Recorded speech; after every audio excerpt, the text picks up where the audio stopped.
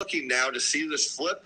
But what Goldman is saying is the risk now to the downside. Again, both of our reports called this way ahead of what you're seeing, so you can access both of them. Again, check out the links in the description below.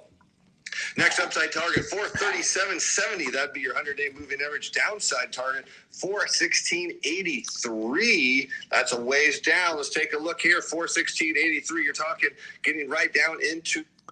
That's pretty good. Bad boys, bad boys. It's pretty good.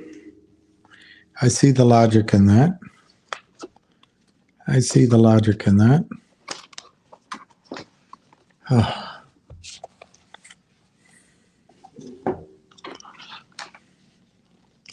Also see the logic in being neat, which I'm not very neat. Or I don't feel that way right now. Okay, there we go.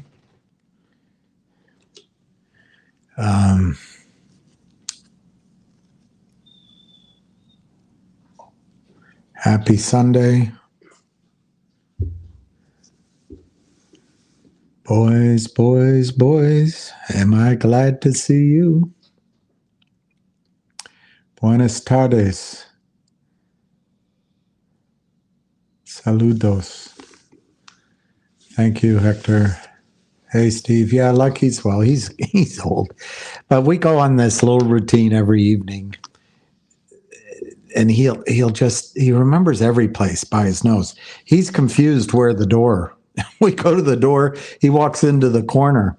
I don't think his eyes are working, but his nose is. And he brings me to every store. He walks in and inspects the place. And he's so happy.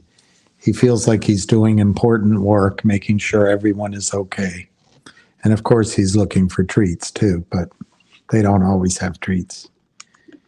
He's just very content. He's a working dog, you know, so it feels, I guess it must feel like doing work.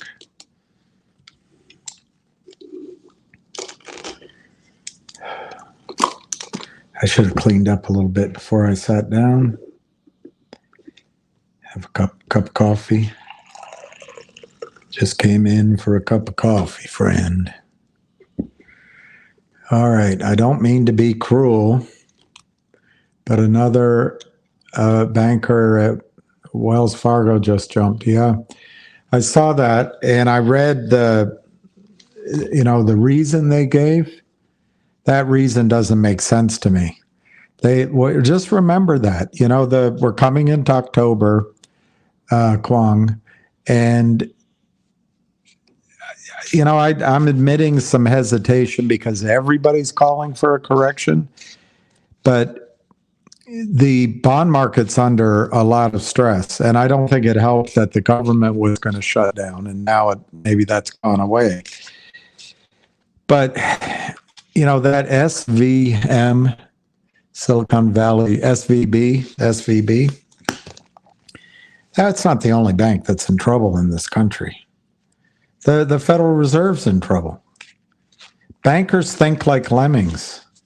They all want to be able to show their regulators and their clients the same basic grid. It's all about assets under management. It's not about, winning the most Grand Slams. Hey, Colby, I'm sorry your Saints lost. Oh, when the Saints go march. How did Saints get exempted from all the name changes? I'm glad. Yeah. Oh, Robert W. I figured it's the eyesight. That's what I figure. Hey, KYP, Ham's not here yet. Ham's not here yet, but he will be. I just watched the Wall Street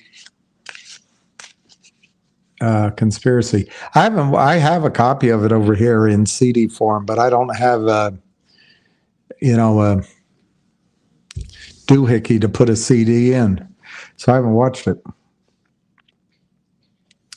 We should have never strayed away from the gold standard. Well, there's some weaknesses in the gold standard. So probably what we shouldn't have done, although it's easy to be moralistic, but the fact is that our debt-based system, debt has to keep growing, and I'm going to see where I can find it, but you can probably Google it. But if you're sitting in a stadium and you put a teaspoonful of water and then two, then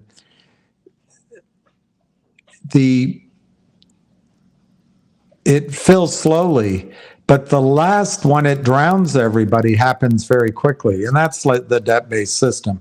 I'll try to get those numbers so it's not such a vague concept, but it's just debt on top of debt, and all of a sudden it goes like the proverbial hockey stick, and that's kind of where we are right now. So I'm not sure. Maybe you're right. We just had to live within the means of the gold standard. But we wouldn't have had the growth we had and the economy we had if we had stayed strictly on the gold standard. I think what we're screwing up is our relationship with Saudi Arabia. I really think we're screwing that up. And, the last president, I know the tweets, and, how he treats women, how he treats minorities. I mean, he's the worst. He's just the worst. So we're glad he's gone, of course. But his first foreign visit was to Saudi Arabia, and he emphasized that relationship. So the dollar tied to oil, black gold, I don't think it's that bad. But now the Saudis are exploring relationships with China, with the BRICS. China and Saudi Arabia are performing naval exercises together. China has troops, so they can provide security to the Saudi royal family. We have a bunch of wokeism. They don't want to hear about that. Although I would argue that MBS is, in fact, changing things in Saudi Arabia for women and for his people, but not at the pace we would want it. But what's so great about our society right now? I mean, I don't know. It's not our place to judge how other people live.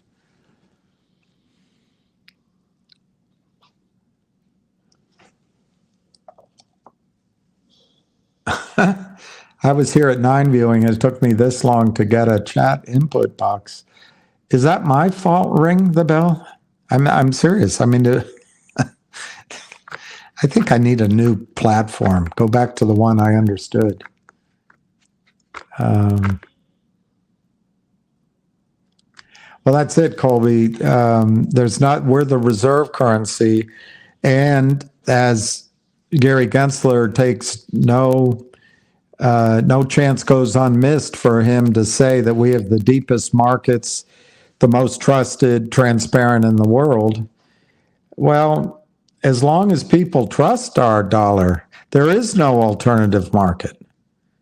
Just imagine yourself a billionaire suddenly. Do you want to put your money in China, in Russia, in Iran, India? I mean, maybe if you know people, sure, but as just strictly an outsider.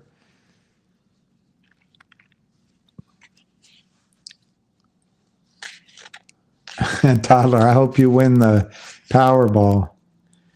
We'll have to call you Sir Toddler. The one. Dumb money. I haven't seen that one either.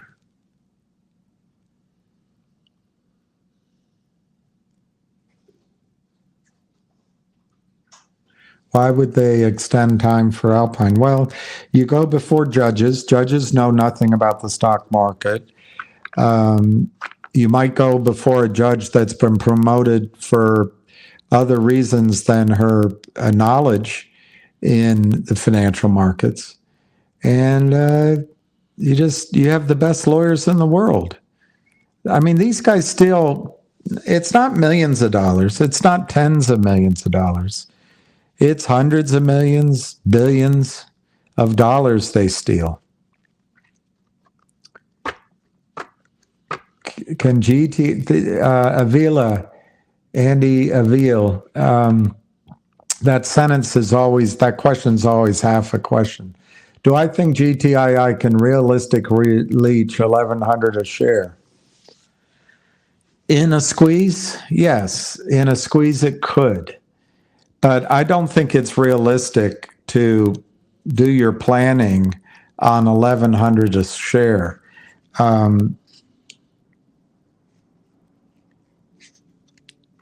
I've been thinking about it this last week or so, basically since last month.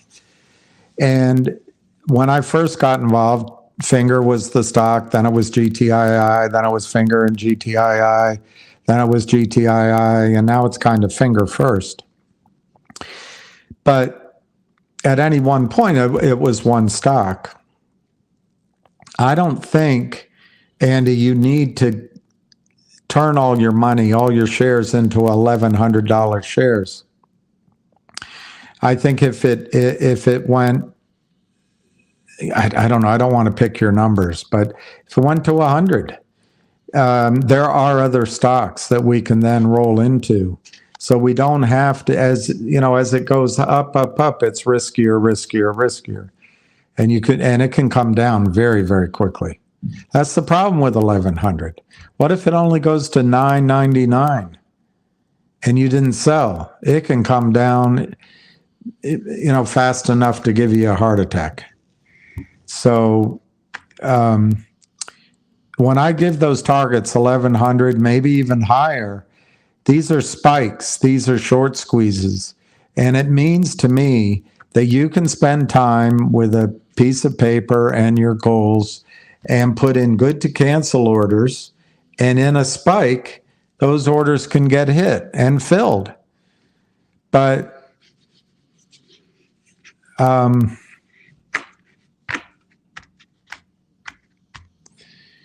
right now, I think Finger could go to 1,100 in a spike. But again, it's in a spike. It's not what you should hold out for everything. I feel better about Finger right now than GTII for a number of reasons, which we've gone through. But they clearly fired Lind Partners. They clearly fired Benchmark. They absolutely retired the toxic convertible note that existed. They hired West Christian. They hired ShareIntel. And it's clear that they've hired Univest. Univest being a Chinese Southeast Asia-oriented investment bank with $150 billion behind it, with a track record of causing stocks that they help to run up fairly quickly. So these are the technical things that lead me to believe that Finger is the one right now. They filed there's S3s and S4s and S1s. They filed an S something on September 11th, and that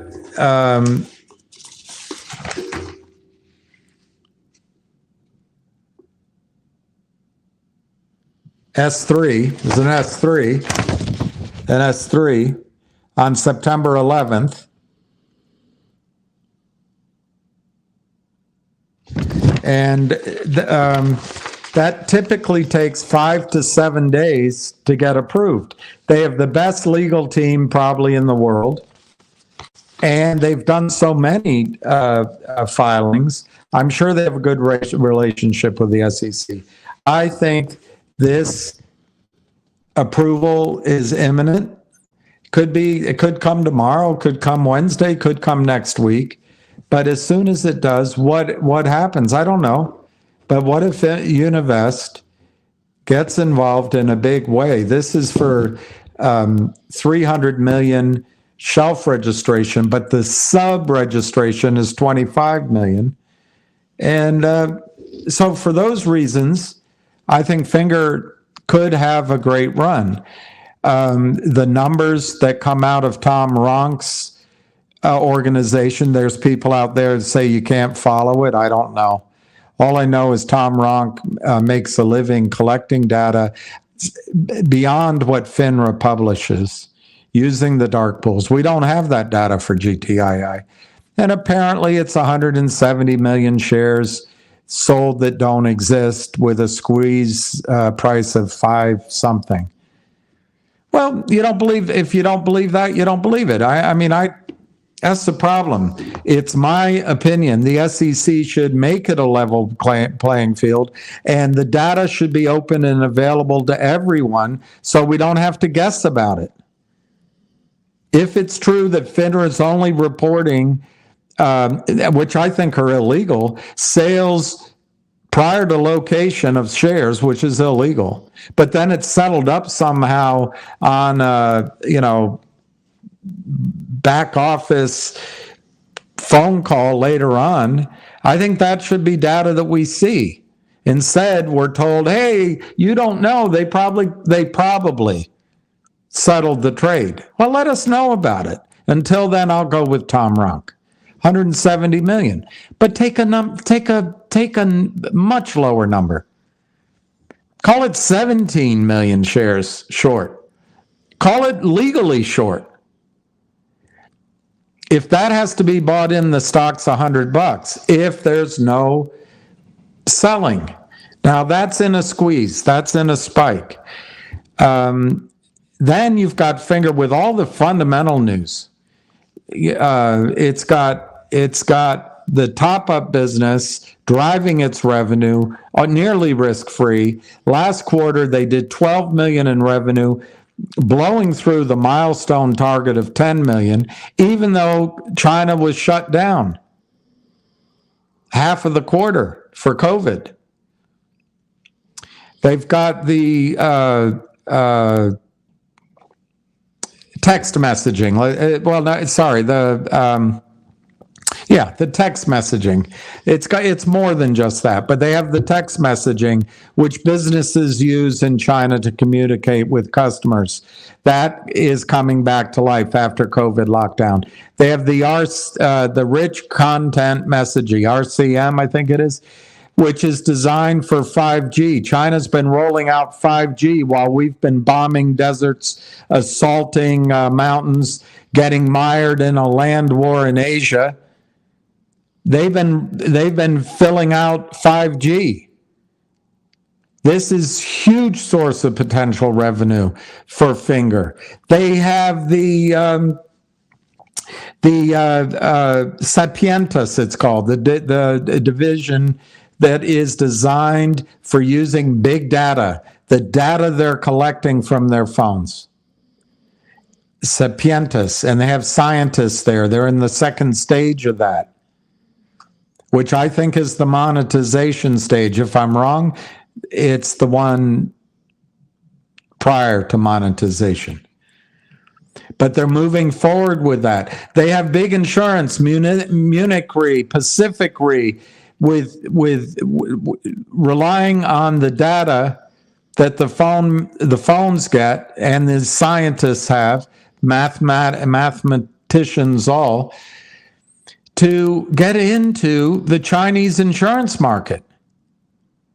And they're late stages in those arrangements, and they're going to start turning into financial powerhouses. They have AppleCare. They have the #1 insurance company in the world providing warranty on phones. And that could show up this coming quarter. You have this quarter, you have earnings for Finger, which should be blowout. They're going to turn positive this quarter or next.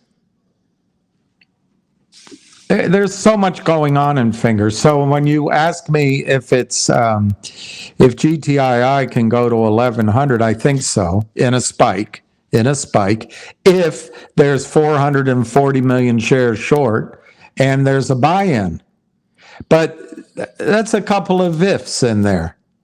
And we have to be aware that without that potential, we need some other things to happen, like like Trento Mines, for example. But with Finger, you've got it all layered there. Everything is ready to go. Maybe, and maybe it's this week. So the final thing I'll say about GTII is if Finger, let's say Finger goes to, let's not go with the high numbers. Let's say Finger just goes between $15 and $25 a share, which is a huge move. I think GTII will go to, I don't know, $10, $15. Anyway, that's my long answer on GTII and whether it can go to 1100. By the way, I want to quickly check something before Hamster comes on.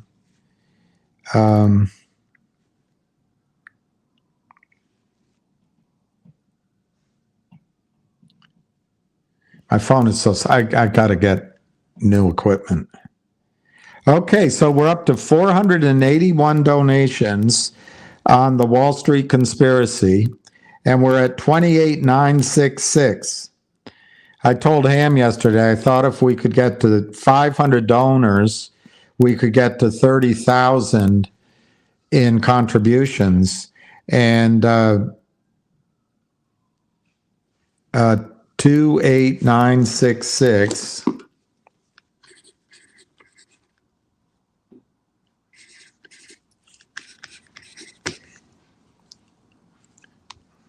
Okay, 28966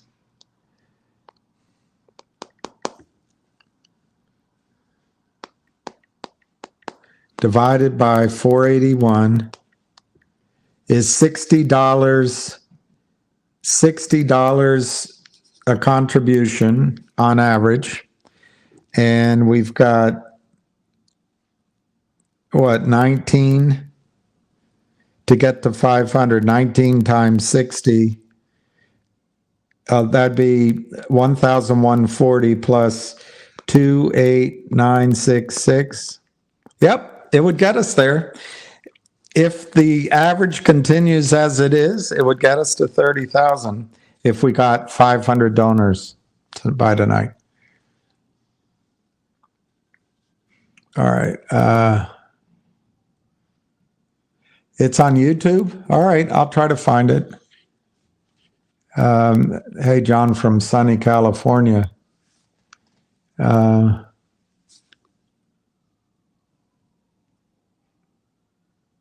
KYP. That's what he does. We were going into, he wants to go in, get his treats. He goes into 3 doors in a row. He can't tell, but he doesn't complain.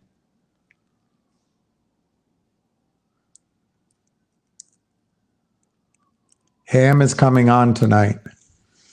So you won't have to just listen to me. 15 minutes.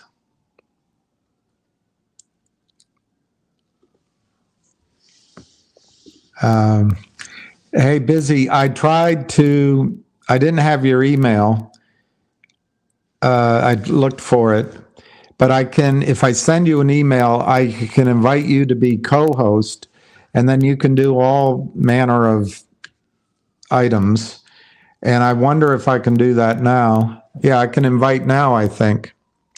If you can tell me your...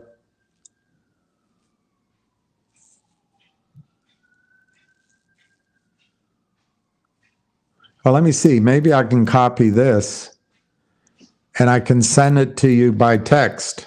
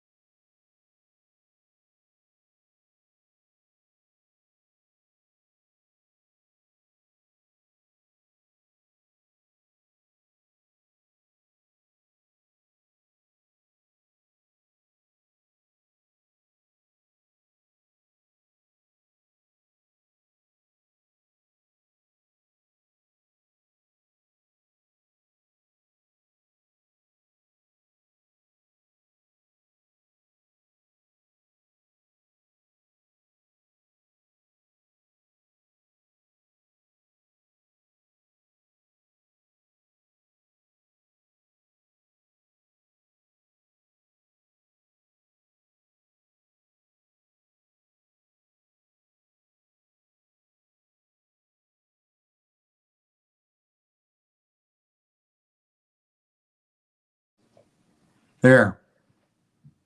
There, maybe now it's work. I don't know, guys. I don't know. I see that I think it's working now. I don't know. I can't futz with it while we're on because um, uh, I always screw it up. But anyway, busy. That's all I could see as to how to do that. And I didn't. I have no interest in having that experience again. I did send you the link by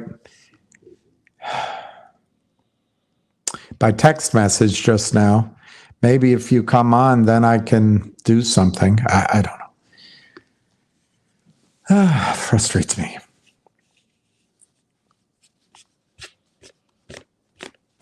Crayon eater. I missed a party on Ace last night. I didn't know about it. What was I doing last night? I could have come on. I was free. I was just having a quiet night.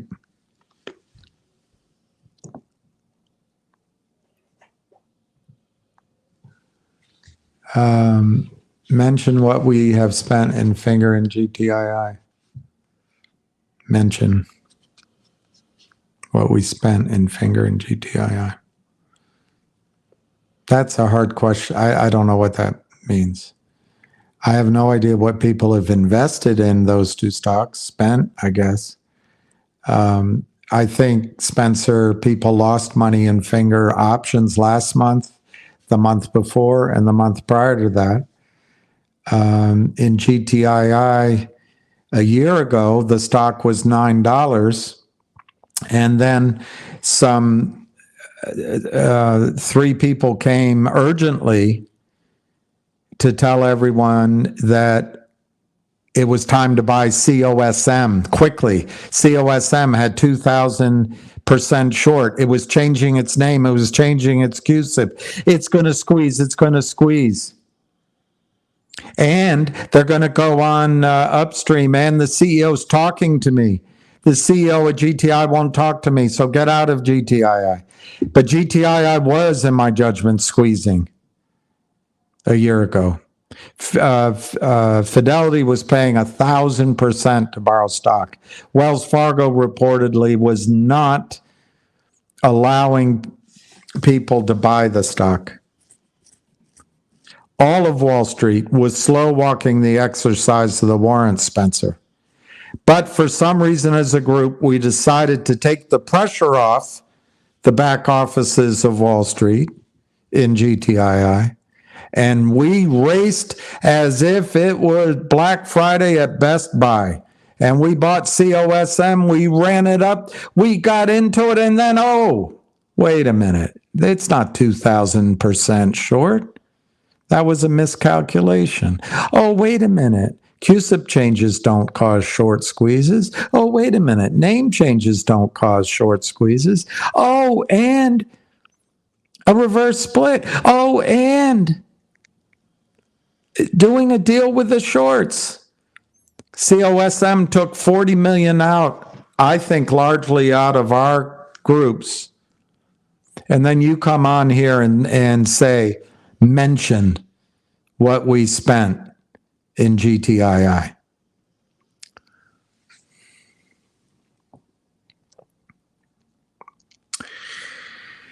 I know the losses in MMTLP, Spencer, the losses in MMTLP, 5 to 6 digits.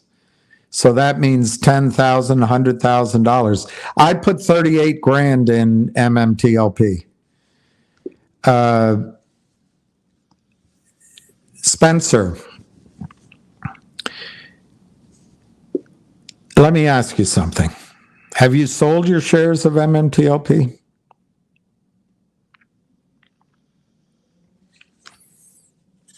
Do you think, Spencer, that Wall Street took your money and that MMTLP is worth 0? if that's the case, then you have losses in MMTLP. But, Spencer,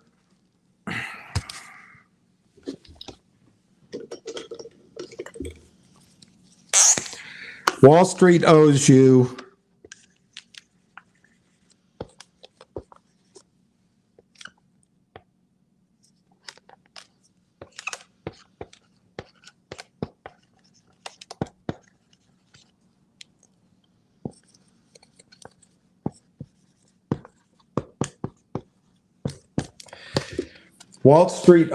one share of NextBridge divided by 165 million, non-diluted, one non-diluted share of NextBridge per one share of MMTLP. That's the deal.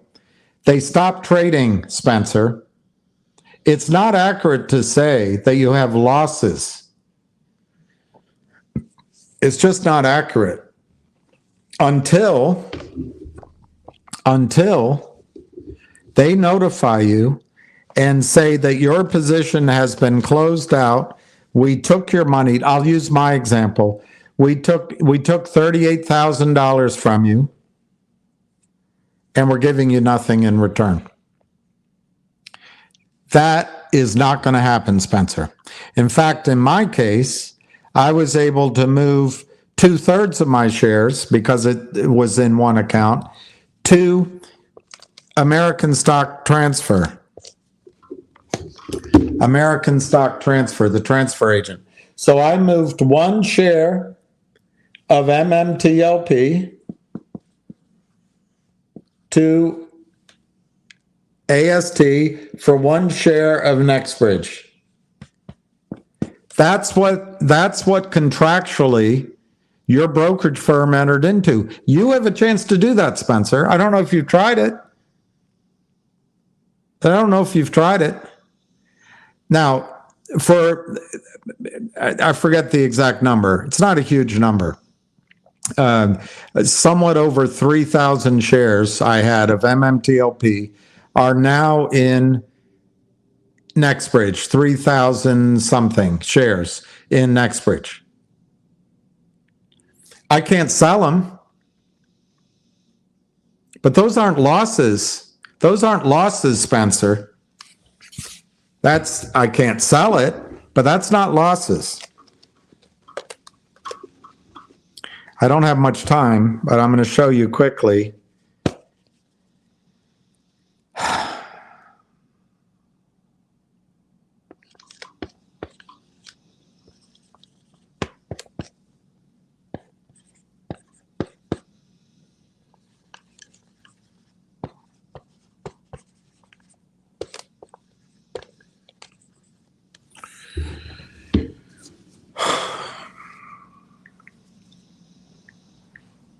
You should just not punish yourself like this. It's not losses. You're in the uncomfortable position where everyone's diddling with you. There's no question. But Wall Street owes you.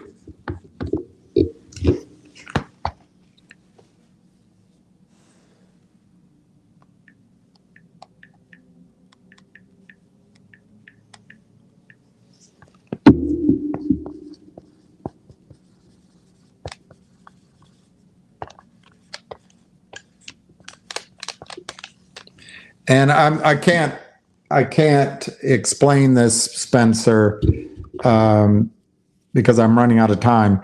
But if you assume 5 billion barrels of oil at Oro Grande, and you probably think, it's just all a con job. They've stolen my money. But on the flip side, 5 billion barrels of oil, maybe it's 4, maybe it's 8, 5 billion. Ignore the natural gas. I remember it being 7 TCF, but ignore that. Ignore the water. Ignore any potential of higher oil. And if I assume, which may be expensive, but I think it's low number, that an acquirer would buy 100% of 144,000 acres with more than 5 billion in oil potentially, more than 7 trillion cubic feet of natural gas and water at $12 a barrel in the ground. Hey, they wouldn't pay more than $1. Well, okay, tell me that. Some people, well, they'd be willing to pay $50. Remember, oil's almost $100 a barrel now. I use 12. Is it the correct number? I have no idea. Is the 5 billion barrels a fair number? I think so, but I haven't seen engineering reports. I just want to show you this is old. 5 billion is before they made some discoveries. Anyway, you multiply all that out, it's $60 billion. You divide it by 165 million shares. Your shares are worth $363 a share. In this calculation, 363. This could be triple that. But if you want to be all Eeyore about it, move the decimal one. Say it's $36 a share. You didn't pay more than 12. So you can't talk to yourself that way. You just can't do it. It's not losses. They owe you the money. You did nothing wrong. And I think they're going to pay more than that because it's the only reason, the only way they can give you equivalency in terms of not diluting is to pay you more. And by I did a calculation which came out to $1,100 a share. Is it all crap? Probably, because it's on the back of an envelope. But I tried to always be conservative. You're crazy to tell yourself you have 5 or 6 digit losses in MMTLP. Are you honestly saying that the stock market, the Wall Street, took your cash and is giving you nothing back? You're going to drive yourself insane. Wall Street owes you 1 share non-diluted of NextBridge. And if those shares don't exist, they owe you what it is worth. And to me, if you multiply 363 by 3, you're probably closer to the correct number they should settle with you. Why? Because there's so many shares, counterfeit shares out there. It's Wall Street's problem. It's Wall Street's losses. It's not your losses. It's not your losses. Please stop driving yourself crazy.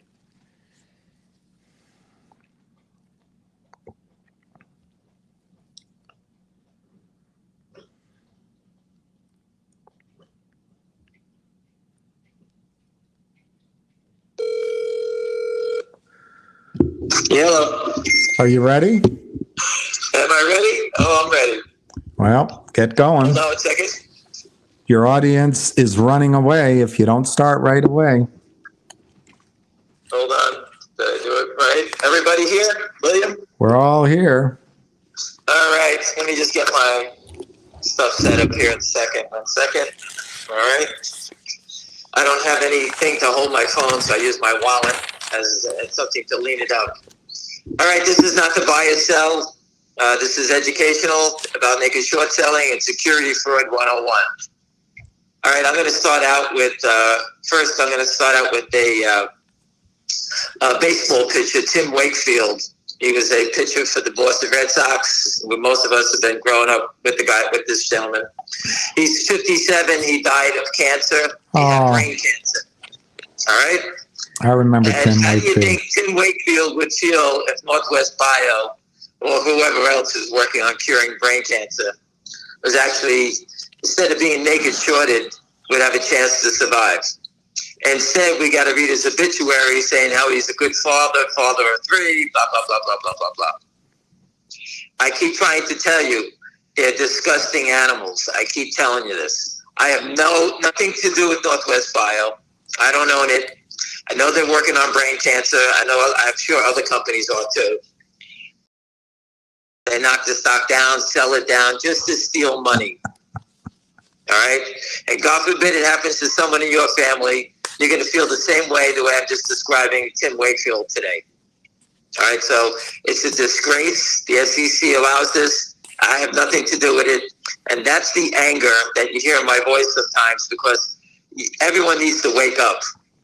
Okay? I keep saying wake up for the government, wake up for this. But again, we're fighting a battle. And these guys just keep robbing and could care less. Who could have a cure? I don't know who has the cure. But if companies can't make it to the finish line, no one's going to ever have the cure. And that's just part of the thing. And from that, I'll go into people donate to this movie. Christina Copeland and Mark Fork, the financial terrorism in America. We're getting our story told. We're not going to have people crying that they didn't make money or this or that. We want people to understand what's going on. And there'll be select stocks in here. But we need to tell the story, something that we can all see and hang our hats on and be part of. If you got $5, donate it. We're at 481 donors, 28,966. We have 481 donors, and I know most of them. And an average donation of $60 each. Right. There's been a lot of big people donating. MMTLP has 65,000 shareholders. But apparently, just before you go on, I talked to somebody, only about 1,000 of those 65,000 go on the space calls and on the internet. So I find that hard to believe. How do they know there's 65,000 then?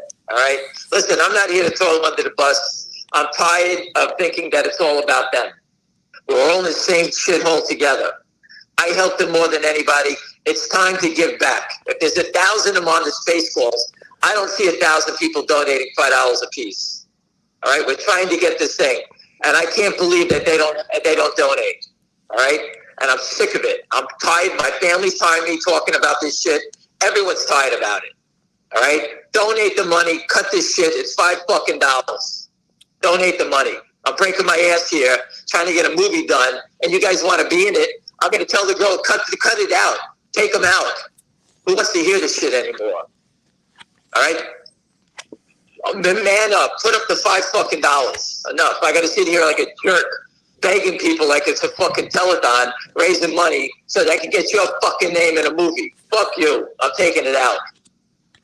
Man up. Whoever's in charge of that whole fucking group, get your people together and start donating. Show us that there's 1,000 people. You said you have 65 fucking thousand people. You brag about it every fucking day. Where are you? Enough. We have our own battles and we fight. But if you want to join our fight, then wake the fuck up and start donating. All right, so we can get this movie done. I don't want to sit here wasting my time doing this. Anyway, let's move on. Enough of that. I'll take care of what I have to do by myself. I don't give a shit. Anyway, let's move on. I went over the cancer death. It's a disgrace. Everyone knows people dying of cancer. And God forbid when it's your turn, you're going to say, I remember that guy Han telling me about that we should do something about this. It hits everybody. Wake up. All right? They destroy. If you don't have the money, call the SEC and register a complaint. Do something. It takes 5 fucking minutes to do it.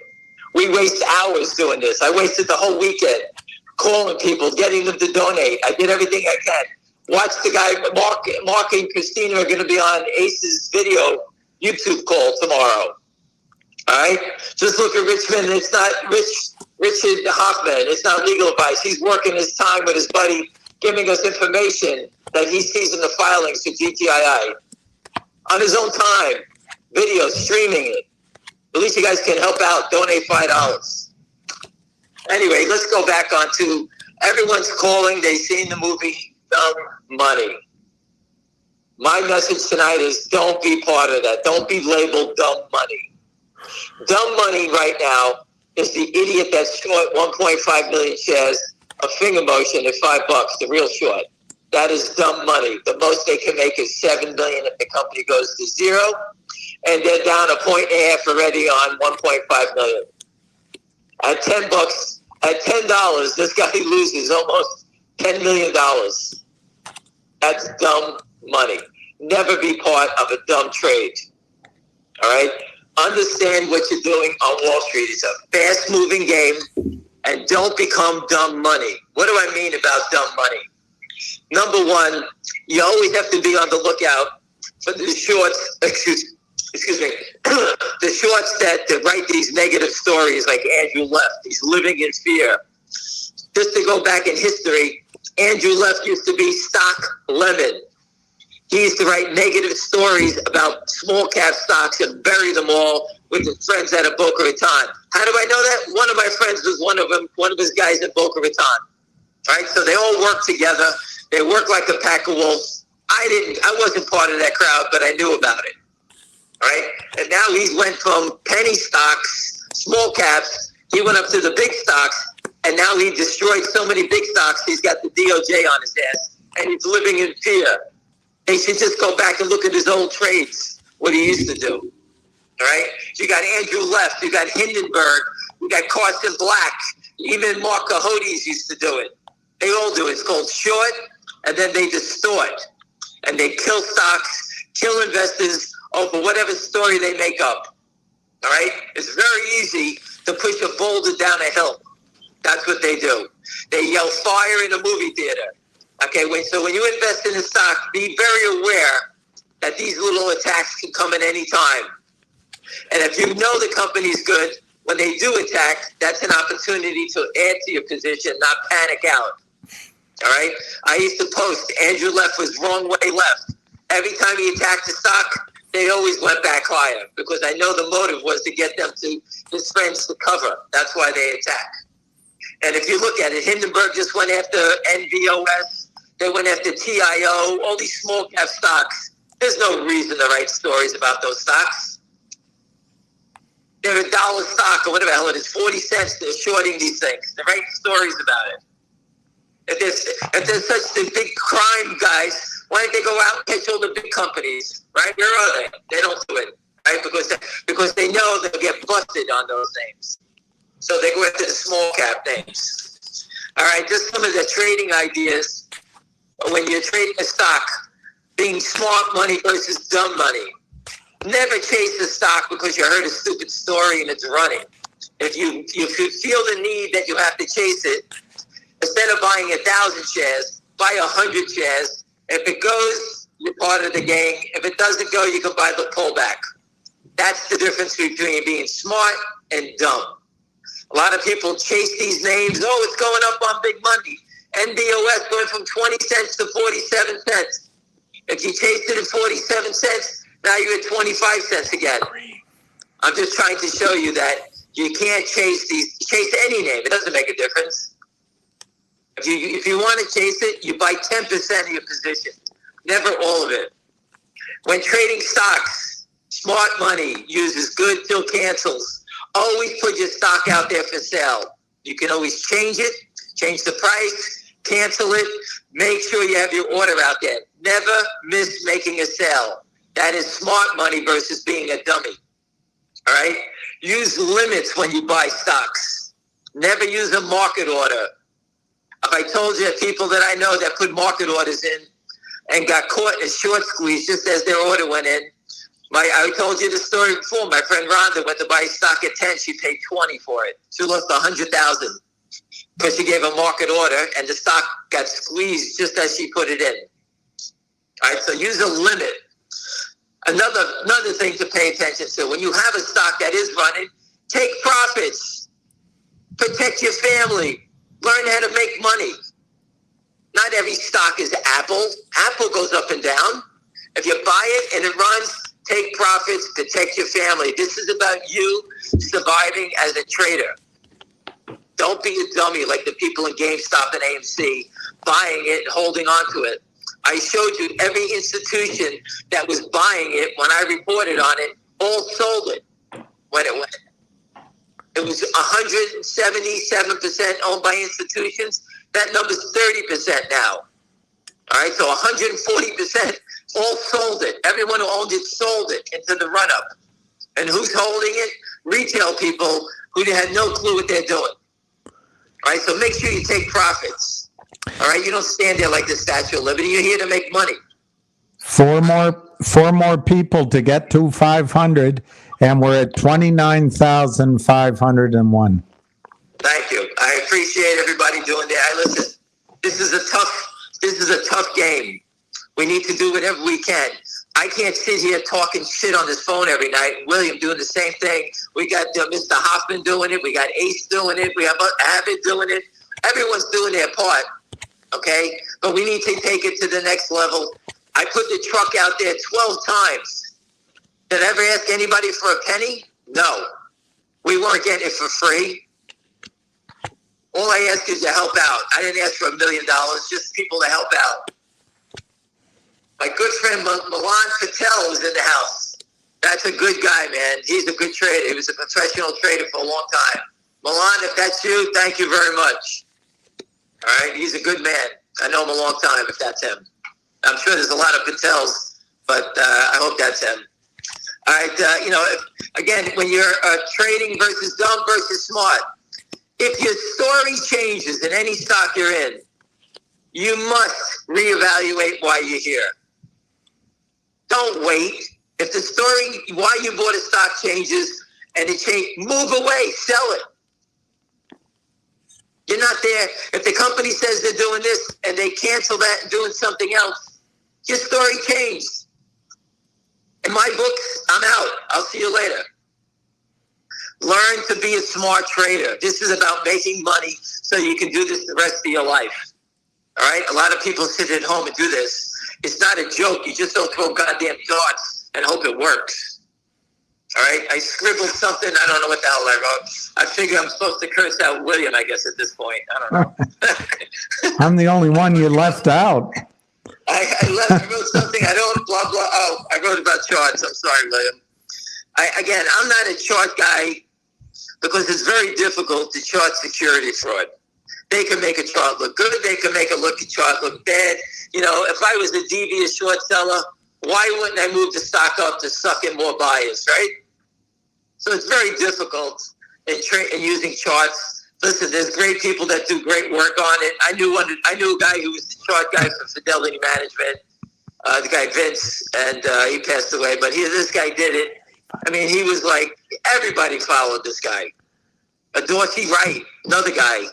Okay, but, charting this market with all the fraud that goes on, I find it impossible. Stocks look great. They look great. The next day, they're breaking down. How's it possible for a stock that look great the next day break down?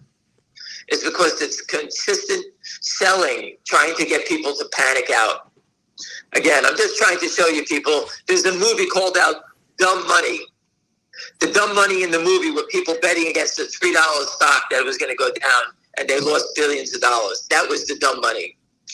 But it reversed. At the end, the retail investors held on, and they became the dumb money.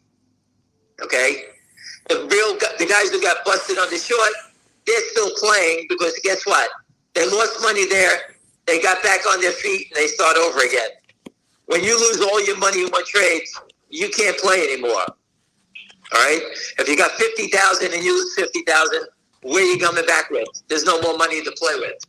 So be smart. Write down everything you're doing. Understand what you're doing. All right? I gave you a bunch of things to think about. Good till cancel orders. Never chase the stock. Oh, this stock is hot. Listen, I've seen stocks that go up $2 and they go up 20. But if you buy 10% of it, you're in for 10%. That one would work. 20 won't work, and they'll go down. All right? So be careful in chasing a stock. Find parameters. Make your own parameters of what you're going to do. Hey, I bought a stock at $6. You know what? I'm going to sell it at $6.50 today. I'm going to make 50 cents on 1,000 shares. It's $500. I don't give a shit what the stock does. I'm making $500 today. $500 a day is $2,500 a week is $10,000 a month. Think like that when you're trading in the market. Investing is a different thing. We're at 502. And we're at 30,183. Thank you very much, everybody. Thank you. That's all. That's all I can ask for. You know, again, we're working hard. We're trying to get this thing done. They're out filming. You can see him. Mark Falk. He put a picture up. He was in South Beach. I told them to go to South Beach, take a video of the ferry that goes to Fisher Island. Nobody can go on Fisher Island unless you're a resident. Show everybody with savvy management. That guy Hal Mitz spent $10 million, stole $10 million, and he bought an apartment. Show everybody how exclusive it is, and then look at the people that I'm dealing with. I feel bad. Some people say they don't have any money to donate, and I said, hey man, just call the SEC. I got it. I'm with you.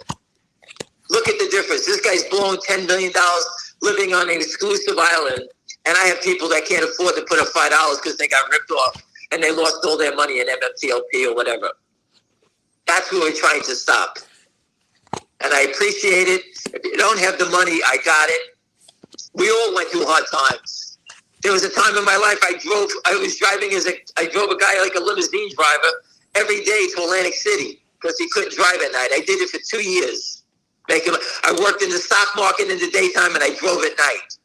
So I know what it's like to suffer and work hard. All right? And we're not going away now. We got these guys on the run. We're going to finish them off. All right? And this is how I feel. I've been doing this 23 years. But someone called me up and said, I've been here a year. When's this going to end? Go take a walk. Or go shit in your hat, as we say. All right? To my friends in Brooklyn, I apologize. You got blown out in options, and I really feel bad for you. But we're going to come back. You know it. All right? So my friends are with me. All right? They know we're real. All right, now, William, you got me all screwed up. I'm sorry. One guy is telling you he sent counterfeit dollars to donate. I hope you don't mind. Listen, the money doesn't go to me. I donated like everyone else. I had one client, okay, no one knows about it. He donated $26,000. Okay, I had another person $40,000. There'll be someone on Tuesday that's donating $50,000. All right, so this is going to get funded. These people are moving fast. They're going to see, they're going to Atlanta. I guess they're going to see you here. We got Pete from Philly's going to get interviewed. What's his name? Pistol Pete? Pedro Pete. Pedro Pete, Pistol Pete, whatever it is. He's going to be in the show. Okay, listen, everyone. Robert Shapiro, people have been putting up a video of him saying that he helped with Greg's show with the SEC. He worked in the Clinton administration. I always told you about Mr. Shapiro. I gave him a ride from Philadelphia to Newark Airport one time. By the time we got to the airport, that guy jumped out of my car while I was doing 50. He wanted nothing to know. He didn't want to know anything else about naked shorts after I was done with him. When I told him I had people I had DEA agents at my house with guns because I had death threats, he couldn't believe it. He didn't want to hear about naked short selling, and he was the head of the No, SEC. he didn't want to hear how bad it was behind the scenes. As far as he's concerned, is that people are selling stock and they have, this is like a mistake. This is going back. Yeah. That's still what they say. Oh, there's systems. Oh, it's just inadvertent. They're all doing it because they made a mistake. Right. I know people that had their life threatened. Pat Burns' life was threatened. Right. So I have people with guns. They have people with guns. And I told him the story. As I pulled up to the airport, this guy jumped out doing. I didn't even get a chance to stop. He ran so fast. So I know him from 20 years ago. Whatever it was. I can't remember. And that's a true story. I believe it. And, listen to what he said. The SEC allows short squeeze because it takes care of the bad actors. He said it in the video. He worked with the SEC. This is a way for the SEC to get rid of the bad actors. He says it in the video. It's right on Twitter. If someone could retweet that for me and get it back up, I appreciate it. But that's what he said. And, I never had that conversation with him, but he put it up there. He has a video of it. Someone just put out, a space specialist who's been around a long time. The guy, Wells Fargo guy, jumped out of the building, killed himself. Yeah, what do you think? Do you think the reason they gave is legitimate, or do you think something else is going on? They said it was long hours and stress. Yeah, right. Yeah, working at a bank. That's the only. If I worked at a bank that can lose all the money in the world and get paid every week, I'll take that job tomorrow. They're not digging ditches. Their hands aren't getting dirty. Right. They're standing in a building and he's jumping out a window. Obviously, he knows that, or he's part of a fraud. For example, maybe he was the guy like Credit Suisse, letting people naked short, giving these banks exposure, and that could be happening at Jeffries, like with Trigger Motion. Oh. Maybe there's an investigation going on. Maybe he got served. That's a different thing, right? People get served; they can't handle when they're going to get caught, right? Yeah. So again, this is criminal. These are criminals. There's big money at stake here. And in Finger Motion, GTII, like MMTLP, the people on the other side are getting exposed and getting caught. The SEC, as Mr. Shapiro says, they're not going to stop anything. Okay? They let these guys take a beating. All right? That's what's going to happen here. So just, be smart. So your point there is the SEC is not going to enforce, but the market prices will do the SEC's job. Well, the SEC is not enforcing. We all know that. Right. But if you can somehow figure out how to destroy your competitors, destroy these people, right? Then say, go get them. And you say, well, what makes you think that? GTII got information from the DTCC that no one has ever gotten before. I've never seen it. 24 years straight. Every day I study this. I've never seen information like that. That's a prime broker who has a concentrated short position in GTII. If they're not borrowing the shares, what kind of short position is it? There's no short position. It's 200,000 shares. Where's the concentrated short position? I studied the short position in GTI for 3 years straight. The most I think I've ever seen was 900,000 shares. And here it is, the concentrated. Wall Street's idea of concentrated is not a 900,000 shares. 900 million is more like it. So again, the SEC, Mr. Shapiro tells you that they're going to allow it. Go listen to it. It's on Twitter. He did a great job. I forgot the gentleman that posted it, but it's right there, and it's just marvelous what he did. All right. Did I touch on that? Any questions, William, before ranting? There haven't been a lot of questions. There's a lot of support. A lot of people are on your side, wondering why. It's not my side. Supporting you. Supporting you. You're not supporting me. We're supporting a cause. This money's not going for me. I signed myself up for slavery to work for West Christian as the consultant to help companies out. And whatever I make, I'm giving it to this woman for this cause. I don't want to do that. I don't want to be a slave sitting at this machine all day. Okay? I'm here. I'm invested. I'm not going away. And I really don't give a shit what happens in your day. All right? I'm not, as we say, people need to understand, there's people that trade and there's people that overtrade. I can see someone buying stock at 6, selling it at 6 1/4, buying it back at 6.10. 1,000 shares all day. That's overtrading. One day when you sell it, the thing, you remember, as a long, you can only sell it one time. Once you sell it, you're done. Goodbye. Take it easy. Right. So if you believe in the story, and if you do your homework, everyone on this phone call, if the SEC is listening, everyone, do your homework. There's no one forcing you to stay in a stock that you don't believe in. If you believe in a cause, jot it down and understand why you're there. If you don't want to be here, you sell, move along, go wherever you like. We're fighting fraud. We're going to expose it. And when we expose it, we get the rewards. That's how it is. I've been here for 5 years in one stock, 3 years in another one. Okay? I know how to day trade. I know how to do it every day. I don't want to do that anymore. And that's why I made a decision. I'm going to sit here and fight. And I can't believe that I'm doing it this long, that the fight is this hard. And every day that goes by, I say, I got to stop. And I keep going on. And guys like William came along, and Anna came along, and Abbott came along, and Richard Hoffman came along. Ace came along with his friend sitting over his shoulder last night on a conference call. You know, his friend Eric. You know, I mean, these people came out of nowhere. I don't know anybody. I never met them. Then we got Dizzy Brands. I changed his name from Busy. He's now Dizzy Brands. Okay? Since we became friends, he's now Dizzy. So, again, everyone's doing their part. I can't name everybody. Dirty Mayo, this guy, that guy, everybody. I can't thank everybody. But when this does work, we'll be in Vegas. Everyone's going to feel thrilled that you help expose the biggest security fraud in the U.S. history.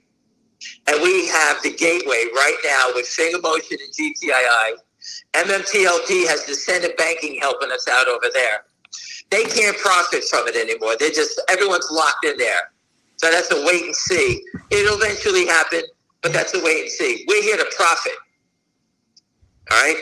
I'm here to profit myself. I'm here for you to profit, and I'm here to shut down this fraud. All right? And we're going to do whatever we can. We came up, when she told me, she reached out to me, this woman never even heard of me. Okay? Her first movie, everyone in that movie came from me, and she never heard of it because I chose not to be in it, and like I chose not to be in this one. But I will be in this one, okay? And I will tell everybody what I'm telling you. I will be as bold as possible, all right? So, again, this is something that I'm proud of. I want my family to see it. I want your families to see it. And I want to see criminals go to jail, all right? That's what I'm here for. I'm here to help William and everybody else that's suffering, okay, financially because they've been ripped off by criminals.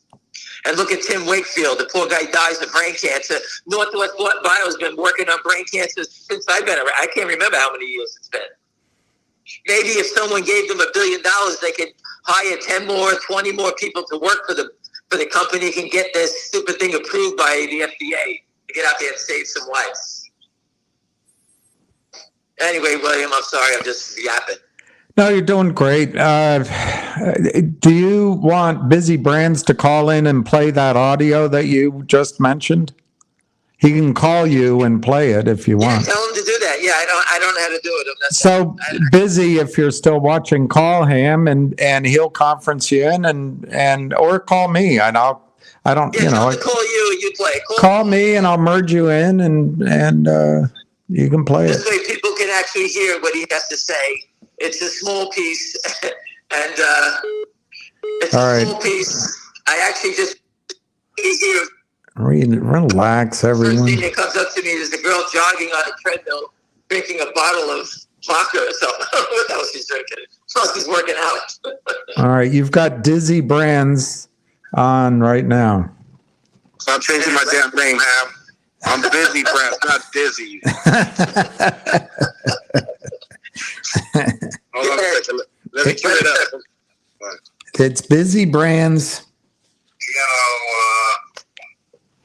I'll tell you a story that when they were going through, I was advising on Ray's show, and when they showed me the original version, I said to them, you know, there are enormous loopholes here. You're not going to really resolve the problem. And they said, we're concerned about short squeezes. And I said, you shouldn't be concerned about short squeezes. Short squeezes are the way the market disciplines people who've broken the rules. You should welcome them. But that's not their view. That was it. And who was that? That was Shapiro? That was Robert Shapiro. Thank you, Busy. So he helped advise on Rake's show. He will be in the upcoming film also. Okay, but we need to get these people to speak a little bit, give up a little more tidbit about his days helping the SEC. So if people don't understand, when they came out with Rake's show, they putting more enforcement on it. They actually grandfathered these past settlement failures. So let's say you were naked short from 2000 to 2007. They came out great show and said, everybody who naked short before, you're okay. We went crazy. And they removed that. You can't grandfather fraud. That's what they were doing. That's what they tried to slip by. But we stopped that. So if people don't understand it, they tried to skirt the issue back then, and we caught them. All right? And Patrick Byrne and all the people from before fought for that. Otherwise, we'd be 100 times worse than we are now. So that was Busy Brands, and we appreciate it. Yes. You now are at 525 donors. Let me refresh. Maybe it's more. 525, $31,308. Beautiful. Thank you very much. And Christina and Mark will be, as you can see, tomorrow, Monday night, you'll get to see them, ask them questions on Ace's YouTube. I don't know what time he's working on it, and he'll put it out, and we'll let everybody know. I'm going to watch it. I have questions, and we'll let it rip. And it'll be, we're not going to sit here interviewing people, walking around, telling we have a family and this, and we lost money. We all know everybody's losing money. We want this to be hard-hitting. We want to expose the criminals. The SEC and FINRA know the Kramers are bad actors. They have a rap sheet a mile long. The people went to the FBI to rat them out already. Everybody knows about them. Everyone in, like, Lynn Partners, Madison Avenue firm, who thought their shit didn't stink. All right? Every company they funded goes straight down, yet they're rich. The companies and the investors are all poor. How's that happening? It's impossible. I told you before, if Warren Buffett did this, he'd be broke. But these guys are rich. Think about that. It's so easy and so obvious of what's going on here. And everybody I know is sick of it. I told you before, it actually commits murder. People commit suicide, heart attacks, depression, you name it, comes from everybody losing their money, not because you're wrong on your investment picks, it's because you're getting robbed. I don't mind if I pick a stock and it stinks and I make a mistake. I got it. So when you're getting manipulated out of it, for example, on Friday, Finger Motion was trading at $6.80. They sold 150,000 shares at the market. I put it up. You can actually see it pretty easy. And they drove it from 680 down to 611, and it closed at 621. Who sells to lose 50 cents, 60 cents on 150,000 shares? All right? What is that, $60,000, $70,000 just to get out in a second? No one does that. Well, the shares don't exist anyway. Right. I'm just saying, I'm just trying to show you that's not a real seller. Investors don't sell like that. Never have and never will. But that's not true. I got bagged at TWA back in the day. But most times they don't sell like that. All right? People know these are attacks because they're getting pressure on margin. It's very obvious when you see that. I'm just describing to you what I see, and that is so obvious they were in a panic trying to knock it down. If everybody understands it, you know, think about how many people were trying that must have been shaken out of this thing when these attacks came. Now everyone is educated. Ace on his call last night said to everybody on his call, he went to see that movie and he said that we're going to make, this stock is going so much higher. And he said it for one reason. He says, we all know what's going on. GameStop, no one knew what was going on. I was the only person addressing naked shorts. Okay? No one was addressing it. They don't even know what it was. So the education from GameStop until Finger Motion is 1,000%. You know, it's unbelievable. I can't even tell you how much stronger it is. Everybody understands it by now. If the GameStop people knew what was going on, that stock would have been 5,000. That's how, but there was no education. It was just everybody running crazy.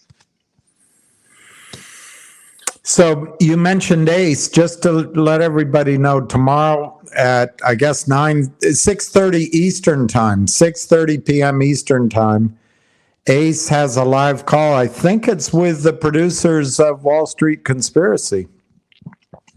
So That's what he's doing to it, yes. so that's, you know, Ace is the place for the calm, Well, it's nice that they came out. Everyone can meet them. unflappable. Everyone can meet them, see what they're about. Okay? Me and Busy met Christina Copeland in Las Vegas. I met Mark in 2004 at a conference with the SEC. I was there with Pat Byrne. Johnny Tobacco was there. I forget the other people were there. My friend Phil and his girlfriend were there. And I forget who else was there. Dave Patch. There was a whole bunch of people there. And that's when I met Mark. And if you look at it, Mark Falk came from nowhere. And he wrote a story out of the blue. He called it Financial Terrorism in the U.S. And it's from 2004. And we actually have the photo of it. And I put it up a bunch of times, and I'll rehash it again.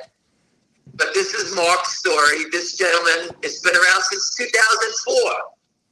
And he figured it out by himself. And then he came into our circles, and he knew how bad it really was then. I'll retweet it again. It's going up there now. I'll put Mark Falk. I know why you're friends with Patrick Byrne.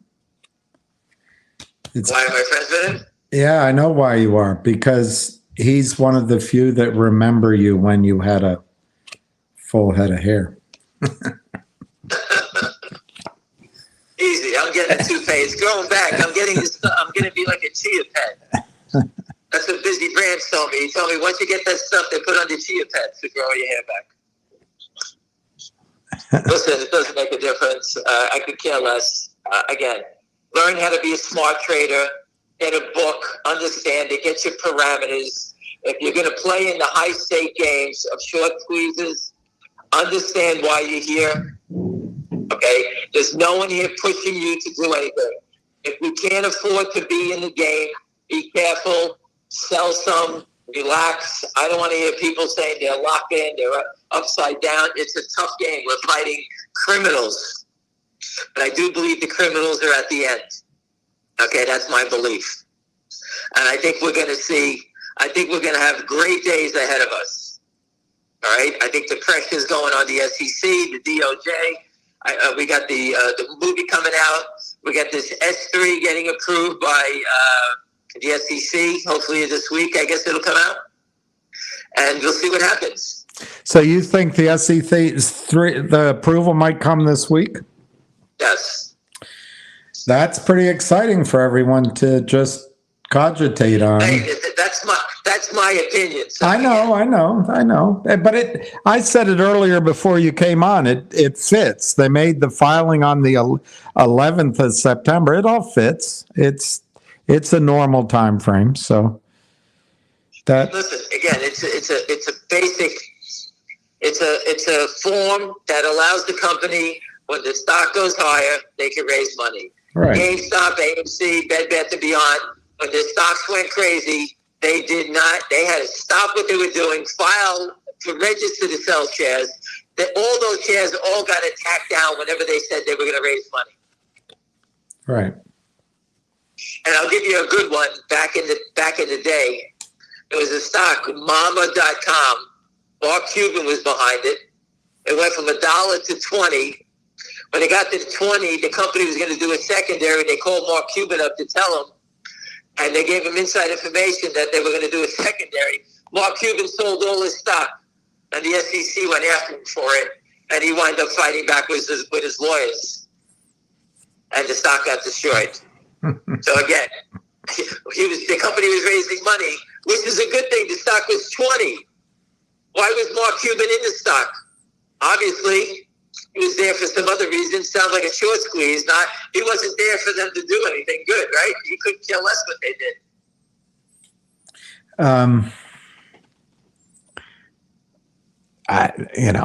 Apparently BBBY is coming out of bankruptcy. Wondering if you've heard anything.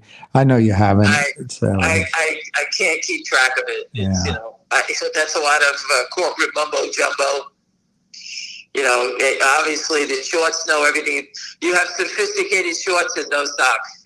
If the street wants to squeeze them, they squeeze them. That's how it works with those things.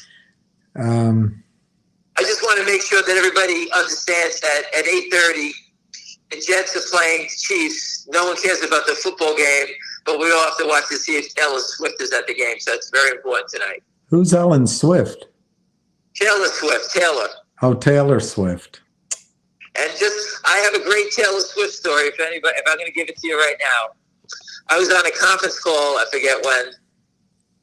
And the gentleman told me about his daughter from Philadelphia. He lived in Philadelphia. He was a broker at Merrill. I think it was Merrill. I can't remember. I was on the phone with my friend Joe, money manager, and him. He said his daughter is going to get a big record contract and she's going to be a superstar. And they lived in Philadelphia. He sent my family tickets to go see her. She opened up for something, what's his name, McGraw? And Tug McGraw? Not Tug. Tim McGraw. Tim McGraw. Tim McGraw, and I forget his wife's name. She's very pretty, if I got a name. And she opened up for them, and my family was there the first night. And she never left Philadelphia, and she wrote all these country songs, and it was Taylor Swift. That was the end. He disappeared. He had to disappear. But I used to talk to him. I talked to her dad the whole time. A friend of mine's son dated her. He just walked up to her and asked her out. But again, so as far as being smart money versus dumb money. Faith Hill, they're telling you. Faith Hill. All right. Okay, I don't remember her name. But that was back in the day, so I don't know how many years ago that was.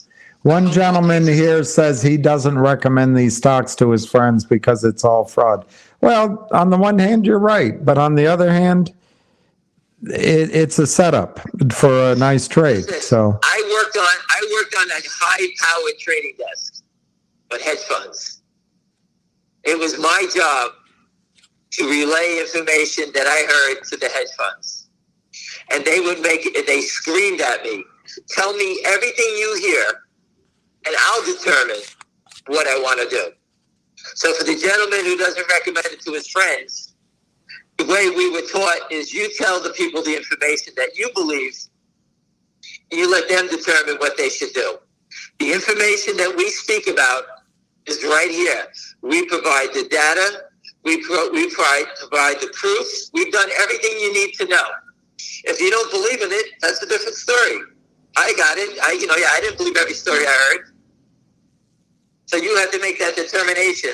But the biggest hedge funds on the street, and I'm not going to give you their names, they all say, I'm sure Pistol Pete from Philadelphia will say the same thing.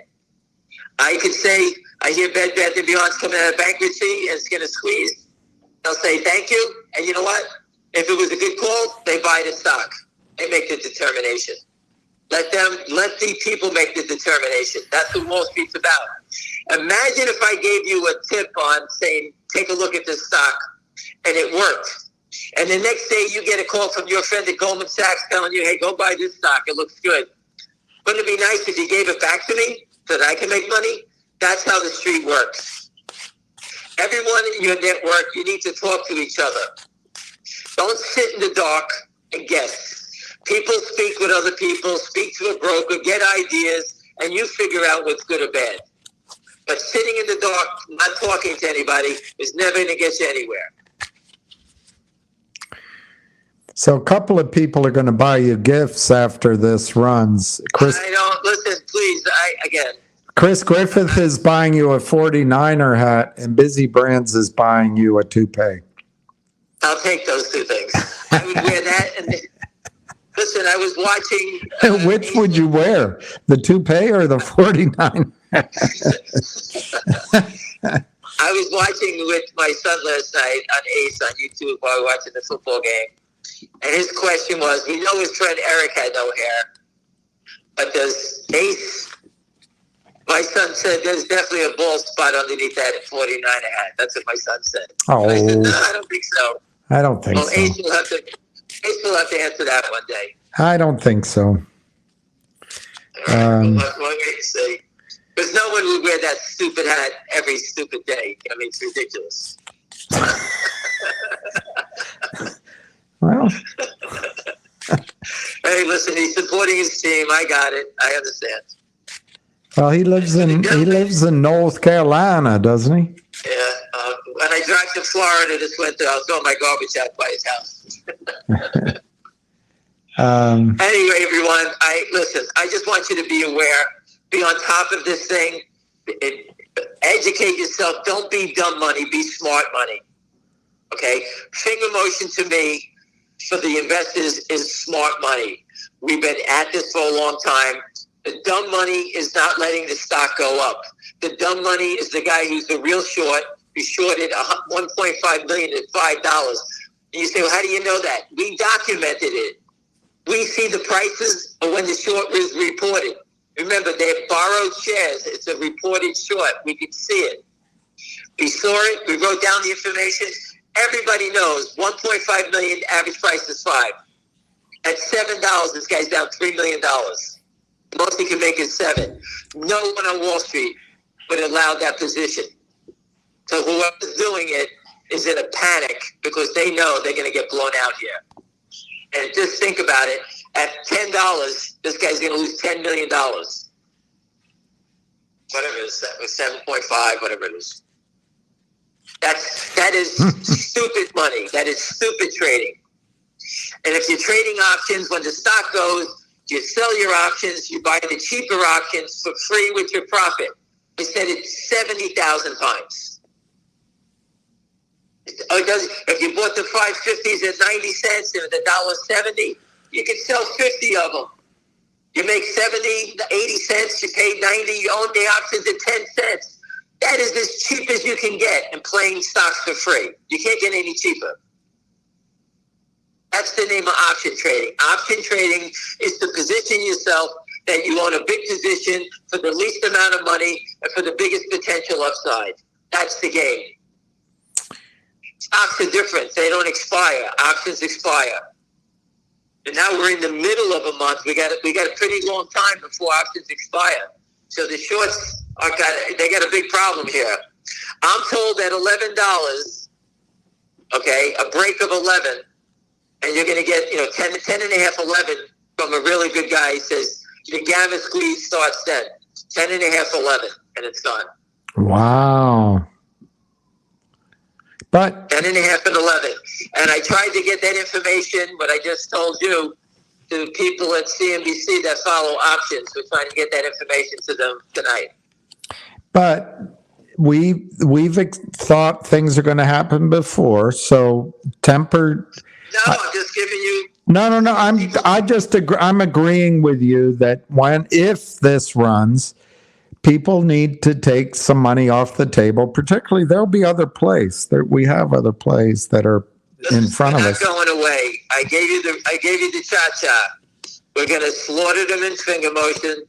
We're going to destroy them in GTII, and then we're going to go search and try to find something that could save someone's life. Northwest Bio is a shit show because they have over 1 billion shares now. It's just out of control. They destroyed the capitalization of that company. All right? So it's going to be tough for me to tell you how you can make money with that stock. I don't know how. All right? But, that guy let it go on too long, and they diluted the company. And, I wish them the best. I hope they succeed. I wish the company would just, I don't know. It's just, for some reason they flooded the market with shares, and that's out of my league. Well, it's like, was it MULN? They're rumored to buy it. The problem is, whatever price you buy it by, you're dividing by an enormous denominator. Oh, listen, if you're a corporate raider, you can have a field day here. Northwest Bio, CVM, CELU, MULN, just to start, or Root, ROT. These companies just raise money and put $1 billion into their companies, trying to build the technology, whatever the hell they did. Right. You can get them for pennies on the dollar. Yeah. Pennies. Yeah. Root was a $6 billion IPO. The whole company's worth like $60 million now. That's an insurance company. They destroyed the whole thing. That isn't insurance a bad idea? There's no revenue. The only companies that keep going up are insurance companies. For some reason, Root is a $137 million market cap. It was the biggest IPO in the state of Ohio's existence. $6-7 billion. My friend lost 90% of his money in there. He owned, I think he owned 100,000 shares at $27, 2.7 million. But counterfeiting shares isn't a thing. It said so in Forbes. Right. That idiots. Listen, the game is, I don't even understand how anyone can defend this. If someone is selling a counterfeit share, Susan Trimbath has been posting, and she says the basic thing about the equity market is that when you buy something, someone needs to deliver it. Right. How could this system work if no one's doing it? Right. I mean, I can almost see why the criminals who are selling and they're doing all that, why they support it, because they're making money. But why does Tagalong support it? Why do these little gremlins come in and support the criminals? I don't know. Listen, it's just there's so much money to steal, you know, and it was unbelievable. I'm just looking at Twitter for a second, and I'm just gonna put this. I have to retweet this.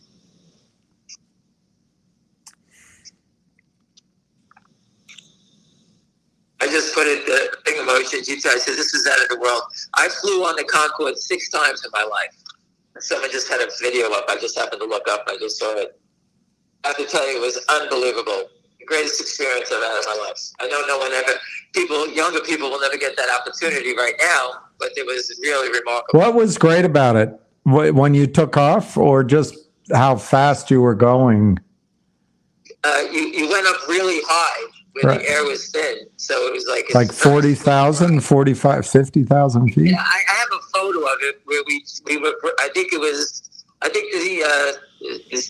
the sound barrier is 600 miles. I think we were doing 1,300 miles an hour. Oof. So we got back and forth. I took it to London and I took it to Paris, but it was just amazing. And you know, I think there was only 100 seats on the plane, 2 seats on each side, and it was like eating in a fine restaurant. You know, when you went, you know, everything was, you know, silverware. It was perfect. But I just saw that and just brought back memories traveling on that, you know. And one time I went, for your hockey fans, I went there with my hockey jersey on and got drunk on the plane. So you didn't wear a suit and tie all the time. You got busy on the plane. I just want to make sure people understand smart money versus dumb money. The short sellers and finger motion and GTI they're not dumb. They're the dumbest people in the planet. Well, listen, not dumb. They probably stole hundreds of millions of dollars over their life. They didn't know when to quit or when to walk away. And they ran into busy brands, Ace, William, Anna, and everybody else here. And you know what? We're bringing them down. And I don't know about you, but I'm proud to be part of everybody here. And that's why I give you my time. And that's why I yell at you like children, because, you know, this is a real fight. This isn't a joke. We fight every day. There's dangerous people here, but we have to win. We can't go back. So again, I think we're going to have a great week ahead of us. I think everybody should get up early. Make sure you get your GTC orders in. If you do want to buy the stock, make sure you use limits. Never chase it. Remember, if the stock starts running, like you went to 680, if you bought in and you bought 10%, you could have bought it at 680, 640, 630, all the way back down, right? You never know when you're going to get the Kramer discount, as we call it. You never know when they're going to attack, all right? If they only attack, the reason they attack is because they need to create volatility to get people to panic. The slow march up in accumulation, it just strangles them to death. Okay, the education that William and everybody's been teaching everyone here, it totally exposes them. All right. So again, the movie is going to rip the movie's going to rip their hearts out. Trust me. We're not going away on that. Is there any other questions? Well, one gentleman wants you to know you might have flown the Concorde, but he's flown Spirit Airlines 6 times. I did too. I flew Spirit before. I went from the Concorde to Spirit. I'm going the wrong way. It was a very comfortable full speed sitting on that piece of hard plastic for 4 hours. I got it. Well, listen, everybody. I look forward to a tremendous week. I'm sorry for being, screaming and yelling, but you know what? I can't do this alone. I need everybody's help. And 536 donations, $31,903. Listen, we thank you. Again, this goes to Christina and Mark. I have nothing to do with it. I just think it's a cause that we all need to be part of. If we're going to listen to this nonsense of us ranting and raving all day, everybody talking about this stuff, at least let's get it out there on the big screen. You can sit down with your family. You can say, you know what, I'm part of this. And Heidi made a point that I agreed. Heidi from the beach. She said that we should have the credits run. Yes, I want to have the credits run after the show. Everybody's name that donated should be on that, like Star Wars, when they have that big wall, and it just keeps scrolling down. We're going to try to do something like that. I agree on that. All right, everyone? Thank you, Ocean Sailing. Thank you, Ham. All right, listen, everyone. I'm ready for a great week here. Everybody go take a pot gummy, go to bed, relax. I know Ace won't be able to, and his friend Eric is probably running around, dancing around. And so get ready for a good week. All right, everyone? Have a great night. Thank you, Ham.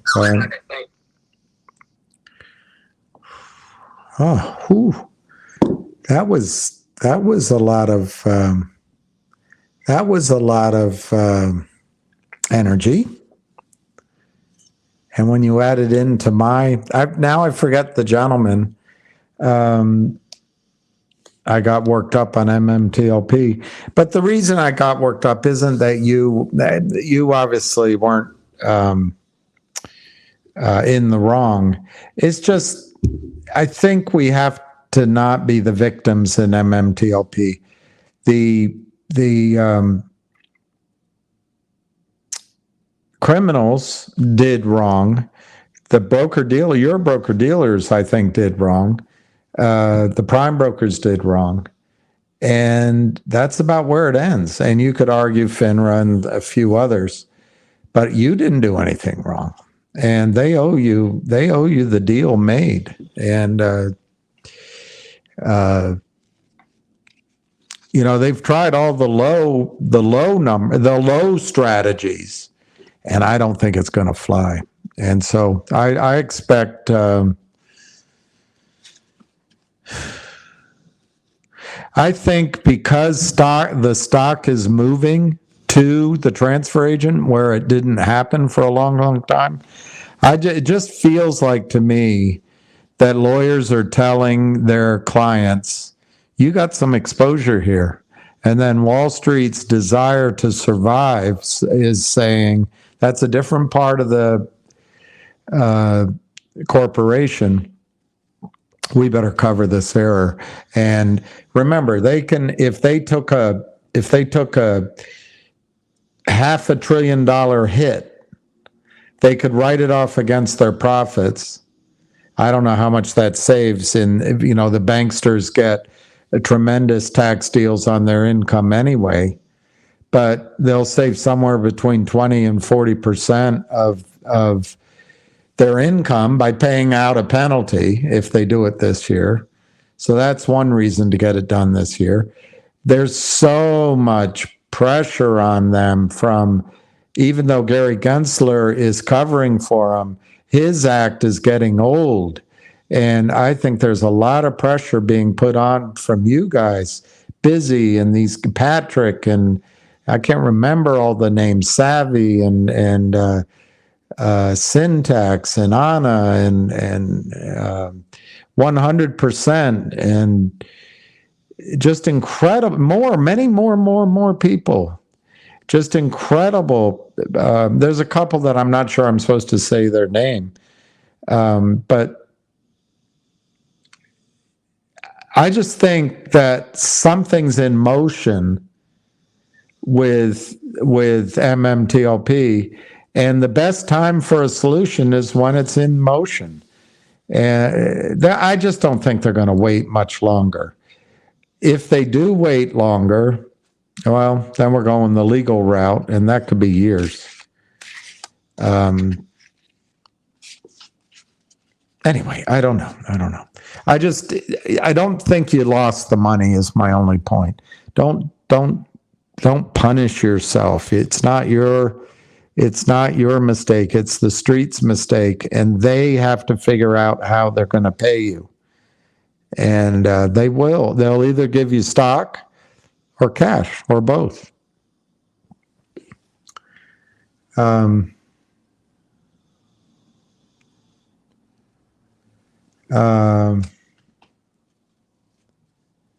Bill Cooper just jumping on now, starting at the beginning.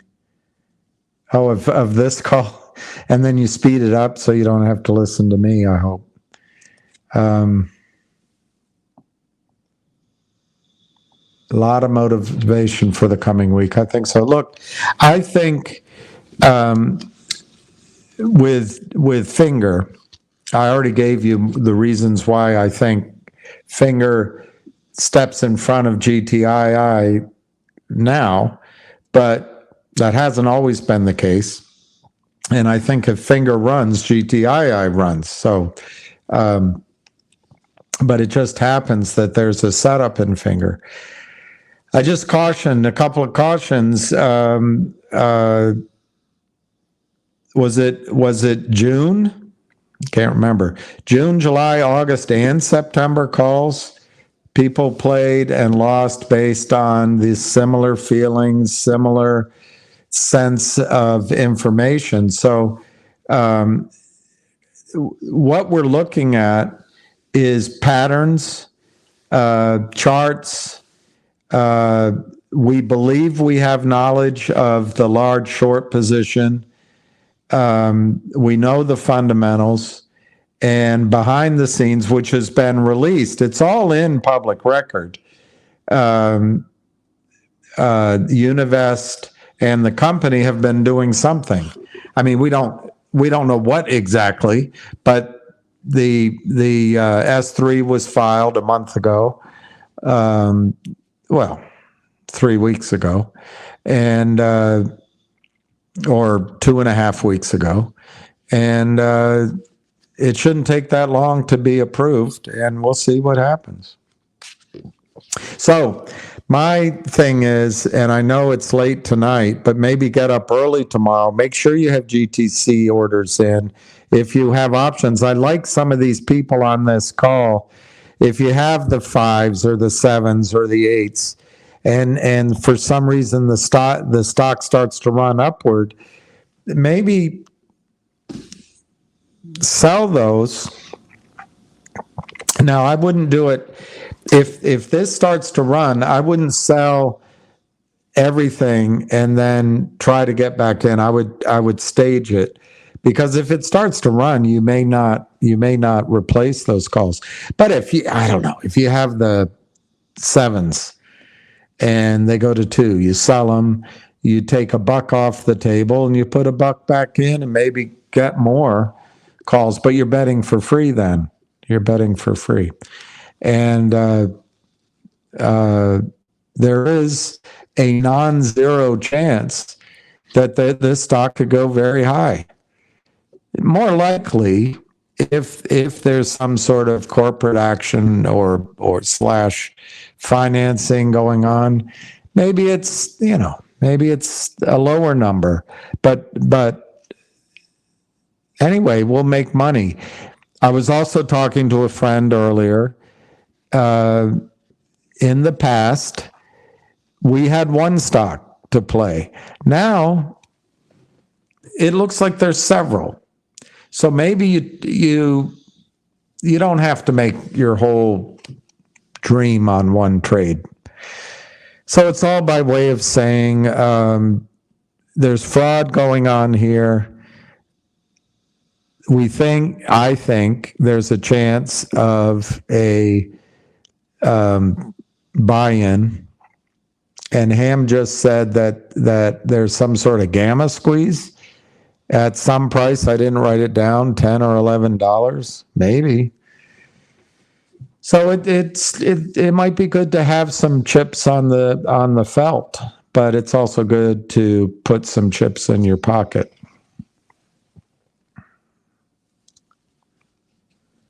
If they run at the same time, we can't flip. What stock do you think will go higher? Maybe.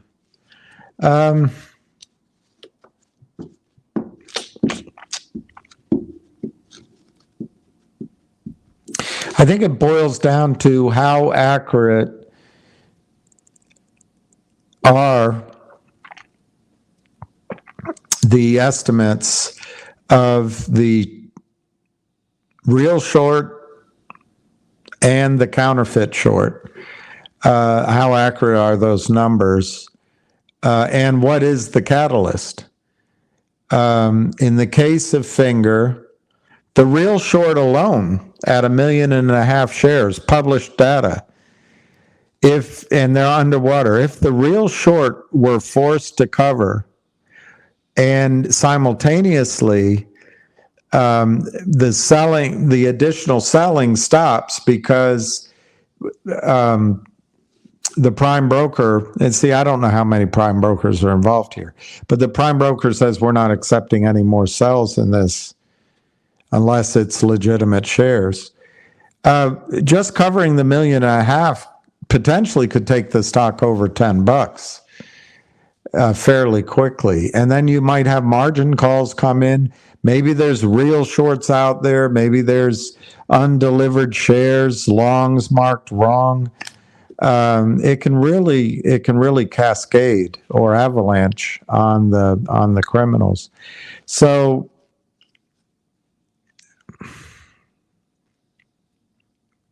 you're asking if you buy GTII at 1. Obviously, if GTII goes up 10x, that's $10. If you buy Finger at 6, 10x is $60, which is more likely. I think if Finger goes to 60, GTII will go to 10, possibly. Which will go higher, and you can't flip.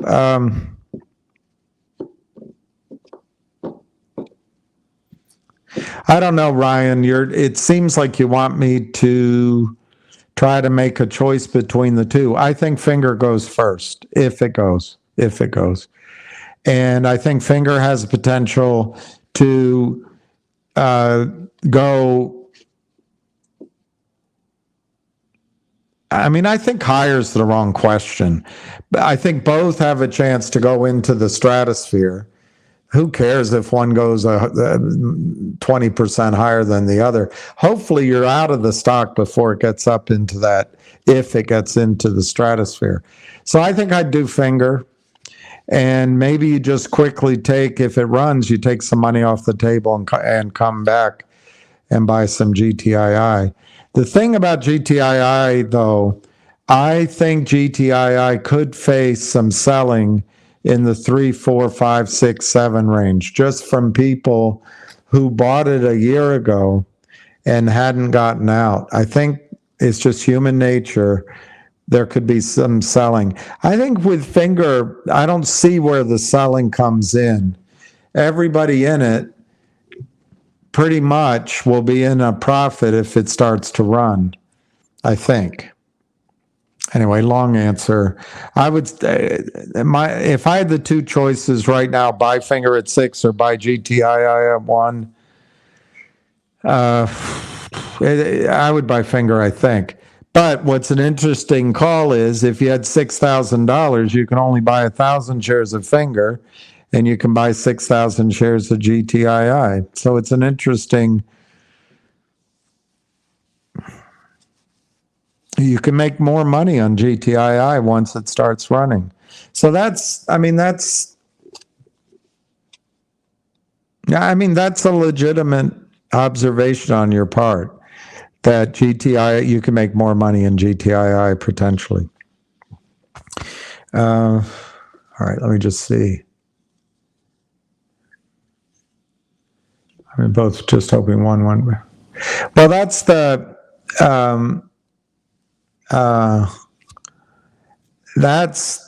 thing. It's so annoying. They all trade together when they go down, when they go up, and it's not like you can, dollar cost average or whatever you want to call it. So it's been frustrating. No, I don't know if I don't know if Finger's going to go into hundreds or thousands for sure. But Ham talks about a VW like squeeze, and Ham talks about it being similar to TOP, for example. I think it's reasonable to expect Finger almost, if Finger starts showing strength, almost in the 98th percentile to go $15 to $35, something in that range. To go $30 to $90, I would maybe lower it to the, I don't know, 75, 85 percentile. And then to go into the 75 to 125 range, maybe 75 percentile. And then once, if it starts running after that, it could easily go into hundreds of dollars. And I would put it in the 50% range that it could get into hundreds of dollars. But I think the idea that it could get to $1,000 or $2,000 from a standing mark, I think you have to go with low percentages that that's going to happen until you see it run. If it starts running, you can start gaining confidence that it can go higher. Remember, Ham sees GTII as the best setup he's ever seen. And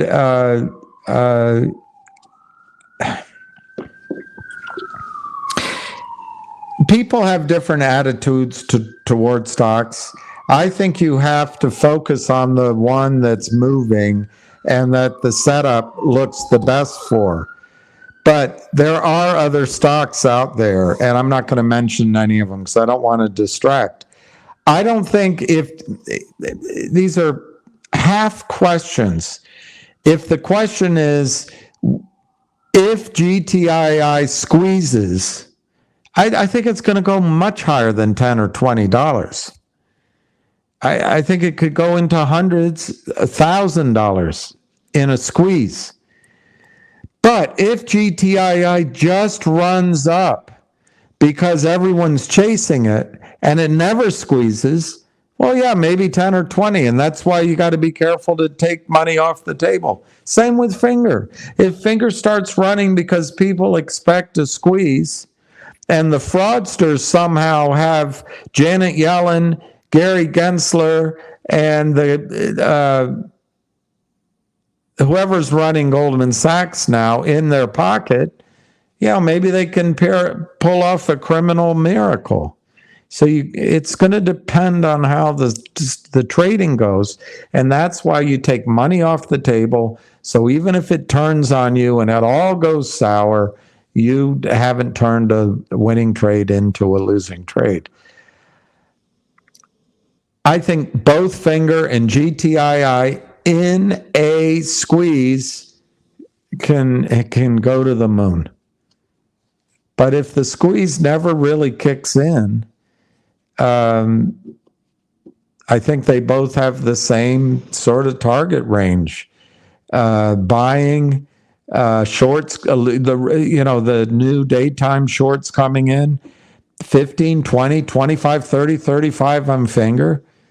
If you want a dismal outcome, if it starts to go and then kind of fizzles out, that would be my dismal outcome. And with GTII, if people start buying it and they're taking money out of Finger, they're buying GTII, I just caution you, there were a lot of people that bought the stock $3, $4, $5, $6, $7, even $8 a year ago before we were told that COSM was the next sure thing, and the guys saying it said that they knew what they were talking about, and they were completely wrong, or they pretended to know what they were talking about. I don't know which one's scarier. Hey, I'm an expert, it's going. Or I'm a expert, but I'm really pretending to be an expert. I don't know. But there's a lot of people that are going to remember that they want to just get their money back. So just watch out for that initially. That won't kill, that will not kill a squeeze if it happens, but it could trip it up in the earlier stages. Finger, I think all of the people that paid more for Finger are gone. We've gone from weak hands to strong hands. I don't know how much more I can add to this question. In a squeeze, Finger can go to the moon. In a squeeze, GTII can go to a moon. Both of them, if it's a matter of all of us buying into it, and we're the only buyers, they could fizzle out and disappoint us, and the shorts could regain control. In the case of Finger, there is a potential that Univest has buyers that have a lot more money than we do. GTII, as far as I know right now, it's just us. What you're hoping for in both cases is that the buyer, in the case of GTII, becomes the Kramers, Alpine, and Kramers customers, the shorts. Then it becomes a question, is it really 450 million shares short, or is it much, much less than that? And you know, nobody knows for sure. We know what we've studied. I say we, it's really Ham, and the rest have watched it every single day. And in Finger, it's the same thing. Your biggest buyer is the 4 customers that Jeff Easton said to somebody else, not to me, that Jeff Easton said, hey, we're not doing the shorting. We syndicated that deal to 4 investors. Maybe one of them is doing it, Jeff Easton, the Cheshire Cat, said. Well, if those are your buyers in the stocks, that's how short squeezes work. Then if it's 170 million shares that have to be bought in, that's the squeeze. If it's 50 million, if it's 5 million that has to be bought in Finger, Univest may have buyers in there alongside. That's speculation. I don't know that.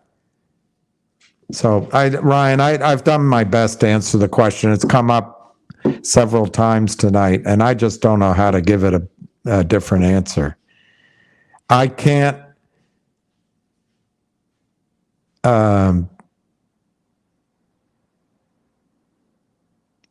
promise.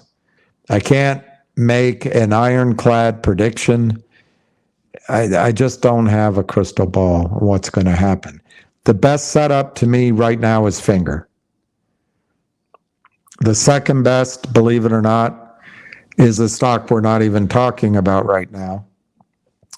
And then the third best would be GTII. But then we have other stocks out there that all could have good moves, Ryan. You don't have to make it all in one or even both of these stocks. Anyway, I'm going to stop answering. I feel like I've gone on too long with that. Eric says, in my opinion, Finger is going to pop. They don't have any money to put up for any margin call. If it goes over 8, the real short has to cover.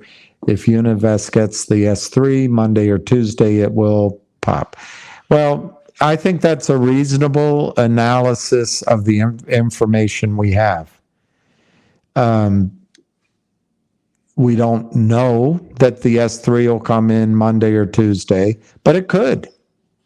It's been, Monday, it will have been 14 days at least since they filed it. That's plenty of time. If it goes over 8, I would say the real short is going to want to cover. Thank you, Ryan. It's hard to answer the question. I feel like I did a bad job. And then people say, hey, chill out, dude, which I don't blame them. So I'm talking to myself because nobody's home. Can anyone here recommend a good home deep oil fryer. I guess that's a serious question. Personally, I wouldn't deep fry anything in your house. Lucky's doing well. I don't think he can see. I don't think he sees very well. I don't know that he hears very well. But he's quite a content dog when he gets to go out, walk and get treats, go in stores. He likes to go down the aisles in the hardware store. There's a clothing store. He checks out every dressing room and everybody sitting around trying on shoes, and he's wagging his tail and he's all happy.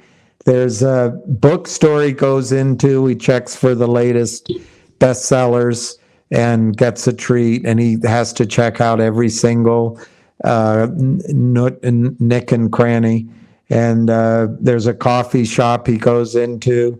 There's a beer garden he walks through, and a grocery store we go in. They let us in, and he checks to see that everything's clean. He loves all that, so he's happy, but he's in his dotage. He's aging in place. Might as well call this the White House.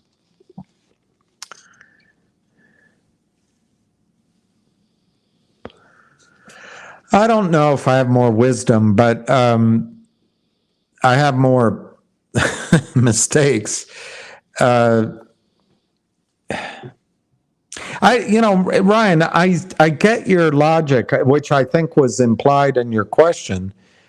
If you treated it as units of shares, you can buy for $6,000. You can buy 1,000 shares of Finger. Well, for that same $6,000, you can buy 6,000 GTII.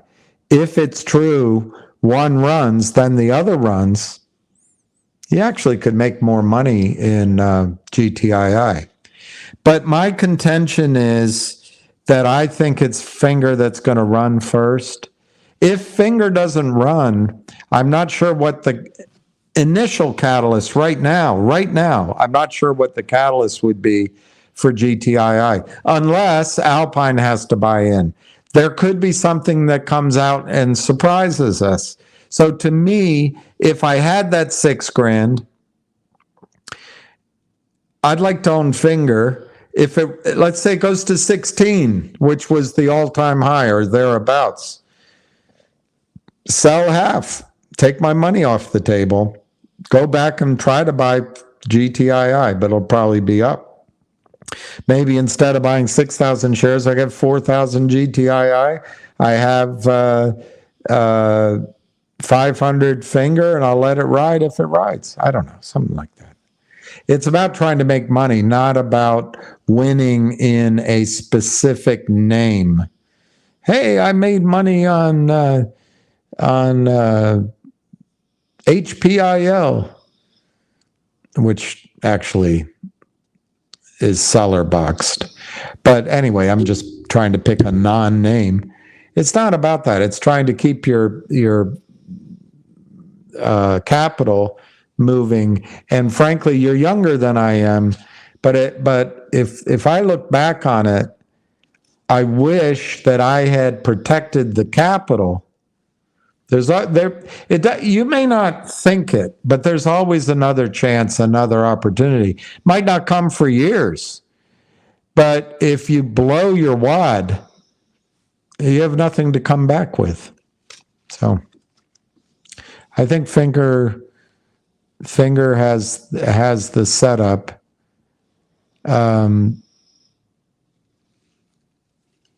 I still believe.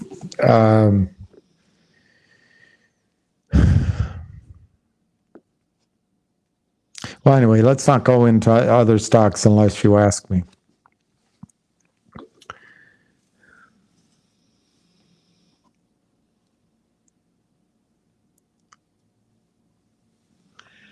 Walter, just hope retail understand that they're trying to scare us so we can sell, but let's be strong.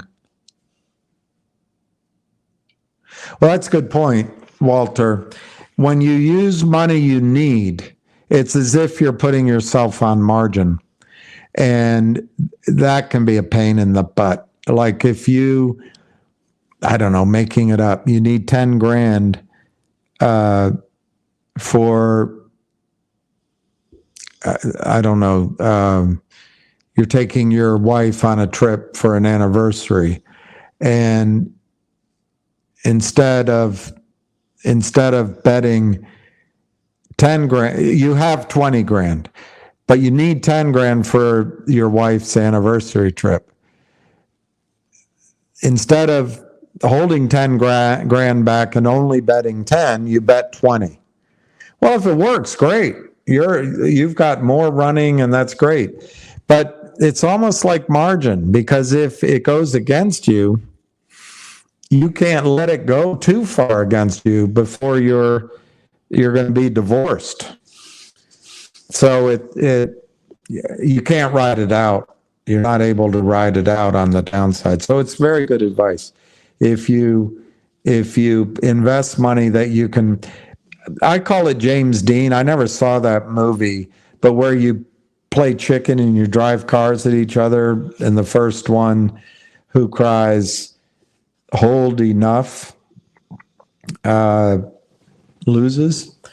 That's kind of what we have when you get in some of these positions. I agree with you. They're trying to scare you, and you just got to wait them out.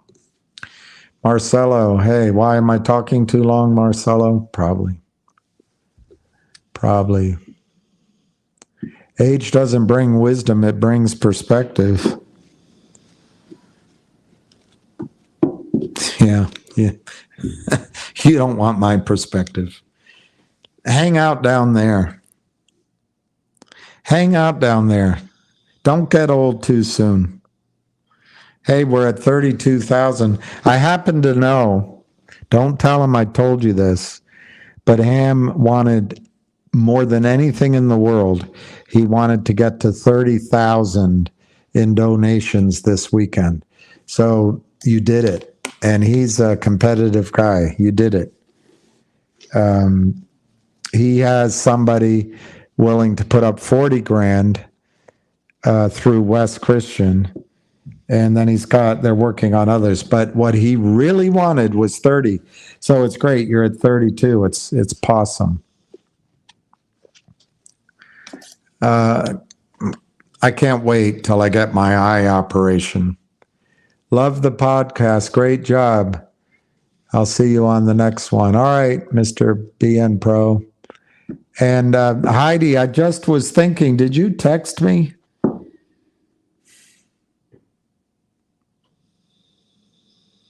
I think you might have. And I'll if you're still here, I'll check. All in. Any thoughts on a big oil buyout of NextBridge? Buyout share properly yearly dividends. Well, all in. I'm not an attorney, and I don't play one on TV. And I've had clients I've had attorneys say I'd be a good attorney. I think it's because I'm a pain in the ass. But here's my two thoughts. One, there'll be no buyout until MMTLP is resolved, in my judgment. I'm not an attorney, but if I were an attorney for the broker-dealers, if I were an attorney for the prime broker, if I were an attorney for the market makers, if I were an attorney for the criminals, if I were an attorney for the hedge fund, if I were an attorney for FINRA, and I'm sure I'm missing somebody. Maybe I'm just an attorney that wants to get paid. I would I'm using my own words from real estate. I'm not sure it'd be the same word, but I'd put a Liz Pendens on the property at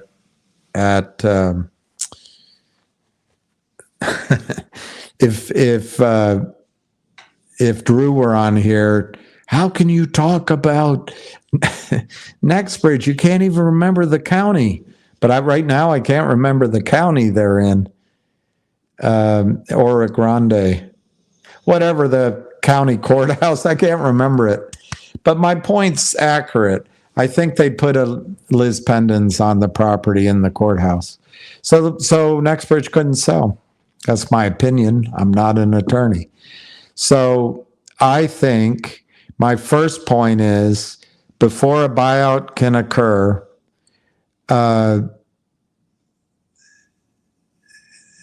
this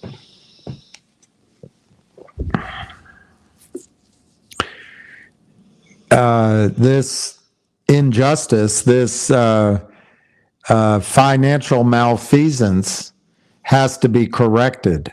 It has to be settled up. That's my one point.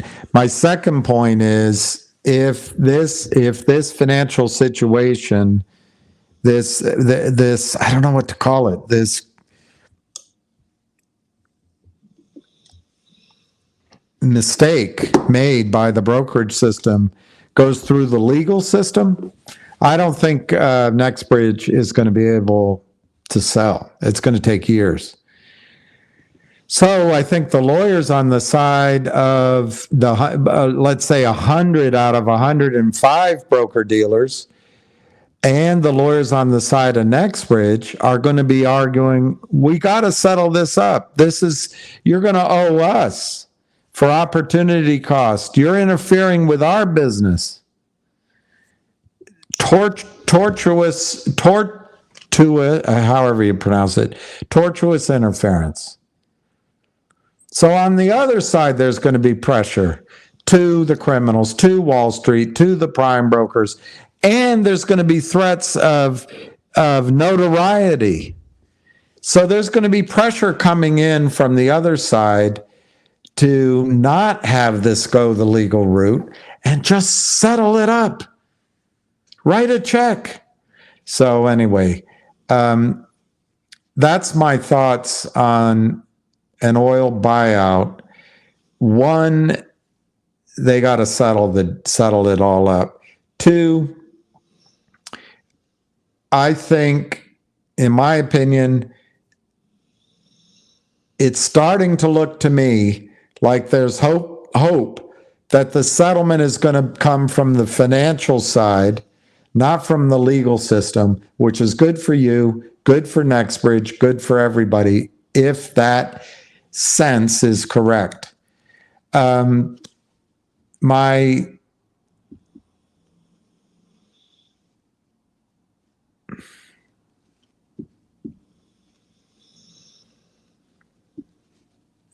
guess my final thought, the buyout share price and possible dividends.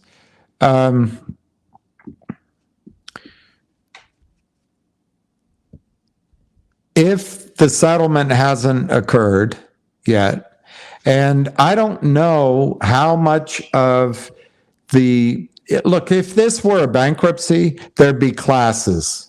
There'd be classes of shareholders, debtors, etc. I don't know how it's going to be, because it's not a bankruptcy. So I don't know how they're going to refer to this separate classes.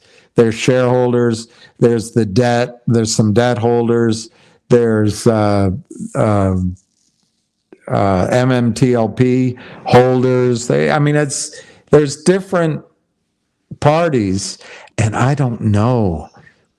Do you need 100% approval from each group? I don't know. Do you need a signature from each group? What are the requirements to prevent class action lawsuits after Wall Street pays out a big payout?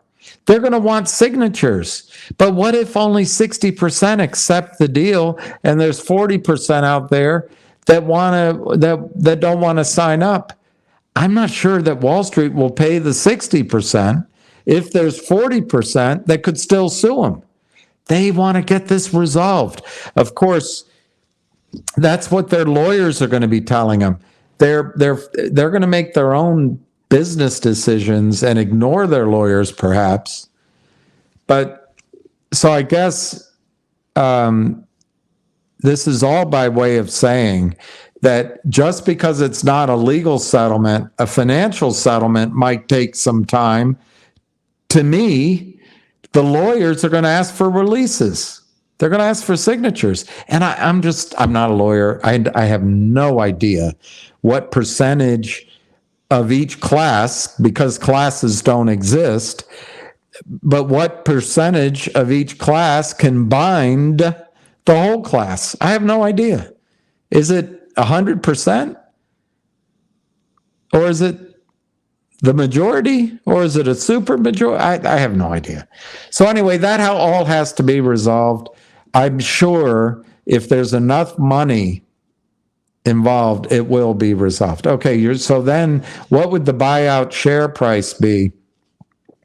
That's difficult because how many shares will exist? Right now, it's about 260 million. They're authorized for 500 million. It is my opinion, and if you watch my videos from way back, it was my observation from the get-go where this was headed. Not because I'm any particular genius, it's just obvious to me anyway. So it's my opinion NextBridge might have to issue more shares to get this done. So it depends on how many shares are out there, but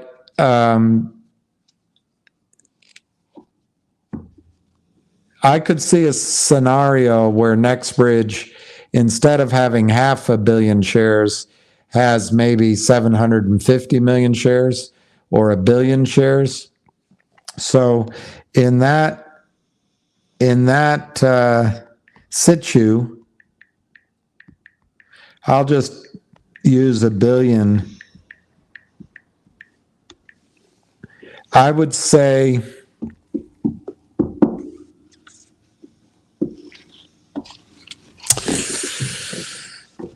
if they were to buy right now, I would say the number would be north. I don't think it'd be approved, by the way, but the initial offer might be something north of $100 a share, cash and stock, to buy it all out. Because if assuming 1 billion shares are out there, because it's going to be a big number. But I don't think that would be approved by shareholders. In a bidding war, it could go much, much higher. All you need is 2 interested parties, and that could be $600, $1,000 stock and cash.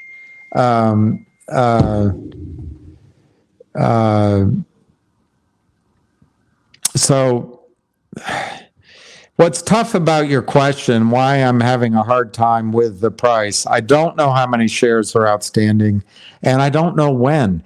If there's no settlement this year, there's not going to be any offer. In my judgment, there will be zero offer for NextBridge if there's no settlement.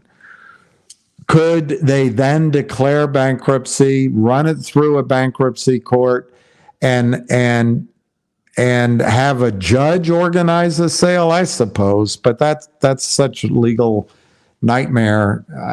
I don't want to even contemplate that. So if there's a settlement this year on the financial side, my opinion, I think NextBridge will have closer to 1 billion shares outstanding than 500 million shares outstanding. And I don't think they will sell the company now because they're on the verge of proving up the resource.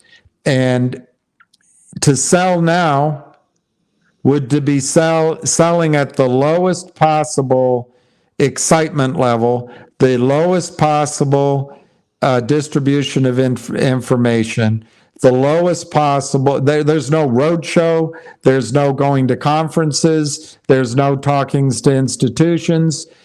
I just think it's the wrong time to sell right now. And I think they'd get a low price. If they waited after they spent, if I'm right, and NextBridge is 750 million shares or 1 billion shares, it's going to be because the system in a settlement paid NextBridge a ton of money. They could be the wealthiest in cash oil company in North America. I should do a video on it again. But they will have cash. They'll be able to develop the Oro Grande. They'll start producing Once they start producing, and once they've delineated the field better,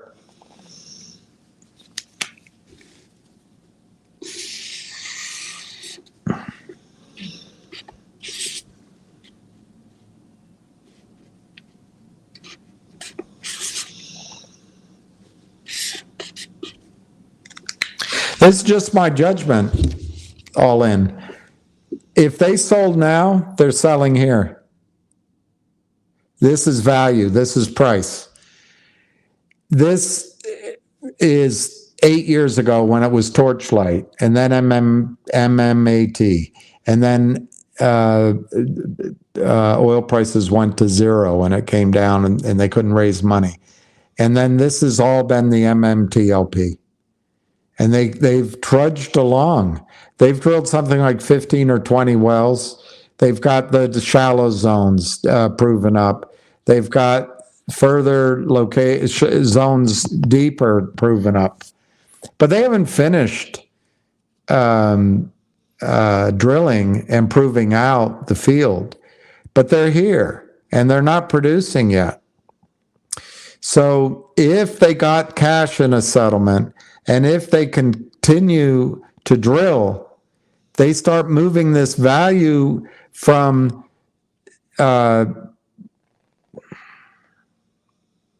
see, I haven't seen the energy engineering report.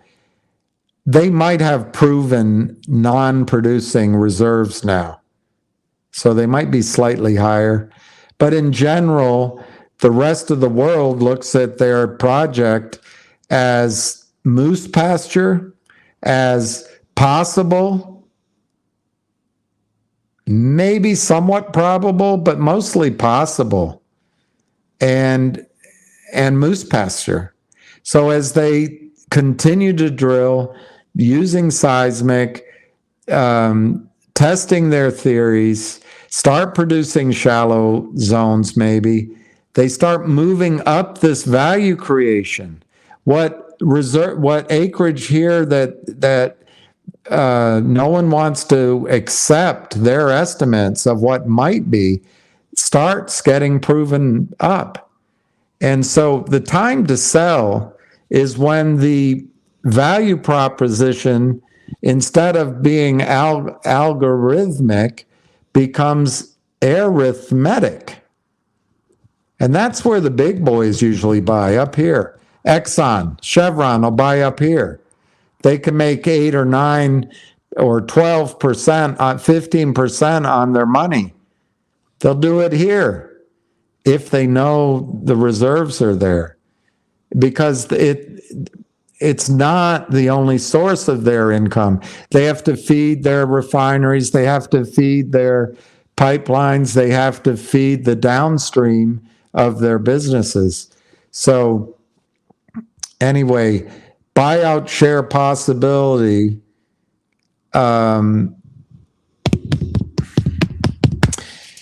it's such an unknowable. But I think the buyout, if there were a financial settlement, let's say by the end of the year, and there's releases, so all the litigation pending, Liz Pendens are removed, and there's been further success in the drilling program, and oil prices are $100 or higher, and maybe there's some production going on. Some wells are slated to go into production, and there's more than one bidder. Right now, I think it'd be well over $1,000 a share to your shares right now. If it took another year, 2 years, there's so many variables. How many shares have they issued? All that. But if we just try to assume some sort of ceteris paribus, I think the price paid could be $5,000 a share, $10,000 a share. It won't be, there'll be more shares issued, but I'm just keeping it to our numbers now. If everything goes well, you've got a huge potential asset there, huge. On the other hand, it's oil and gas, and 5 dry holes and a fault, and all of a sudden you got a different story. So there's risk in the story all in. Your final part of your question, yearly dividends, absolutely. I think if I were running this, although these men are going to get very wealthy, but if I were running Nextbridge and I were controlling shareholders, you're going to get money in the settlement from Wall Street. I would probably try to either JV the project and reduce my obligation in drilling, but the JV would be, I don't know, putting up 50%, 75% of the money, maybe more. And then I would retain for Nextbridge a working interest that they can't spend me out of. And they're basically carrying everything at that point. Then it's riskless. Everyone has cash flowing in, and then I think the dividend will be very nice in Nextbridge. But it's all in. It's so hard to project because how many shares are there going to be? But ultimately, I would expect that Nextbridge or whoever buys them out will pay out a 7 to 9% dividend. And for us, for we who own the stock now and we don't sell, that dividend could be huge to our original purchase price. I have the highest purchase price of anybody out there. But I could perceive if they started paying a dividend, there's no production now. They're not producing, so there's no dividend now. And to bring on a bunch of wells, shallow and deep, they have some behind pipe. I still think it's 90. Even if they started tomorrow, I think it'd be 90 days, maybe 6 months before you see legitimate production and cash flow. And then they're going to have to pay debt. I don't know. I think you're a year away from a dividend. But I really could see them paying out a substantial dividend. So what I'm telling you, when I'm saying it's a 10% yield, I think if they purchased it up here, it would be a 10% yield. But that would translate down here to just such a huge number in terms of percentage. To me right now, all in, and then I'm going to move on to a different question. To me right now, the financial settlement to settle this issue should be $1,150 a share. And $50 goes to the attorneys. $100 goes as a cash distribution as a dividend to all shareholders at Nextbridge and MMTLP, and $1,000 a share goes to MMTLP and to Nextbridge to issue new shares at $1,000 a share. So everyone that owns Nextbridge shares would be valued at $1,000 a share. And they get $100 cash distribution. Anybody that's stuck in MMTLP gets $1,000 cash and $100 distribution, and maybe pain and suffering and other legal fees. Lawyers get $50. I'm telling you, if there's a billion shares out there, $50 on a billion, that's $50 billion pay out to the attorneys. Anyway, that's a broad stroke. I'm going to move on to other questions.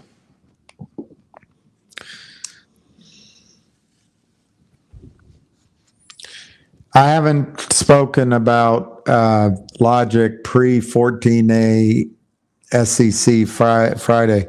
What I saw Friday was the Aubrey SPAC filing. I checked Saturday morning. I didn't see any filing for Logic. So I assumed there wasn't one. But let me look right now.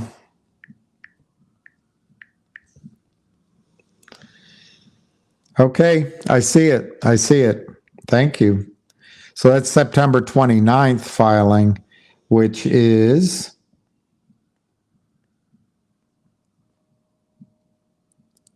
yeah, I guess that was Friday. But that I didn't see it yesterday when I looked, so I don't know when it came out. Let me just read it if I can. Notice is hereby given. Okay, that's the proxy. That's the proxy. So that's what's going on. That's great.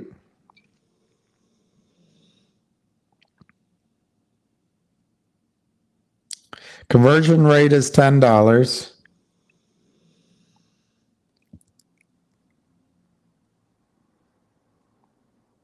It's awesome. So it's very hard for me to read on this small print, but they released the details of the deal a year ago, so not much has changed. The way I understand it, oh God, my eyesight.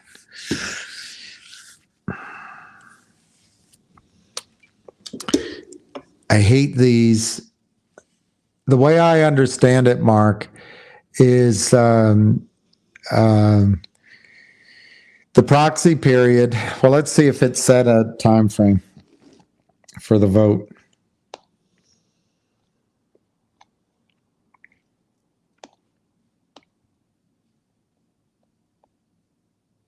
Oh, October 23rd.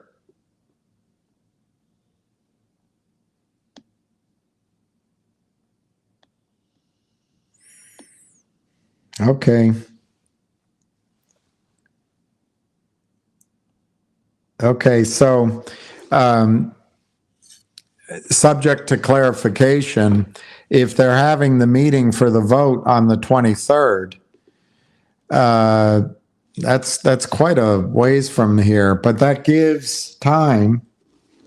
Let me see if there's any other dates in here.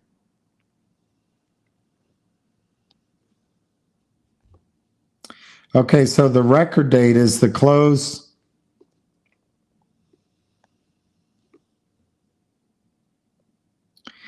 The September 25th is the notice in order to have a vote, a right to vote in the meeting.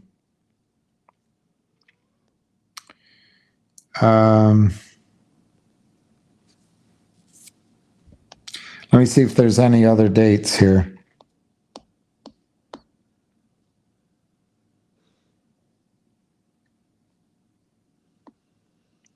The new stock is going to be called CAUD.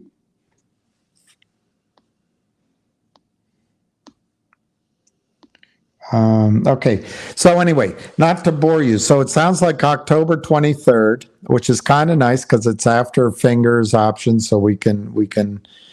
You're going to vote, yeah, yay or nay. And my opinion is the vote's already locked in for the affirmative. The Aubrey SPAC is also doing their vote. To my memory, it's not. It's sooner than the October 23rd. So as ever, what's going to happen is there'll be a record date and a effective date on the proxy, and your shares will turn into. You have one share of Logic. And it'll turn into, well, here, let's call it one share of Logic at 20 cents. It'll turn into one share of Collective Audience. And and one remaining share of the Shell. I think the collective audience could be worth. Let me put it this way: at $1.10, that means Aubrey SPAC is trading at $10. If the stock closes at $20, this could be worth $2.40 to you, $2.40. I'll look very quickly, but I didn't see any news on a deal, a company being rolled into the Shell Logic, which is $2 right now, 20 cents right now, approximately. The shorts are, in my judgment, will continue to short this stock until there is an announced reverse merger deal into the Shell. Why would they do that? Because Logic at 20 cents has an engine inside it called Data Logic. That Data Logic is being sold in whole. It's being distributed from Logic as a private company to Aubrey SPAC. So it's not a matter, anyone that shorts Logic doesn't have to come up with their share of this because it's just distributed. It's not distributed on a per share basis. It's just sold. It's like somebody came into your living room and bought your lounge suite. They take it out of the house. It's gone. So that's what's happening here. They're buying Data Logic out of Logic, and it's gone. So the shorts don't owe anything. So they keep selling. And this will go into Aubrey SPAC. And like I just said, I expect the share price to be higher than $10. If it's 20, it's $2.40 a share for you. Now this, I think they'll continue to short. Will it go to 25 cents? Will it go to 30 cents tomorrow and Tuesday and Wednesday? Maybe. But they may still keep shorting it. And I don't think I would pay, we'll see how it trades, but I don't think I'd pay 40 cents. I'd still be willing to pay up, I think, to 30 cents. I'd prefer to pay 20 cents. But they'll keep shorting because they're going to say it's a Shell. Well, as soon, and I don't know when that'll be, but I do know from all the conference calls we've had and from press releases, they've been working on a reverse merger. And I think the sweet spot would be that the reverse merger will be worth 70 cents, but let's just say it's worth 50 cents a share.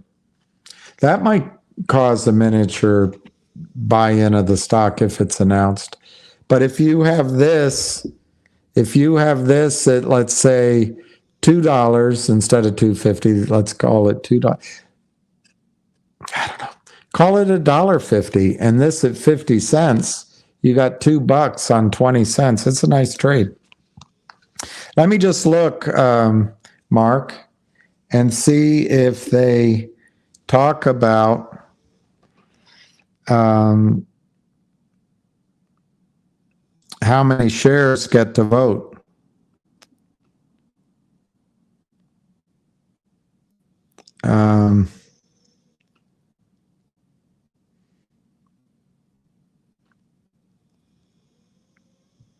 Because, Mark, that'll matter in the per share price if it's here.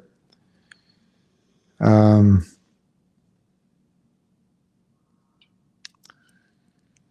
try to be quick. This is an important number, though. What is the purpose? All right, so it's 11,400,000 shares of Aubrey SPAC. The vote is on October 23rd. They have 602 stockholders of record. It says more than.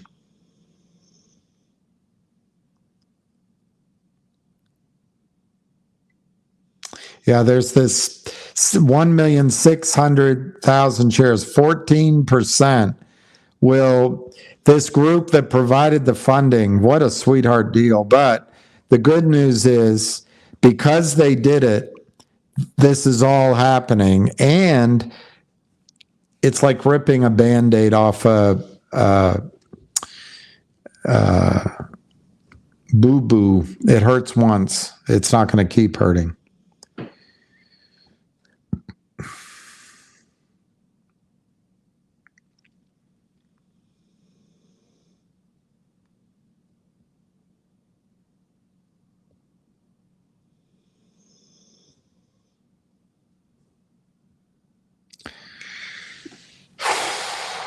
I'm trying to find out how many shares will be out.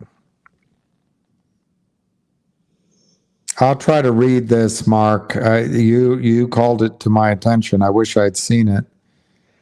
And I'll certainly print it out and read it. But what I'm trying to see is how many shares can vote in the meeting.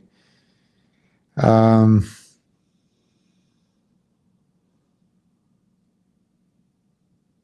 there's a lot of questions.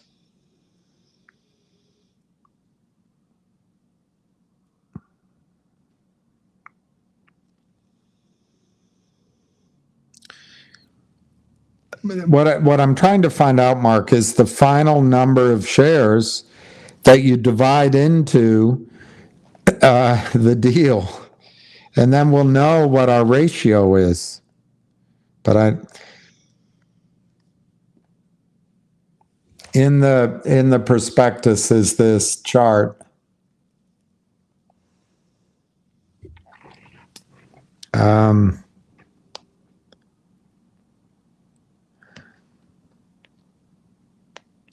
Man, they got I wish I were a financier and I could do a deal like that.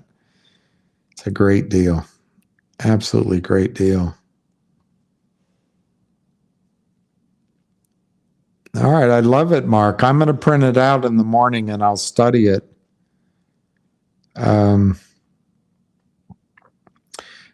Okay, here. DLQ parent, 6 million.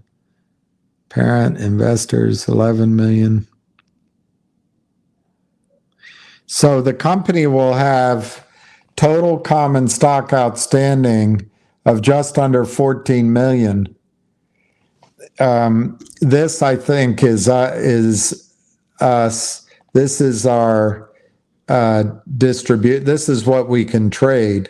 This is the shares that the 5 million bought. And anyway, it comes here to 13.8.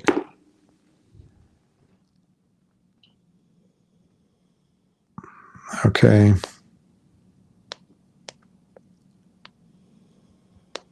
All right, here's the shares. 6,000.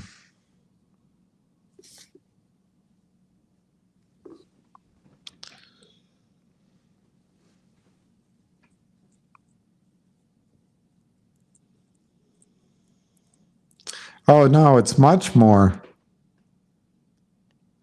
You've got earnout shares. You've got warrants to Aubrey, private warrants.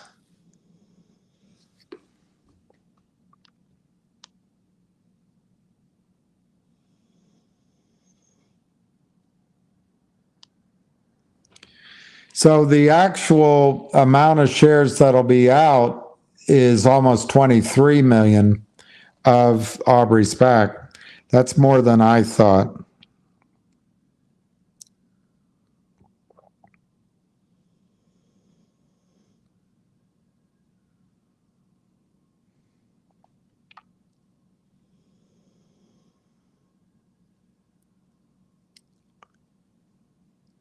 SPACs are such a great deal for the sponsors and the people that put it together.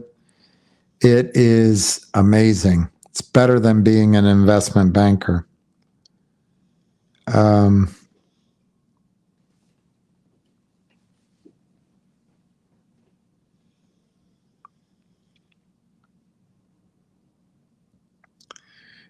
Okay, Mark, I just wish I could find out how many shares. Okay, here, balance sheet. Oh, this is for Aubrey SPAC.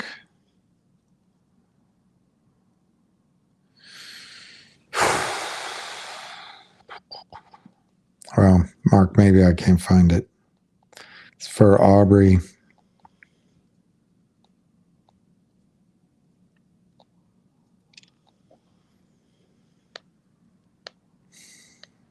I'm going to have to print this out. This is taking too long. It should be obvious how many shares exist as of September 25th that can vote. I can't find it.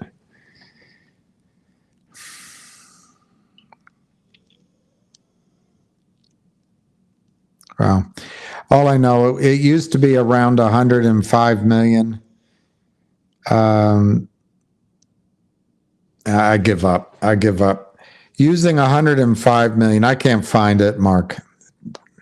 But they're paying $114 million. They're paying $114 million. You divide that by 105 million shares. It works out to $1.08 a share. So if the stock is trading at $10, that's the starting point, the Aubrey SPAC stock. If it trades at 20, it's $2.16. I can't find the number of shares.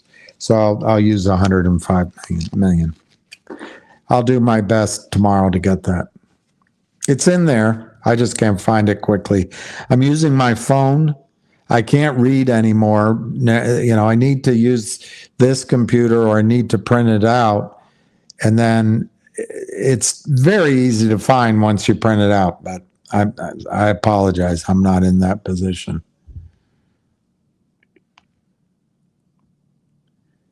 Why does my lamp remind you of the risk management office in the movie Margin Call? Well, maybe.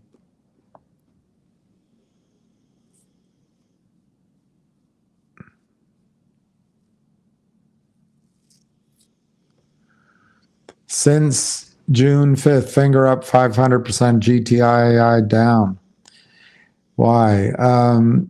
I would say, I don't know who's buying finger, but somebody's been buying steadily for about 5 months. And we now have a filing that shows Univest is involved with finger. Are they the buyer? I don't know. Has there been a buyer like that in GTII? No. Is there a new investment banker working with GTII? Not that I know of. So I think that's the single biggest difference is that, and that's why I tried to answer before, that's why I think finger goes first. This doesn't mean there's something bad that's happened at GTII. It's just that finger's getting the first date and or the first ask out by the prince.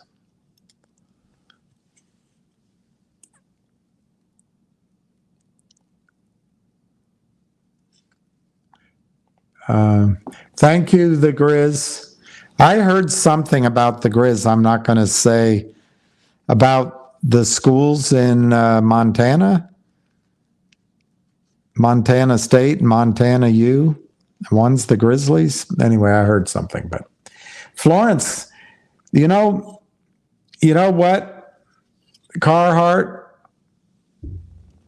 And I wonder if you sell cars in Carhartt. But you know what, Carhartt? I happen to know. I got to remember it. But there's a water tower as you drive by that says, "Hi, y'all, Florence, Kentucky," or it says, "Florence, y'all." I think it says Florence, y'all. Anyway, something like that. They want people out of AST on the settlement of it trading again. What? It's not going to trade again. It's not going to trade again. And John, anybody that's recommending it trade again, I think does not have the interests of shareholders in mind. I cannot imagine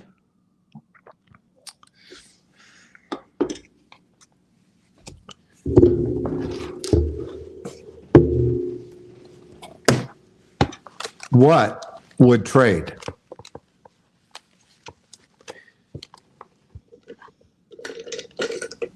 Sean, if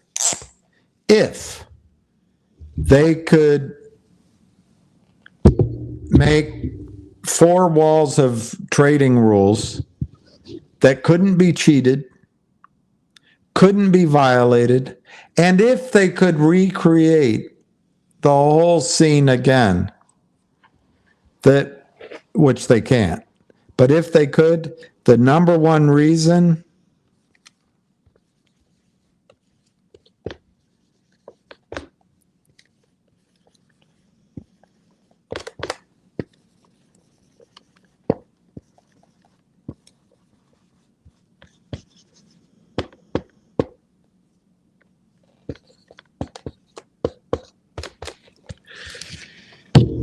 Sean, Wall Street does not want unlimited risk. Even if they could create, I don't know, a hermetically sealed time clock that took you back to where all the parameters were in place to protect shareholders, Wall Street's not going to let it happen. Why do you think they stopped trading in the first place? I mean, I'm a little confused why you would think they'd do it again. Okay, now let me just point out something.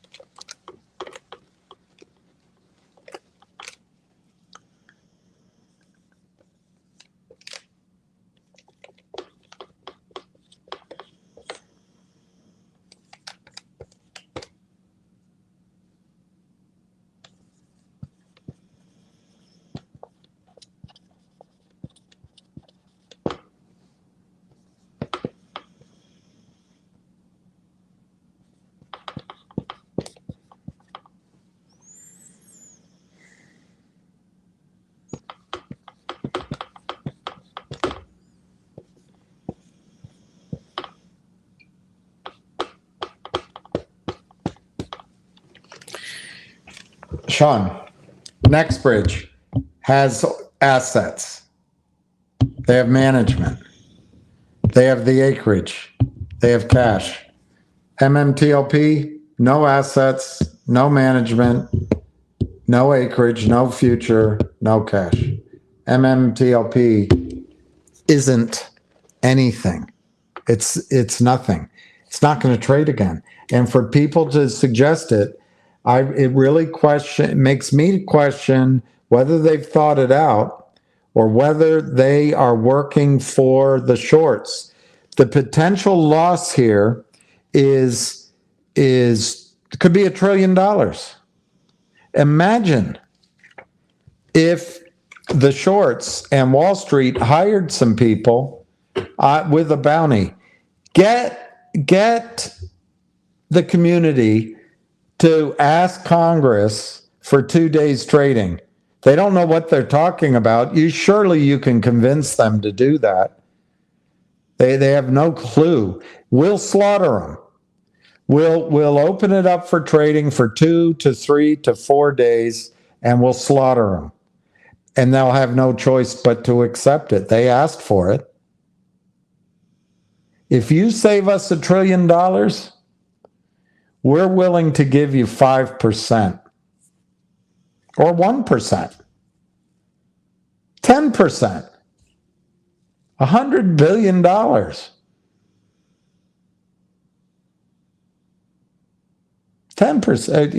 it's just, you've really got to question why people are recommending it. When December 8th,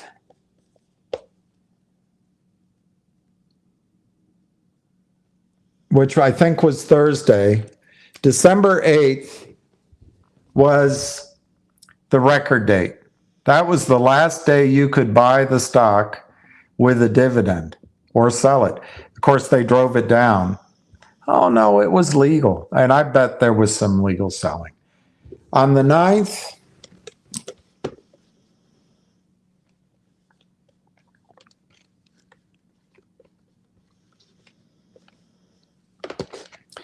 and the 9th and the 12th, it was going to trade ex-dividend or trade without the right to transfer into NextBridge shares. Unless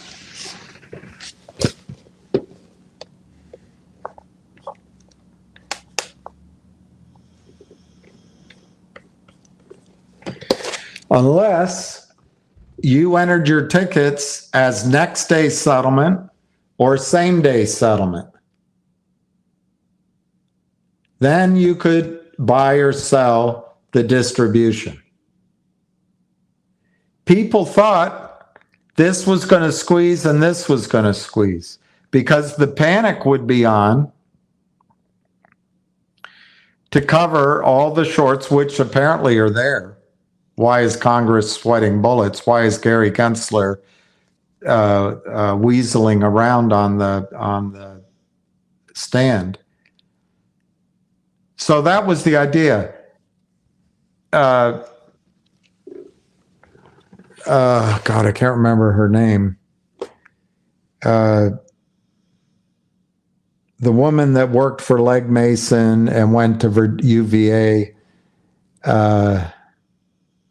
Can't remember her name. She halted trading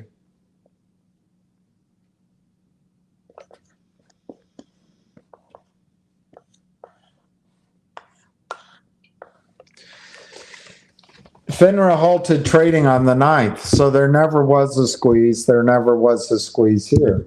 Well, what was the reason for a squeeze? The reason was that on Wednesday,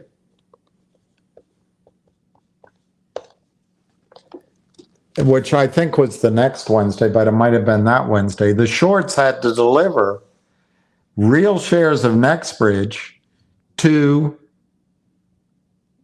you. And in the meantime, the broker-dealer had to deliver real shares by Wednesday. The broker-dealer had to buy in shares in order to deliver to you the undeliverable private shares of NextBridge. That was the pressure to buy. What is the pressure to buy now? Nothing. There's no pressure to buy.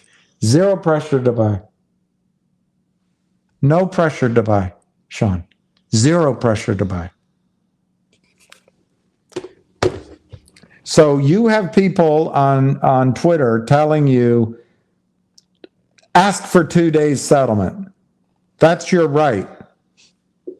What is the incentive for the system to buy back the shares?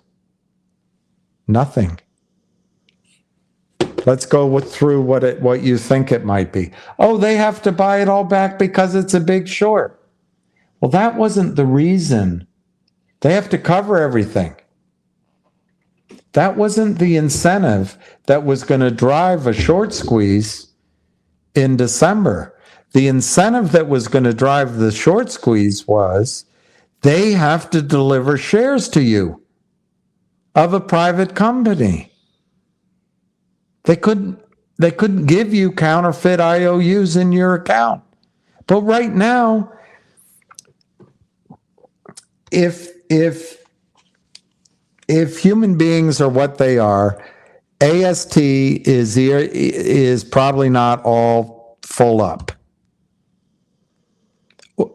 Or if it is, after a campaign to try to get everybody to do it, it's either almost full, it might be even slightly over full. That's because I think a deal might be in the works. Regardless, Sean, when they create trading,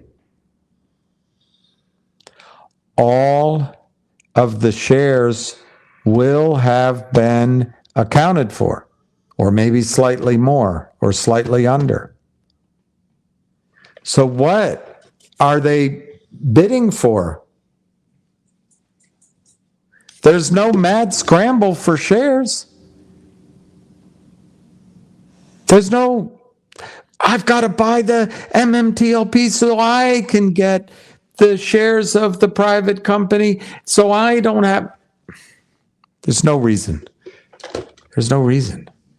Okay, secondly, well, FINRA can give a penalty. If they don't buy it back, they owe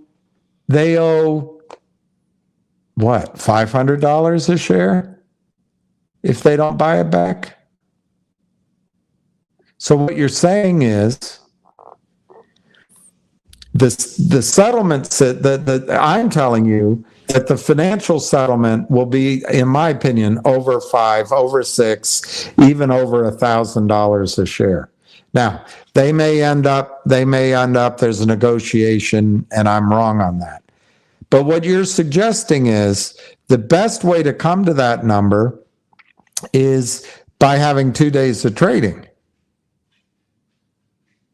Okay, so FINRA says, we're going to require you, if you don't buy it back, that you have to pay $500 a share. I'm making it up. Well, right there, that's a settlement number. So if FINRA came up with $500 a share, then pay everybody $500 a share. Instead, what you're suggesting is it would be better for the system to create 2 days of trading, which starts out at a penny. See how many shares you can buy for 2 days cheaper than 500, because your upper limit is 500. So they're not going to bid 500. They're not going to bid over 500. FINRA's put a limit. They're just going to try to see what they can get cheaper. Okay, so that doesn't sound very good. Well, what if FINRA put a big number? What if FINRA said, if you don't buy it back, you have to pay $10,000 a share?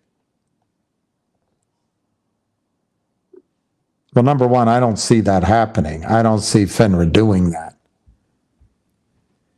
So let's reduce it. What if FINRA says you have to pay $1,000 a share? Same question to you. Where'd they come up with $1,000 a share? Well, pay it to everybody. There's no advantage to you as a shareholder to open it up for trading. It's just a way for the system to pay you less than what a settlement would be. That's my second point. My third point is, right now, if the system doesn't settle with you, they owe you something. And it keeps getting more and more expensive. Because NextBridge, or at least conceptually it does, oil prices go up, NextBridge proves up more oil. If they give you 2 days trading and you don't sell, their attorneys say, Mr. Ferrand had a chance to sell. We offered him 2 days trading and he didn't sell. We don't owe him anything. And the judge says, you know what, you're right.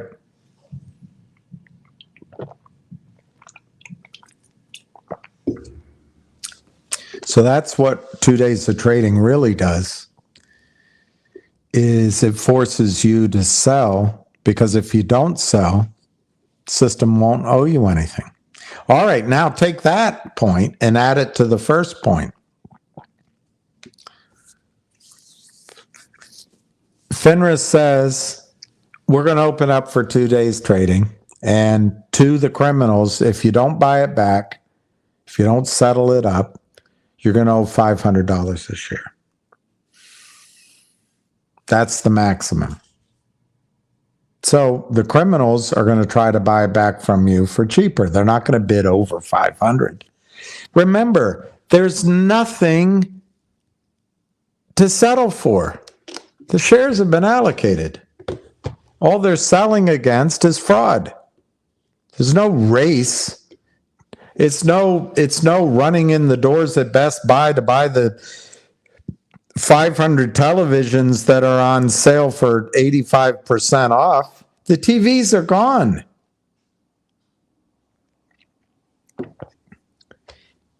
So what they'd love, the criminals would love to happen, is that you hold out for 500 and they offer $10. And this is the question for you. How do you go into court and say, they cheated me? And the judge says, well, what did they offer you? They offered me $10 a share. Why didn't you take it? How much did you pay? I paid $3. Why didn't you take $10? That looks like a bona fide offer. You got it during the 2 days of trading that you wanted, and you didn't take it. What did you offer them? They were bidding 10. What did you offer them? I said 500. Or I said 750 a share.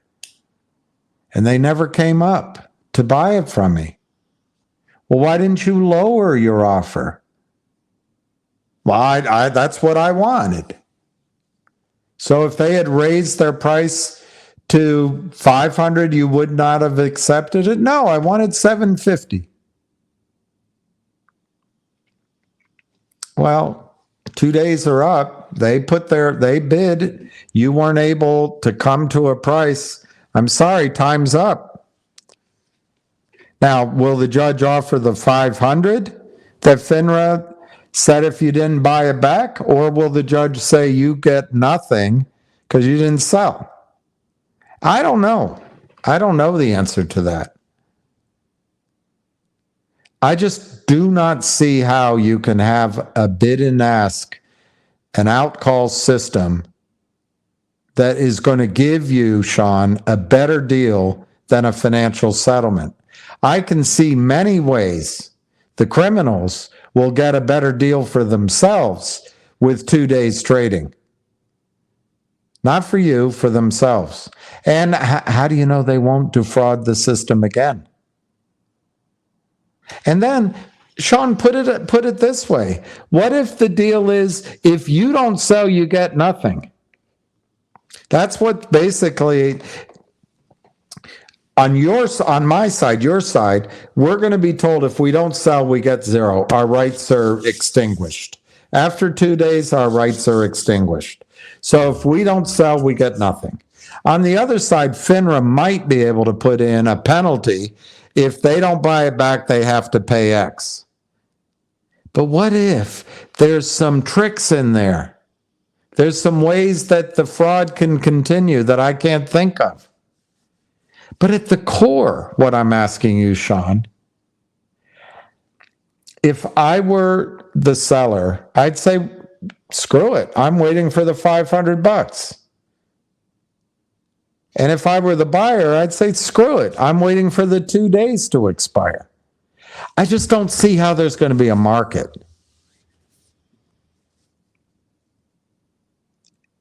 This is an idea to strip you of your final rights. The idea of 2 days trading is to strip you not only of the time you've lost, but also the money you've lost. The money you've put up will be lost, and they want your dignity too. And on top of that, they want to hide the magnitude of the problem so they can go on being criminals. And the people that are vouching for it, in my judgment, have not thought it through. They're either inexperienced in the trading market,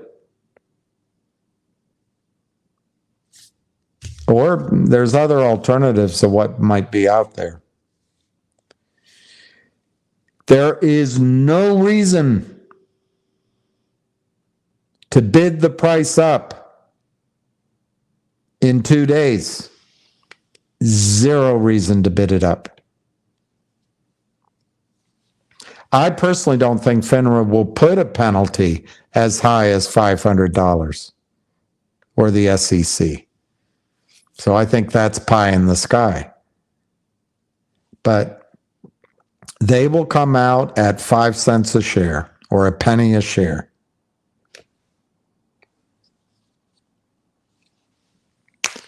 Now, is it possible that some of the honest broker dealers say we'd like to buy it back and not? How high are they going to go?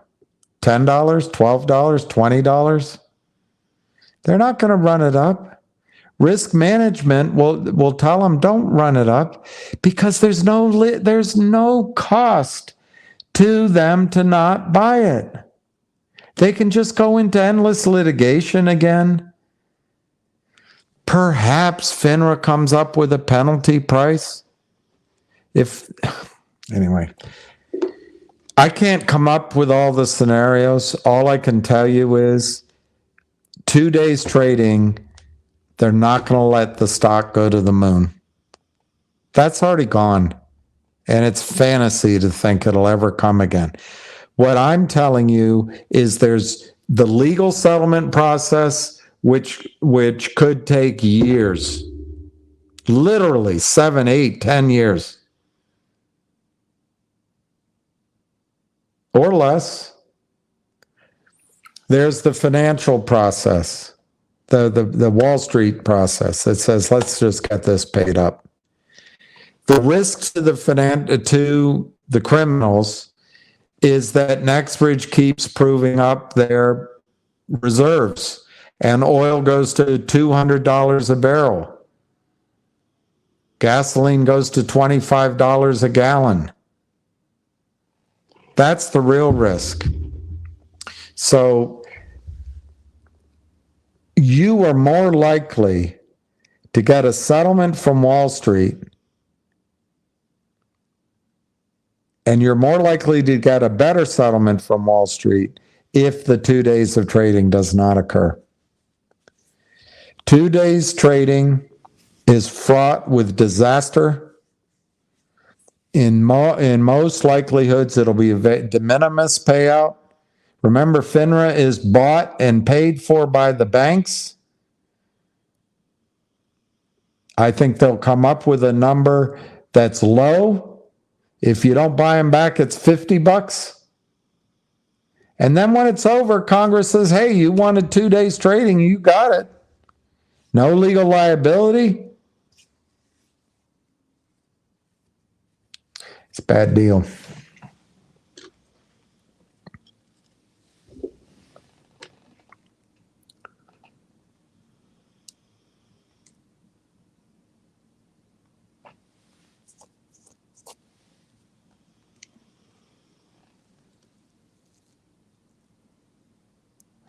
Kid, I don't know.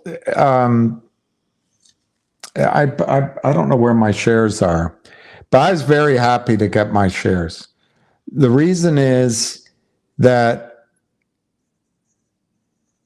the certainty of owning shares means that I'm no longer at the whims of the legal system, the financial system, space calls, endless meetings, endless negotiations, endless kicking it down the can down the road.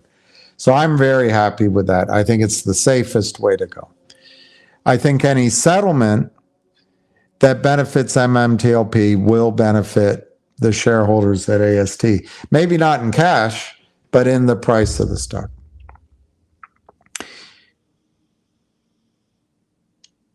If people are suggesting moving your stock out of AST back into the brokerage system,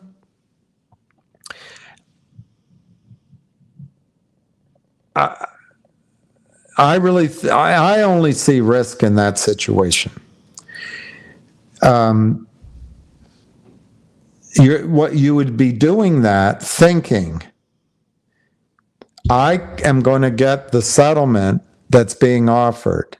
You don't know what is being offered, because I think that's the quickest way to my liquidity. But the lawyers on the other side are going to say, we don't owe him anything or her anything. We don't owe anything. We gave the shares. They voluntarily moved back. So I wouldn't move back. My guess is if anybody's recommending that, they expect the settlement to be lower than the actual value of the shares. That's one possibility. The other thing is, if you move back what I just said, they don't owe you anything. So you might end up with nothing. You might literally end up with nothing if you move back. These are devils, and the attorneys that represent them aren't much better.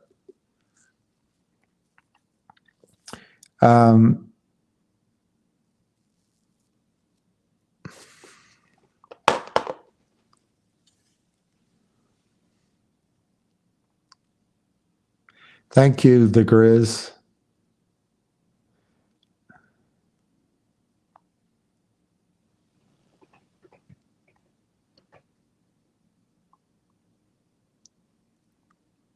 Look, by the way, when Gensler goes, nothing's going to change unless banks can't buy Congress and they can't buy the presidency. They can't buy the Treasury Secretary and the Fed chairman. The banks own this country right now. They have some competition from Pfizer and Moderna and the military industrial complex and agriculture, big ag, but the banks own the government.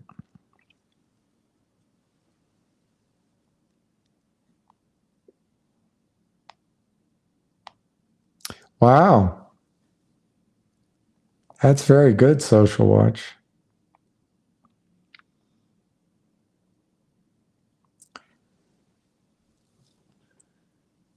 Ham said 50 million buying Ace's channel. I didn't know Ham was on Ace's channel last night, so I didn't listen to it. No one told me about it. I don't know what he said. 50 million buy-in. I don't know what that is.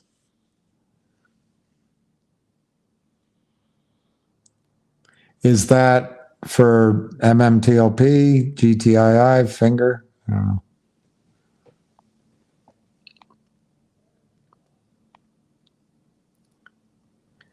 NVOS, I don't know anything about. That is Frank Benedetto's. No, that's wrong. That's Borders stock. And he does have a lot of buyers behind it, I guess. I don't know anything about NVOS. I can't help you.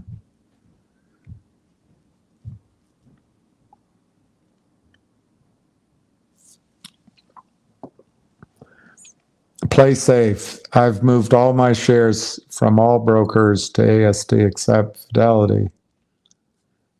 I have 5-figure shares. This must be settled soon.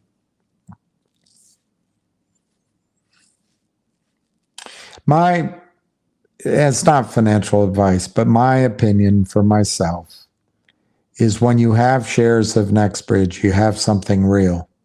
When you have whatever this is in MMTLP, it's phony. And so then it's just a debate of what that phoniness is worth.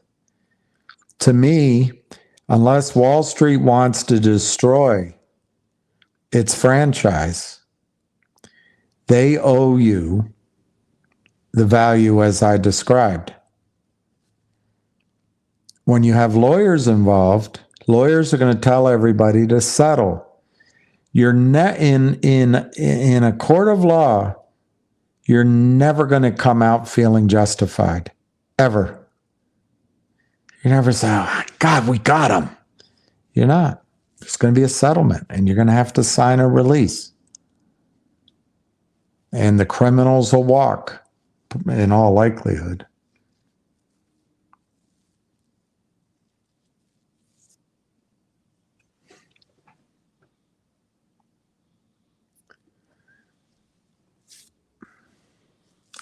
If history repeats, the fourth year of the presidency, the dollar will drop, credit crisis, gas and gold peak.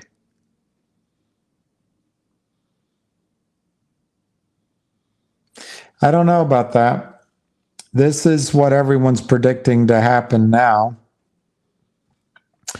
The Fed is the Democrats. The Treasury Department is the Democrats. I'm going to guess that most of the investment banks lean very heavily to wanting Democrats in the White House. Joe Biden is going to be reelected by more than 81 million votes. They'll make sure of that. If he can walk and talk long enough. It's starting to look iffy. But my point is, Kit, I think that they'll prime the pump. And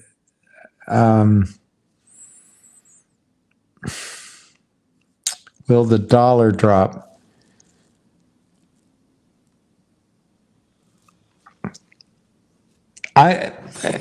Just to be confusing, I don't think they're going to lower interest rates.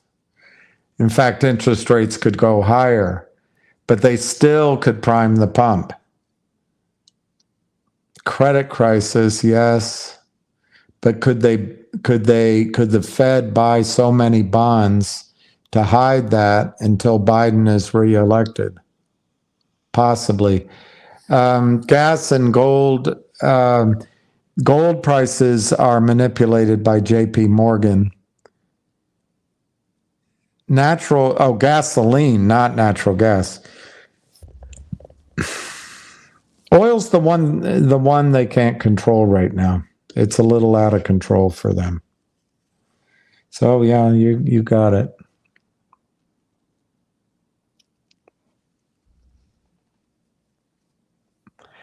Settlement for NBH is real likelihood of a major independent. I think Nextbridge could become the major independent in a settlement. If there's more than one buyer, they're going to have to show their cards and convince. The problem, Kit, is there's got to be at least 200 lawyers involved in this. Every single one of them is going to want to get paid, and they're going to want a release. I don't know how you get releases. And they're going to put their hands on Nextbridge until they get it. Oh, Sean, you're not saying they're trading. Okay. Sorry, I misunderstood you.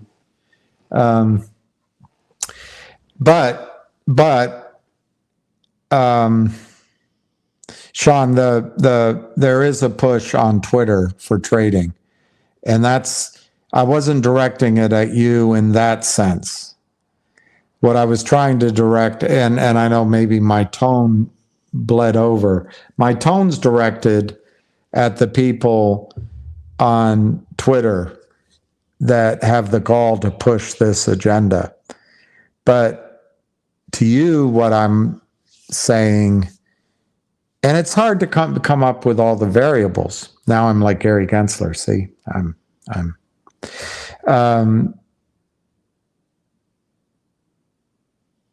I just think you're better off with a settlement. And I think the gold-plated way to be is with your shares at AST. The second place to be. I have both. I'm in both. My majority is at AST, thank God.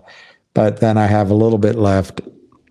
And I'm probably just going to ride it through because I want to see what happens so I can talk about it. BBYQ shares canceled due to bankruptcy. Went into final stage on Friday. Why are some? Yeah, JM. Thank you for the donation. Yeah, exactly. This kind of insanity is so people can make money trading it. The cancellation of the shares, JM, does two things. Exactly what you say. The shorts don't have to buy that back. The other thing, though, is it allows the shorts to take their money out of their accounts. There's no closing transaction. There's no 1099. They don't pay taxes. I don't know why this whole scheme that has gone on and on and on and been perfected by the criminals, why we have to even fight about it. It destroys companies, it destroys jobs, which right there, and cities, right there is tax revenue that it destroys. But then when the criminals make money, they don't pay any taxes. Yet, we keep having to. One of the simplest answers is disclosure. Disclosure. Who sold those shares?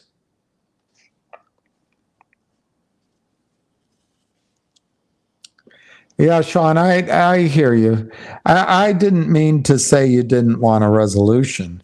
And I didn't mean to say, how did you just put it? That I'm getting tired. But I didn't mean, I'm not lumping you in with the people who's, in my judgment, seem to... They either haven't thought it through because they haven't ever traded on Wall Street, or, and I could be wrong on that, maybe I'm the one that's wrong, in the sense that maybe there is a way of creating 2 days of pressure cooker with an incentive to cover the shares. I just don't see it. That balloon's been popped, and you can't unpop a balloon.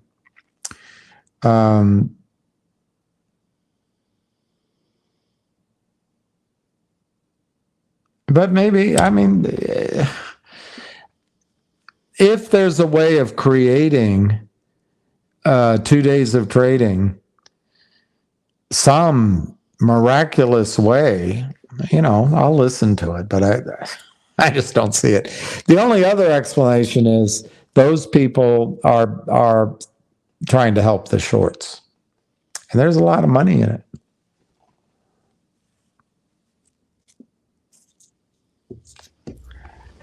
But BBYQ is turning it into another company called Butterfly. Sybil, Dragonfly. Do you know where the name Butterfly comes?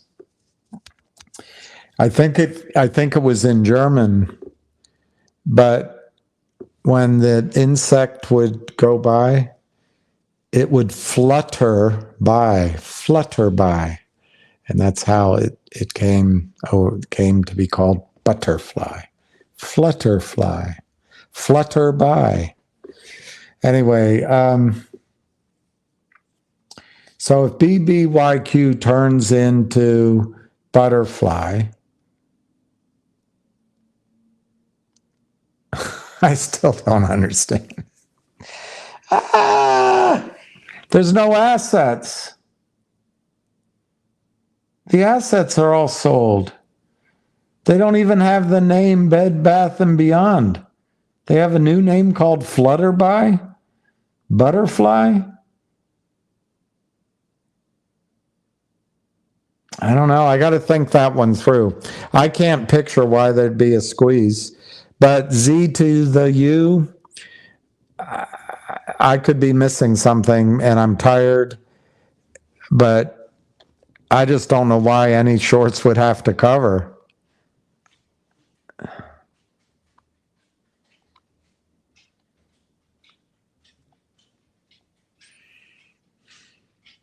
I can't think of a reason they'd have to cover. Oh, I said something wrong? Yeah.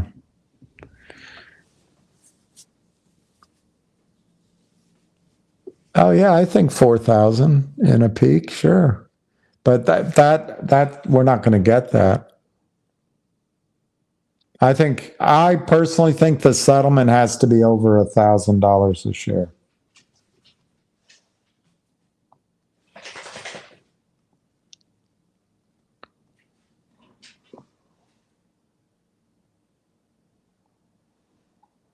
That's a hell of a statement. Organized crime has infiltrated SEC, FINRA, and DTCC. Stock market is done. Well, I have a upper crust friend that tells me only meat is done. You must mean the stock market is finished. I don't know. He had to tell me that because I used the word done. But I don't know about that. If we stick together, we can change the SEC, FINRA, and the DTCC. Each of those organizations are Bill Clinton's self-regulatory bodies. FINRA is owned by and run by the banks. They have a woman on FINRA that is a managing director at Goldman Sachs. She's an attorney. She works both places. SEC, Gary Gensler is Goldman Sachs and Hillary Clinton. The revolving door from both places goes to Wall Street. You can change that. You can change that. And then the DTCC is the big banks. And the people that work there are the horses put out to pasture. This has been going on for a long time. All of this can be changed. Why should there be a monopoly, and there's only one company that can hold our securities? Break that apart. Break that apart. And have it run by an auditing firm, or have it run by the government. Oh, the government is the problem. It's not the answer. I tell you what, I think Reaganism has gone far enough. Big government's not the answer, it's the problem. Well, these aren't government entities. These aren't government entities. Even the SEC pretends to be.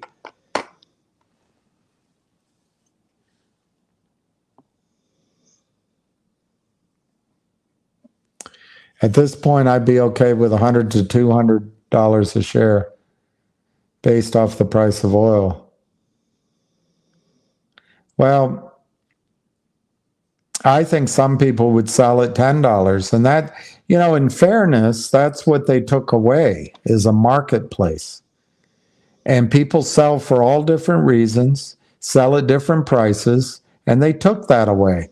But that's why they need to pay. And Aaron, in my view, there's going to be a settlement and a cash distribution.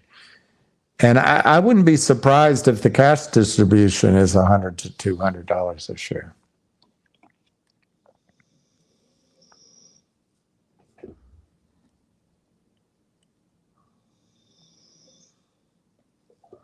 For me to move to AST will cost me $400 across all three Brokers. Well, it didn't cost me anything at the end of the day. Or maybe $35. But I actually don't think it cost anything. You tell your broker and you say to him, politely, you don't have to get mad, you know, I put up cash at settlement. You, in your duty, settled with real shares. That was your obligation. The mistake is your mistake, broker dealer, not mine. I put up the cash.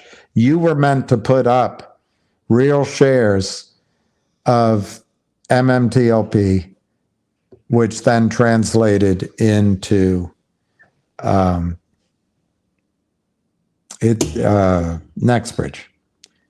It's your cost. See what they say.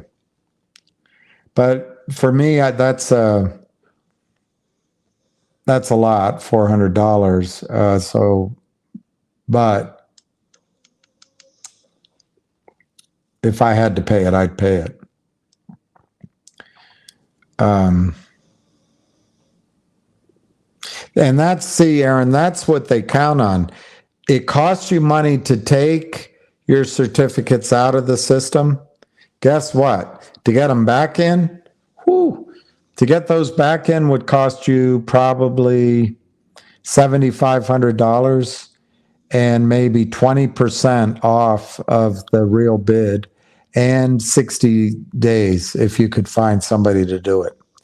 This is the trap they do. They want to get you into the electronic system so they can treat your shares the way banks treat your money. I read that there is 0.5% cash in U.S. banks versus the black and white number that goes out every month to everybody as their cash balances. That's what they're trying to do with stocks. So the shorts don't need to buy back all the shorts they sold. No, look at Bed Bath & Beyond. But that's not really what I'm saying, Gio. It's at what price? I guess I'm saying two things, Gio. If you ask for 2 days trading and they need to buy them back, that's your statement. They need to buy back the shorts they sold. To the shorts, they would say, okay, we need to buy them back. But we're willing to wait years and we'll buy them back at 0.00001. And the system's saying, no, you have to buy them back now. And the shorts say, why? The stock's already been distributed. We'll go to court. We'll stay in court. But why do we need to buy it now? There's no mad scramble for the shares anymore. So we're willing to pay the cost of our court fees and we'll stay there. But we don't want to pay that much money. We believe if we wait, we will only have to pay a penny a share. So I think that'll be the shorts argument. Or they'll say, we don't owe anything. The shares have already been distributed. Caveat emptor, they'll say. It wasn't our FINRA's fault, SEC's fault. So yeah, that's going to be their argument. We don't need to buy back the shorts at a high price. They may even argue we don't have to buy them back at all. Look, they're in the habit of never having to buy them back, and the system covers for them. So that's one answer to you, Gio. My other answer to you is, even if you assume they have to buy them all back, why do you assume that they have to buy them back in 2 days of trading at a high price. Remember, the same people that are pushing you on Twitter are probably lobbying Congress, and they will lobby and lobby, and they'll say, oh, one, it should be very low because they were just trying to be greedy to buy the stock, and they were hoping for a short squeeze, and it was fraud.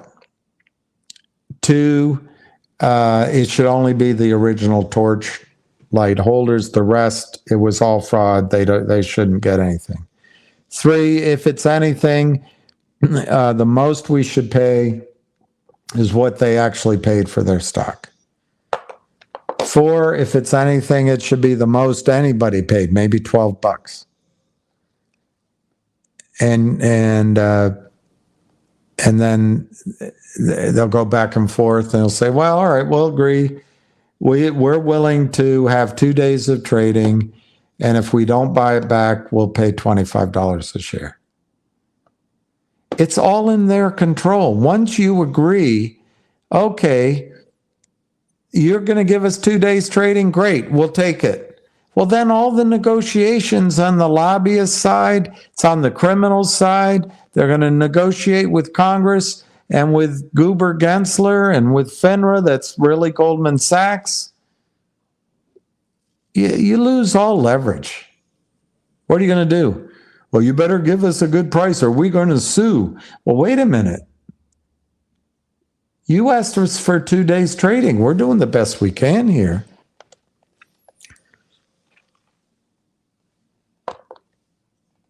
Can the shorts go to a private company? No. And that's what FINRA said. Just put it over to the private company. Why did FINRA say that? Jessica Hopper. Why did she say that? Because that's what they do with all the electronic entry shares.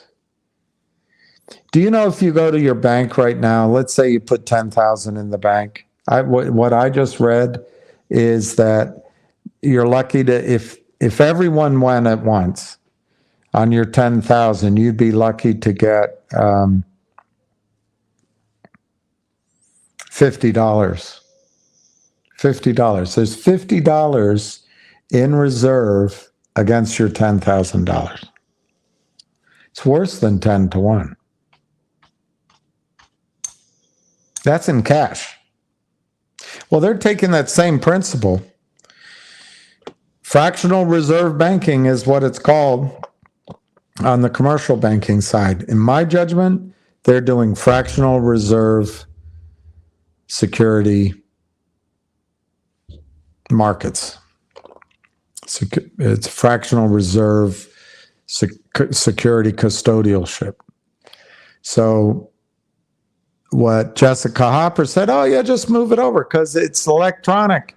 If NextBridge were a public company right now, you'd have a black and white entry in your account that would show that you own NextBridge. It would all be an IOU, but you wouldn't know about it. Just like when you go to the bank, you don't know about it. You got a black and white statement when you go to the ATM, black and white. Hey, I got this money. But if there's a run on the bank or if the system crashes, you don't have that money. Well, that's the same thing going on with the security system right now. And so the by accident, I think, but maybe it was planned, by going into a private company, my opinion is they didn't want to be a public company.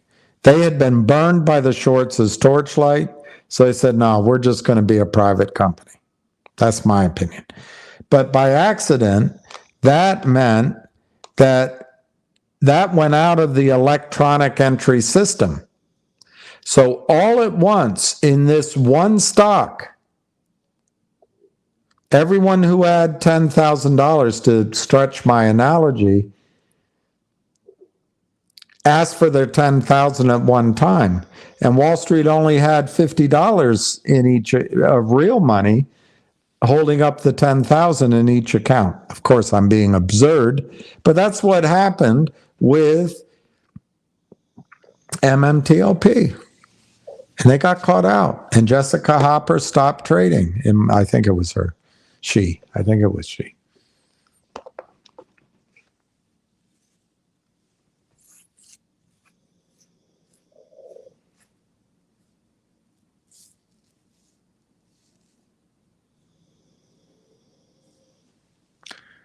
Let's look up BBY Bing.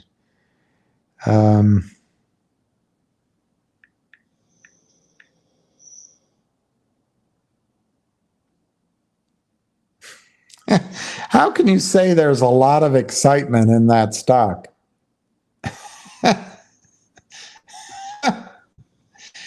What do you think of BBBYQ? There seems to be a lot of excitement with the shares. How can you say that? It's down 28%. It's flatlined. All right, well, let me take you seriously. Let me see why you think there's excitement.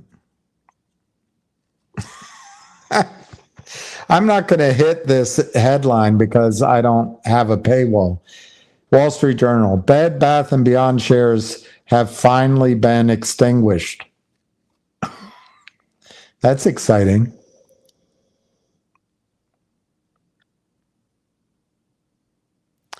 Is it too late for Ryan Cohen to save Bed Bath & Beyond stock?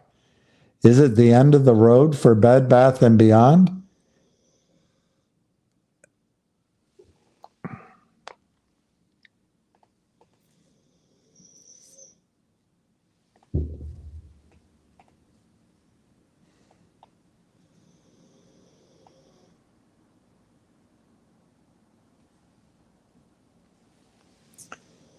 Bed Bath & Beyond stock prepares for deletion on September 30th.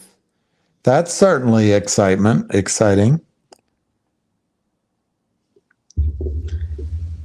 Beleaguered Bed Bath & Beyond stock about to go bye-bye. Couldn't be more exciting than that. Bed Bath & Beyond shareholders left holding worthless stock as bankruptcy hearing approaches. That's pretty exciting.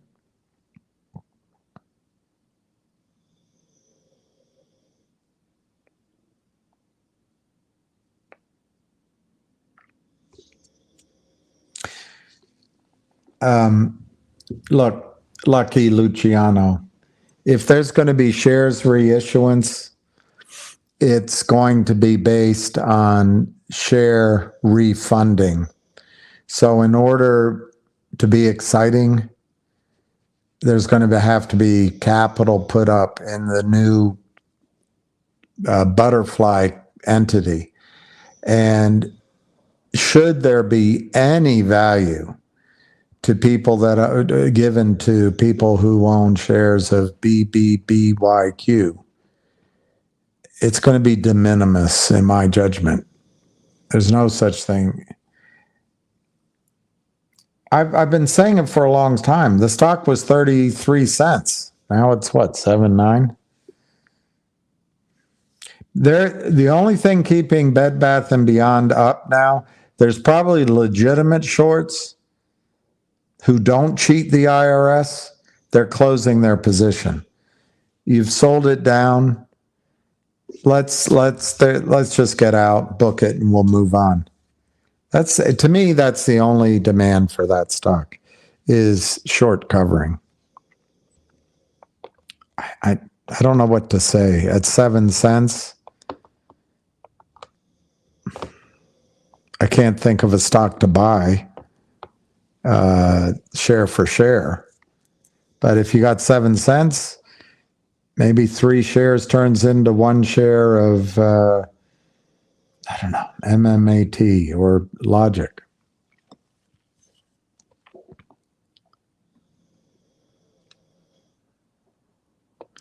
All right, Z to the U. Shorts are about to get wrecked. So I guess, guys, you should ask Z to the U because I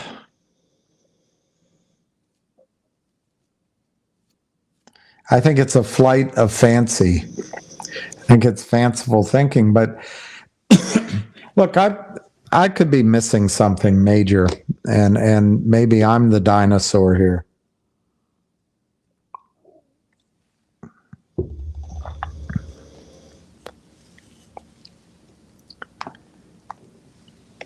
Dumb money, 8 out of 10. All right.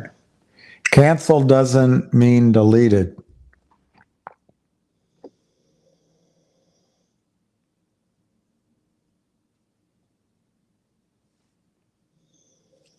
I have a thesaurus over there. Should I look it up for you? I'm not going to waste my time.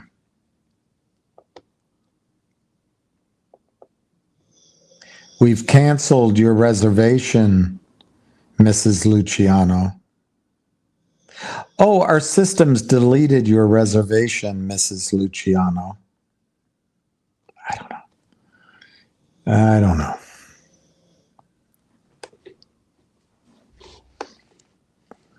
I still don't get why shorts from BBBYQ have anything to do with a new company. They don't. But maybe I'm missing something because people are so adamant. But I strongly recommend, if anyone is still listening to this discussion, do not buy shares. I can't give specific financial advice, but I think you'd just be bailing shorts out by buying the share, not shorts, longs out by buying the shares.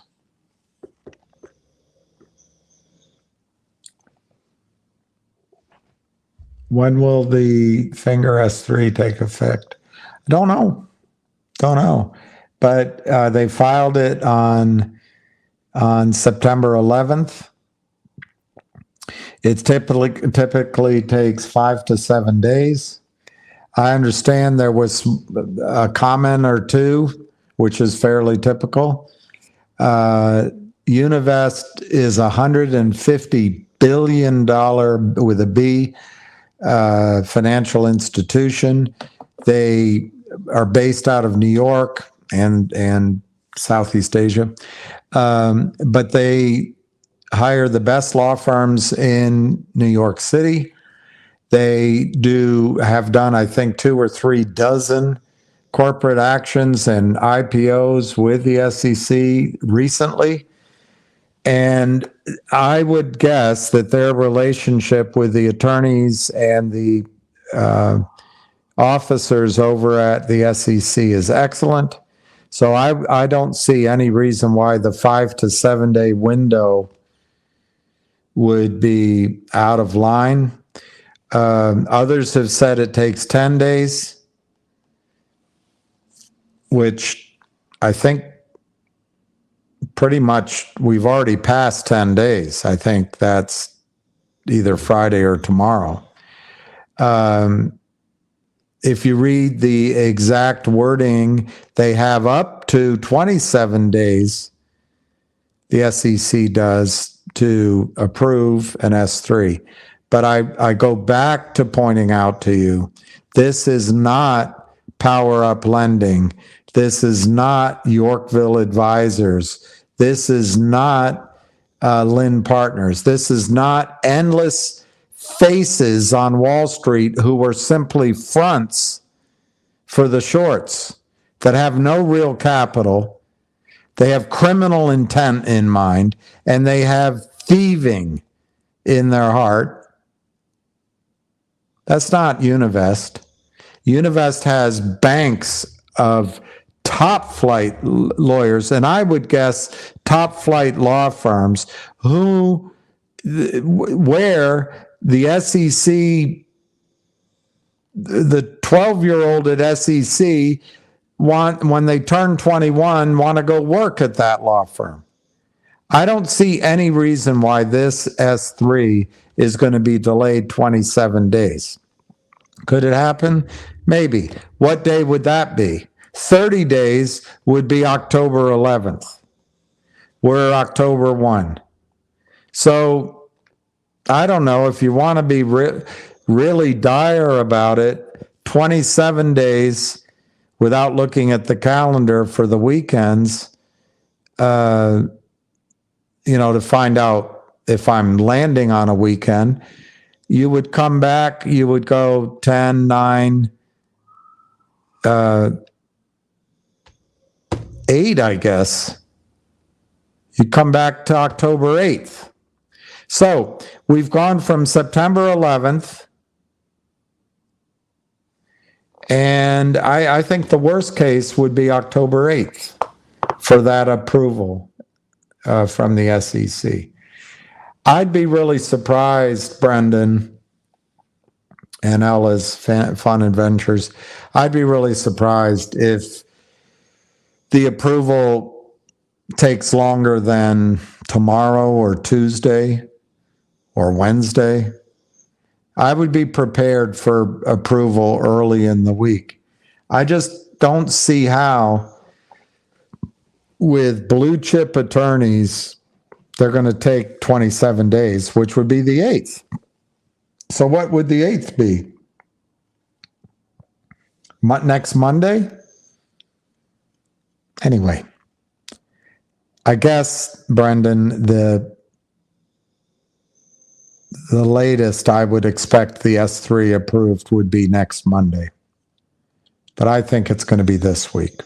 I don't think it's going to take the full 27 days. Share reissuance. Lucky, I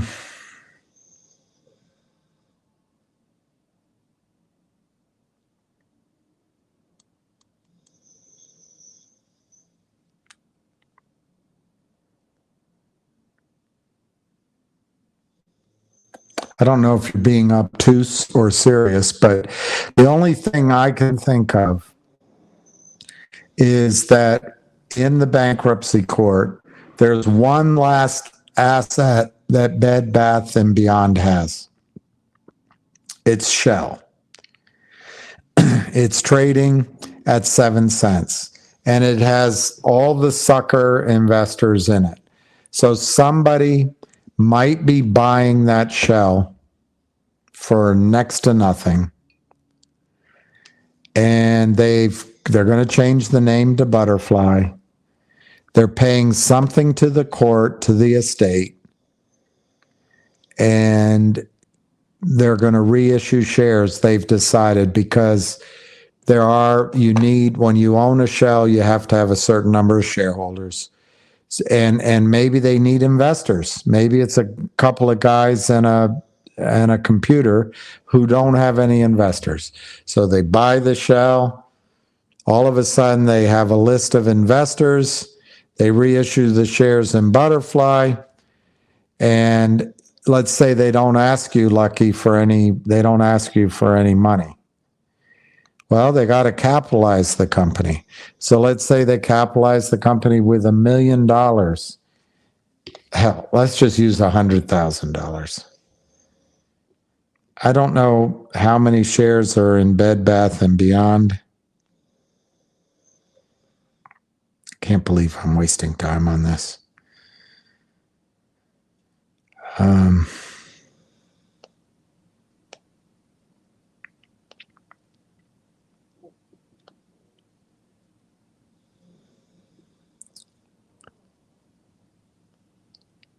I can't believe I'm wasting time on this. This is completely a waste of time. Okay, so the shares outstanding are 782 million. Let's say the new guys come in and they start Butterfly, and rather than sensibly recapitalizing the company, they just say, okay, we're going to go with 782 million shares outstanding. Of course, they're going to want some shares for themselves, so they might raise that up to 1 billion shares outstanding, but let's just go with 782 million. And let's say they have to capitalize it with $100,000.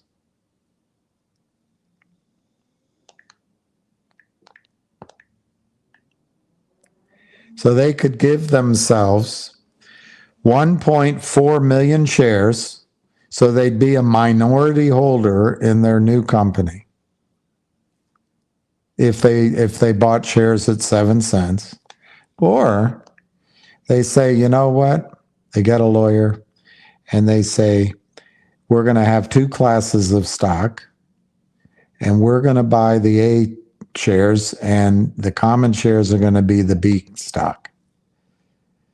Or they say, when they buy the shell, shareholders are going to be reissued the 782 million shares, and they're going to own 5% of the new co, the butterfly. I don't know, but whatever it is, I really don't see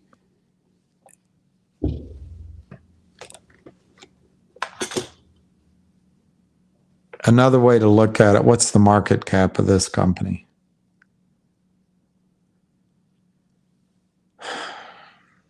$61 million. How the heck? 61 million. 62 million market cap. So in other words, they would have to put up 60 million, 65 million with your logic to own a majority of their new company. I don't see it happen. I think what's happening here, Lucky, is people are trying to get you to buy the stock so they can get out of the stock. If you're a major holder and you own 10% of the company right now, and they can convince you to buy the stock, they can take 6 million out of the stock. And remember, they have losses, but they'd rather take 6 million out if they own 10% right now than 0, because they can take 6 million and turn it into 12 and then turn that into 24 by trading. This is a sucker's bet. Anyway, Lucky, I may be wrong. I can't think of a single way I am, but the net operating losses are valuable.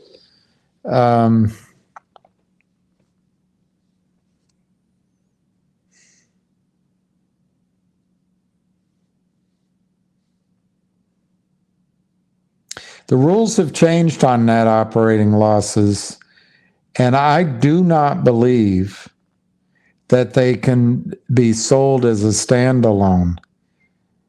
But I'm not an attorney, but I think the rules have changed.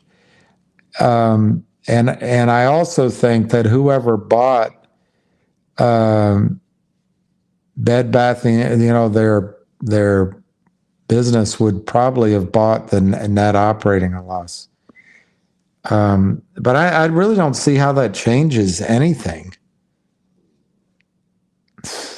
The shorts are extinguished. But I think the net operating loss is not as valuable as you think.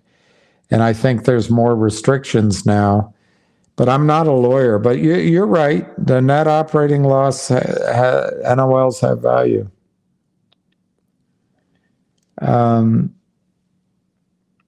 From Twitter, you got it.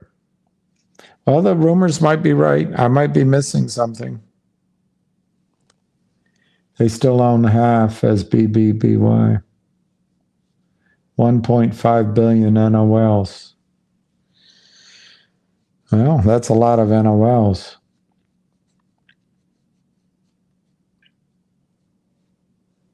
Well, Lucky, if the NOLs can transfer to the new company, Butterfly, and all the other assets went out elsewhere, which I think's a big if, but what do I know? I'm not a bankruptcy attorney.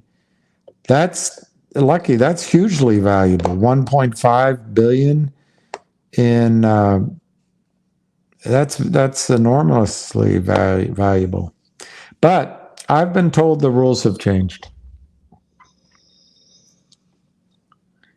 All right, keep an eye on BBY/Q.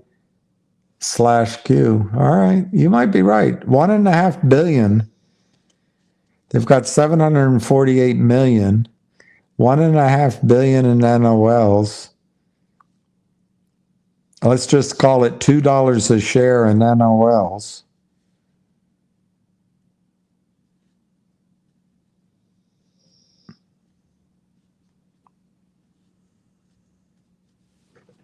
Are they worth $2 a share?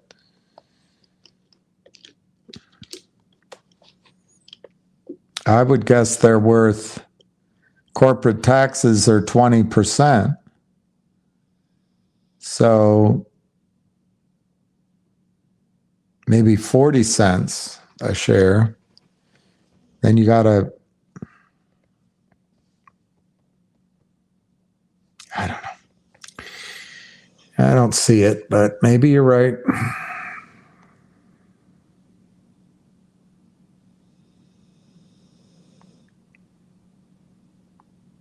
Houston Wade, maybe. So maybe rather than me pontificating, I'll try to go on Twitter and see what the story is. Can you repeat?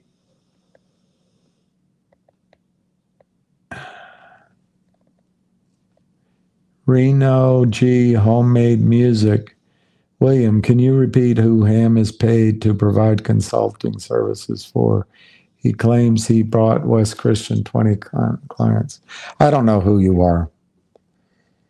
I don't like the phrasing of your question. It implies he's lying. I never heard him say he brought 20 clients, but it may be. Roger James Hamilton, Ham.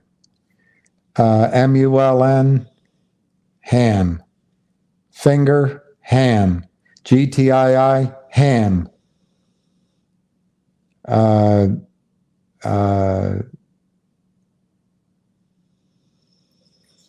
Possibly COSM because Ham's friends with Frank Benedetto. Possibly. CRTD, Ham. MMTLP, Ham. Ham brought West Christian in to this. And then, of course, it feeds on itself. And then how do you allocate if Jeremy, who Ham introduced to West Christian, if Jeremy introduces another company to West Christian, do you give credit to Ham? So it's not that he claims he brought 20 clients to West Christian. He did. He did.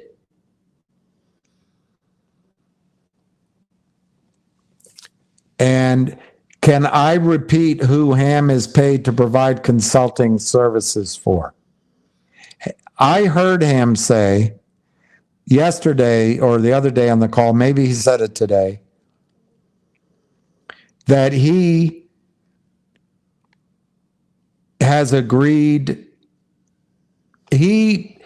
West Christian has more business than he can say grace over, and West never paid Ham for it. He can't, apparently. So Wes is, according to what Ham said, is paying Ham some number a day for some number a day of consulting services. Right now, I can't remember if he said $300 or $330 or something like that.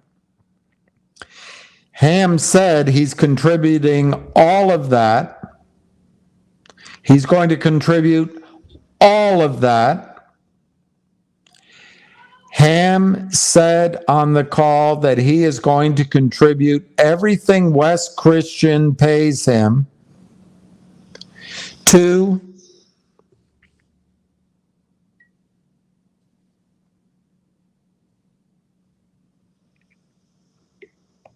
The Wall Street Conspiracy documentary.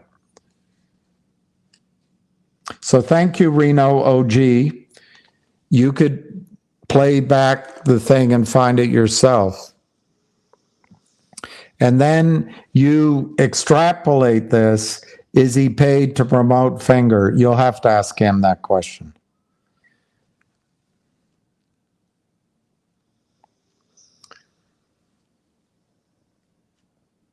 BBBYQ is gone. That ticker is delisted.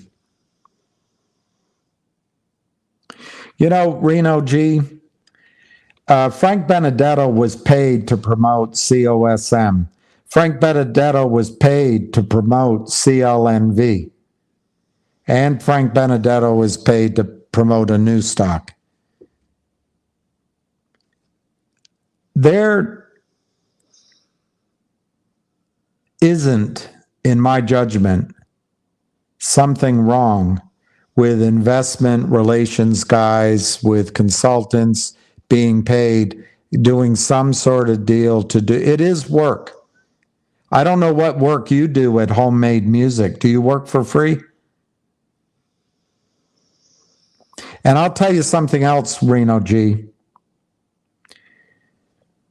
Ask Ham, but if you're implying that Ham is somehow pumping Finger,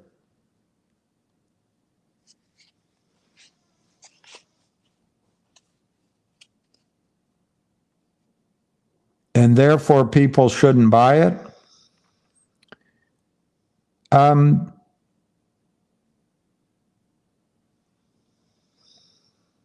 okay, don't buy it.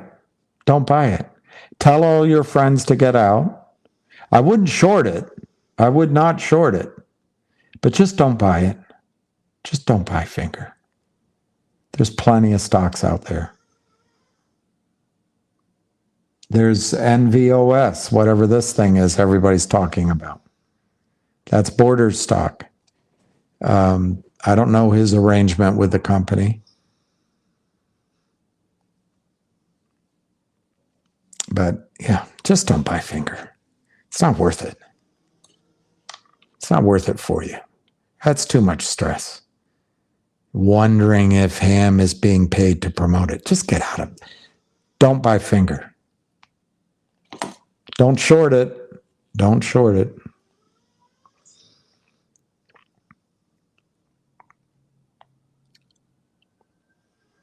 They have Bye Bye Baby.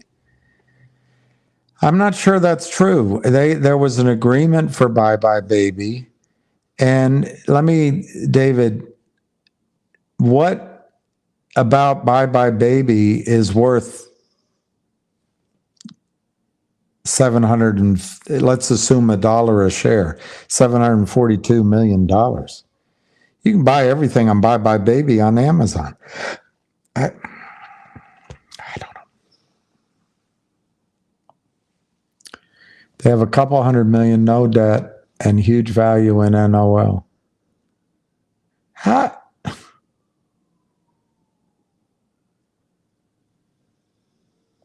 Are you telling me, David Hensley, that the bankruptcy judge allowed Butterfly to take $200 million out of the estate? Something doesn't compute.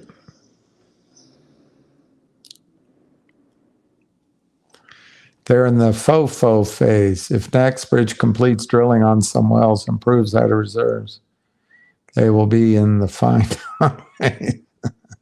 I like that. That's what fractional reserve banking is. It started basically when people would deposit gold at the banks and they would give specie, they'd give a chit. You know, let's see if you're going through Sherwood Forest bringing gold, you might get knocked on the head, you lose the gold. So, you know, Cromwell Bank and Trust came up with the idea, the gold's just sitting there, and there's gold up at Mary Queens of Scots Savings and Loan. Why don't we just give to, the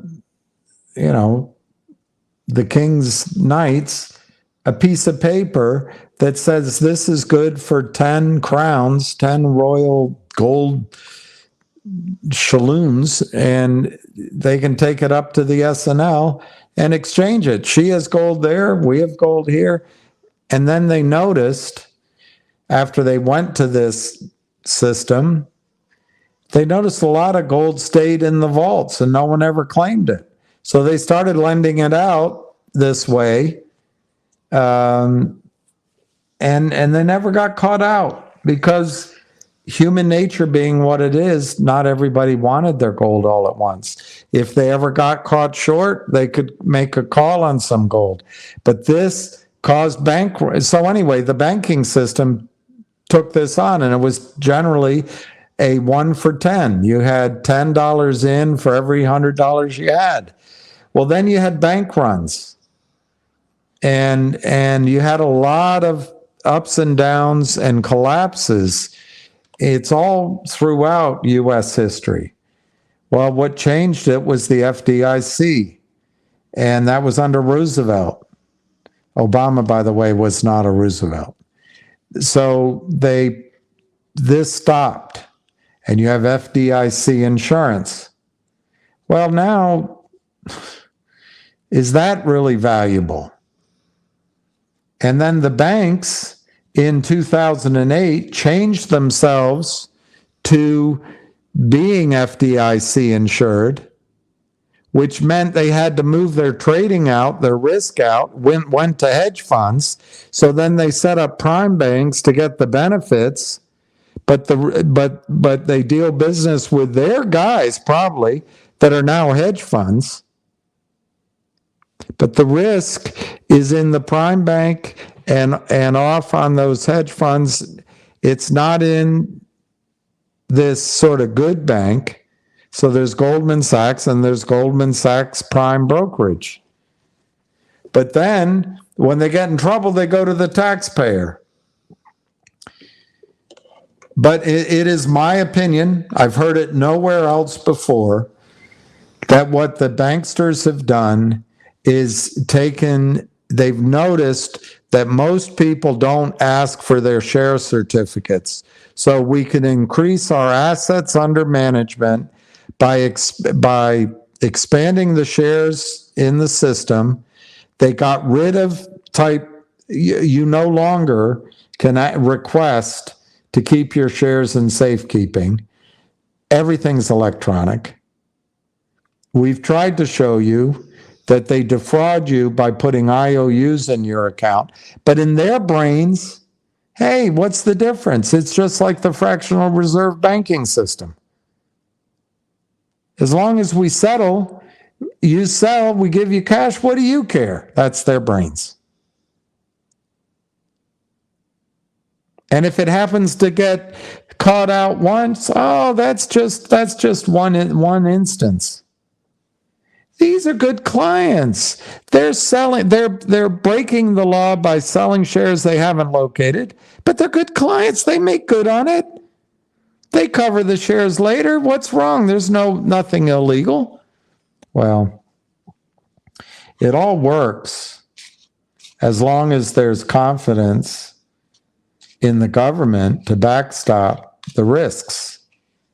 And I would argue that we came really close to system breakdown when long-term capital management went down. We came really close when Bear Stearns and Lehman Brothers went down. I'm not so sure we avoided trouble when SVB went down and the other one just recently.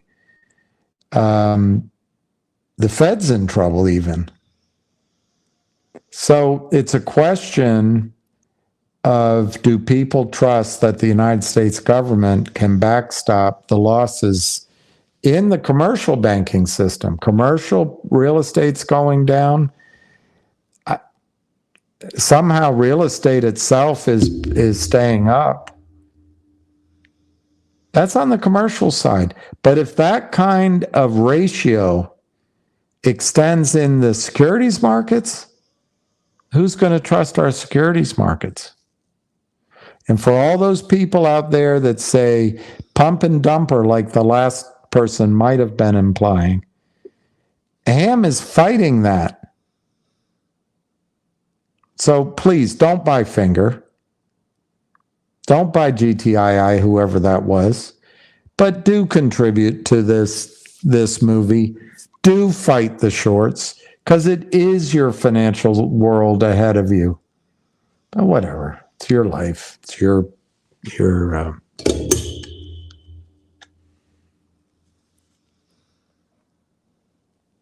don't want to dilute the effort. But the next company is NWBO, life-saving product.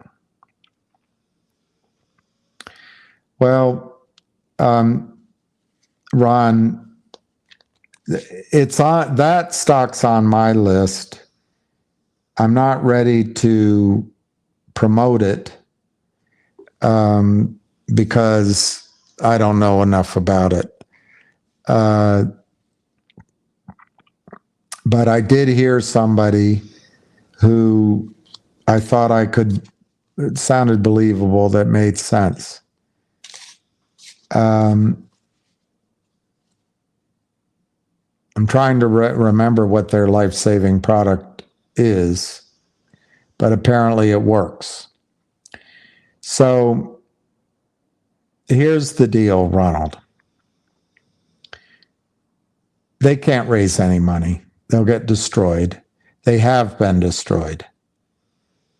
The only thing that can change the story for NWBO is if a big company comes and buys them.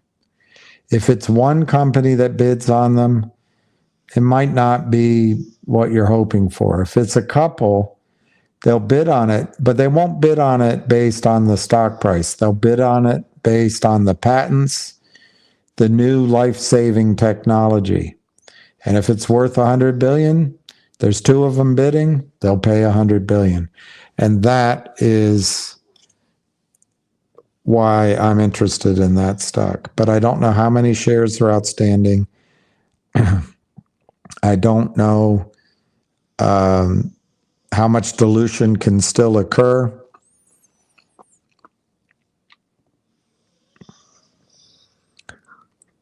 And frankly, don't know if and when a buyout would ever happen. But I'm open to that idea, Ronald.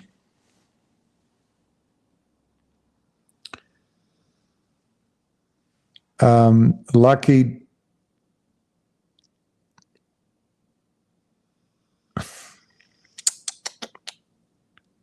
Anyway, I guess you disagree with me, and that's fine. Maybe you're saying politely disagree. I don't know what you're saying. But look, I could be wrong. I don't see how, but I could be wrong. So don't listen to me. And I didn't study it. You've obviously studied it, Lucky. But how a judge would allow $200 million out of their estate when the purchase prices were in the 20 and 30 million range, I don't see it. And they had billions of dollars of debt. I don't see it.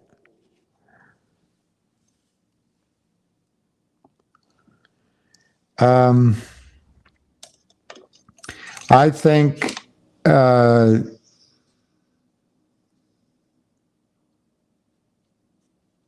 number one, all in, an electric vehicle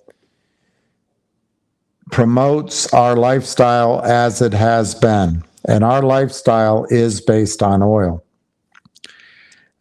Secondly, so it requires no changes. And I think the biggest thing ahead of us is we're going to have to change how we live. We're going to live in very concentrated areas. And if we have cars, I think they will be for to get from city to city, city to town, but in the town you're going to be walking, or we won't have cars at all. But anyway, that's down the road. So electric vehicles allow us the illusion we can continue to live the way we are, and that's a mistake. Secondly, vehicles take a lot of oil to build.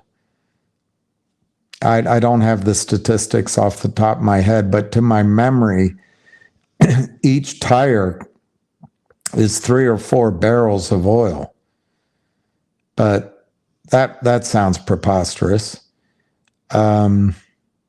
Maybe it was gallons of oil. But each tire consumes a lot of oil is the point. And so just using the vehicle model consumes hydrocarbons. Thirdly, to get the battery crap, you burn hydrocarbons. Now, if anyone like Elon Musk or maybe MMAT comes up with a new battery technology, that is the Holy Grail. That is the Holy Grail. And I think it'll come. Remember, automobiles first went maybe 5 miles per hour. So we put a lot of money and ingenuity into developing the engine. We could develop the battery. All of that is by way of saying that electric vehicles do very little to reduce the demand for oil. They do even less to reduce pollution. They're unreliable. People are going to find out that they're expensive to maintain.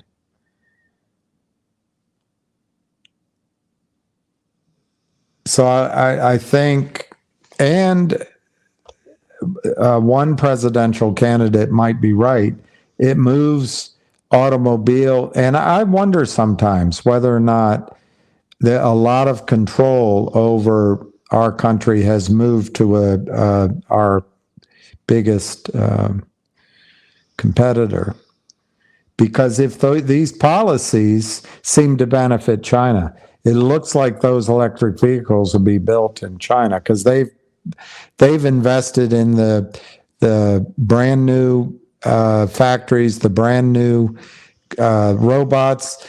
They took over a lot of our patents, so they're ready to build those cars. Also, they don't follow the same pollution, at least as far as coal is concerned, perhaps, as we do. So we can export our pollution.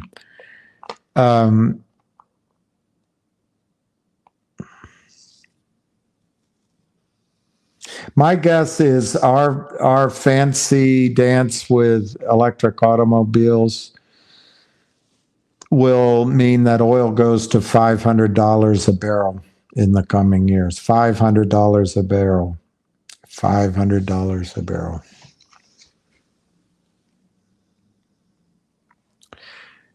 You can't buy BBBYQ for the last 2 weeks. I don't know what. You cannot buy shares right now on export market. All right, so maybe, Lucky, if Butterfly is coming in with money, no debt, and they bought the NOL, maybe that's what you're saying. They bought the shell, so they get the NOL. Then you're just buying into a new company. I don't know that the price will stay at 7 cents. I would be really surprised. Anything's possible in bankruptcy court. Maybe the judge said, if you buy the NOL, you have to transfer the shares.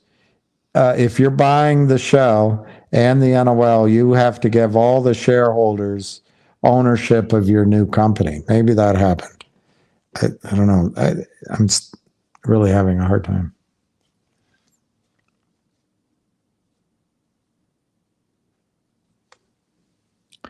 They get 5 billion synthetics to potential squeeze.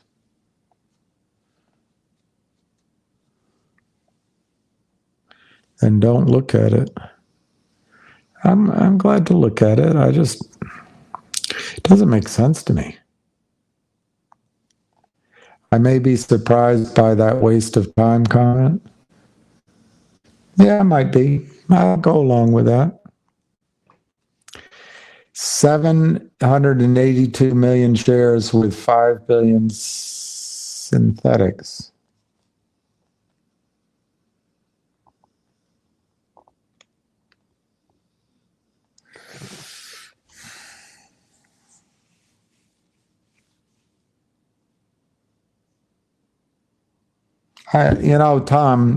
Thomas, I'm missing something. I'm really missing something. 782 million shares went into bankruptcy. They don't exist anymore.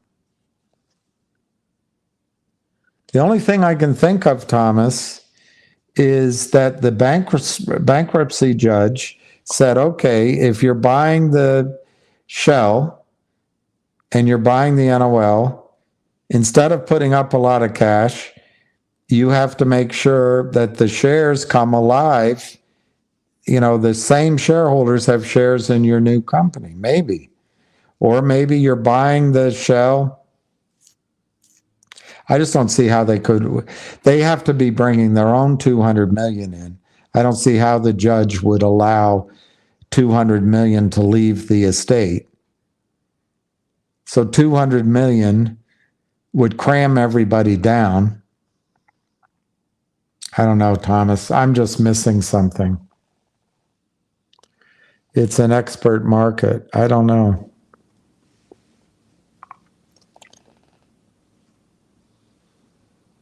PB Soups took a snippet claiming he now has SEC complaint material. Daryl, for what? For what?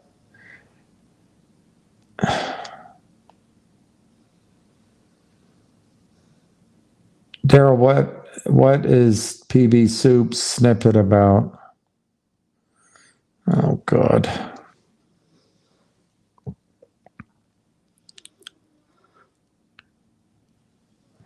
Well, you know what, PB Soups?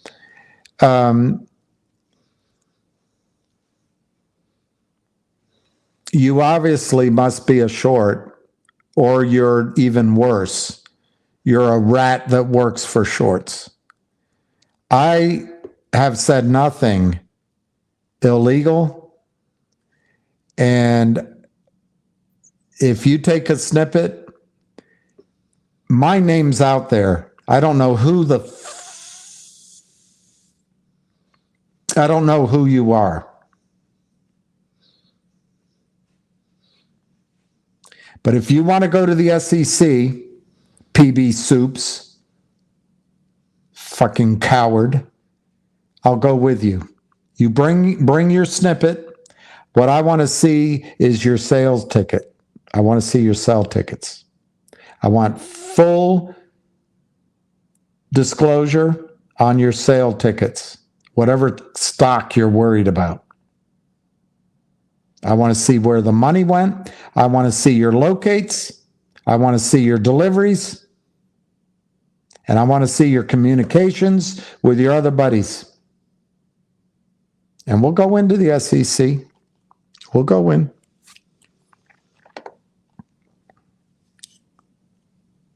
What's the complaint about, Daryl? I have no idea what snippet he's talking about.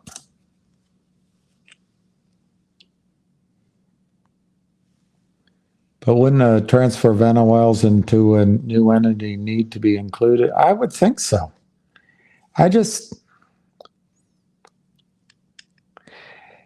They had billions of dollars in debt. And debt holders, remember, bankruptcy, JM, Bankruptcy is for the debtors. It's not for the,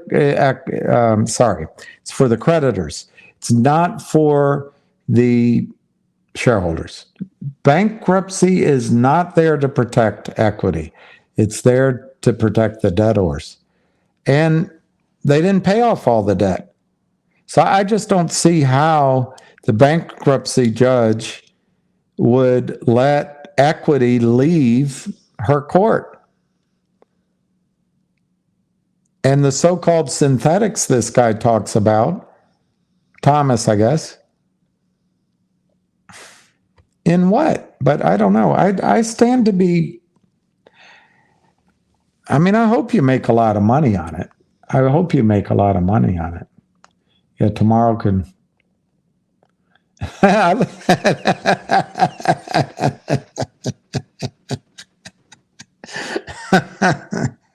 That's very good, David Hensley.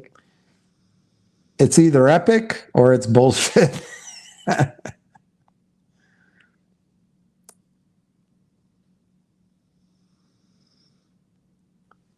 He told SEC Reg's show was full of holes. Actually, I read Reg's show. It doesn't seem to be full of any holes. It's pretty clear. The only hole in Reg's show are the A holes that don't enforce it.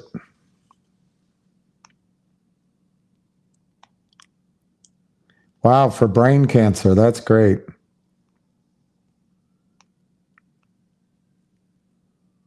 Red pepperoni. Oh, let's look at those donations.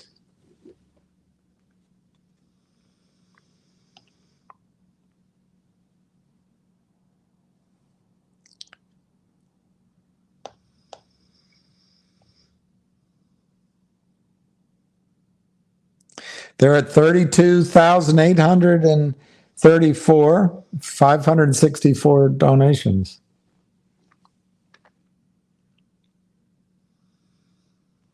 Thanks, David. Blood lithium. I like that. Very funny. Sal Hoboken. Hoboken Sal, you need to meet not legal advice. That's very good. Just found 2 lumps on my car battery. Got them tested. 1 came back positive. Very good. I hope it's not terminal.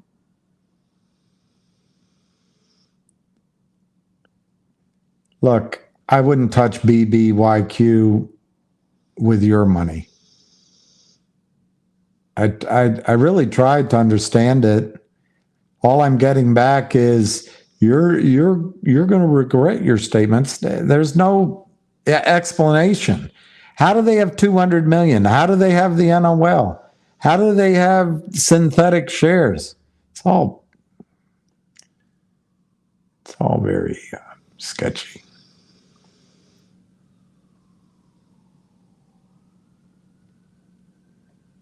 All right, here he's answering me.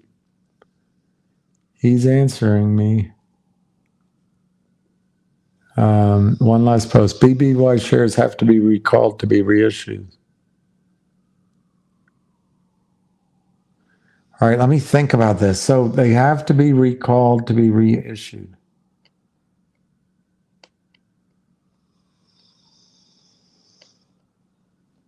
That makes some sense. But I don't think the new CUSIP has to worry. But there's 2 things. One, you're saying then that the bankruptcy court sold the shell. And I guess that's possible. So they have to be recalled to be reissued. New CUSIP. Shorts have to close.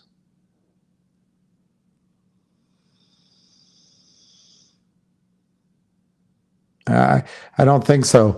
A new CUSIP happened in COSM. There was no squeeze. The new CUSIP doesn't do anything. And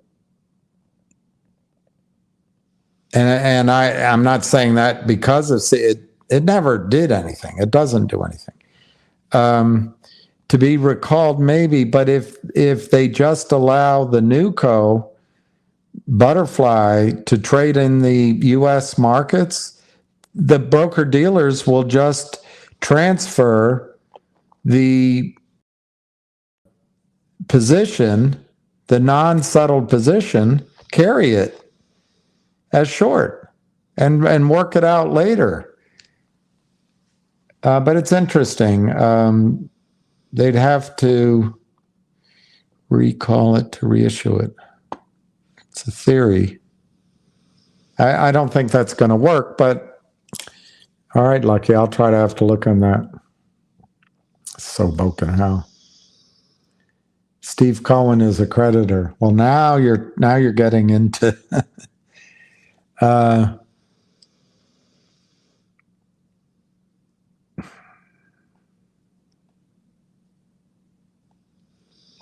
don't know. I'm not a lawyer, but bankruptcy court wouldn't let that much value go out and leave creditors unpaid. That's just my opinion. You have bonds. Wow. The shell got sold. All right. Now that starts to make sense. So you're saying the shell gets sold.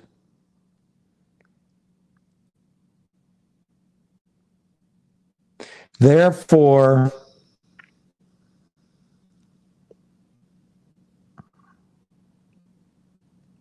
the shell gets sold. Therefore, the shorts remain. I'm trying to think through is I would just think if the shell sold the system, there's 748 million shares and whatever, 5 billion shares synthetic, whatever. That's been carried at BBY at 20 cents, 30 cents forever. They'll just move it over to Butterfly and be carried there. But maybe they have a trap in there, and it's all about clever ways of trying to trap the system. Lucky, at some point, the shorts are not going to be able to get away with this. And maybe this is one of those times, finally. You might be right. Okay, I lied. One more. Oh, one more. I didn't think you were lying to me. The recall is the squeeze. Anyway, I'm getting too tired. I don't see it, but I'll think about it. I'm sure I'll think about it all night. Maybe you have something. Hey, Terry, how are you? I didn't eat dinner. I had, what did I have? I had, I don't know, like a peanut butter and jelly sandwich and a pita bread with olive oil, late lunch.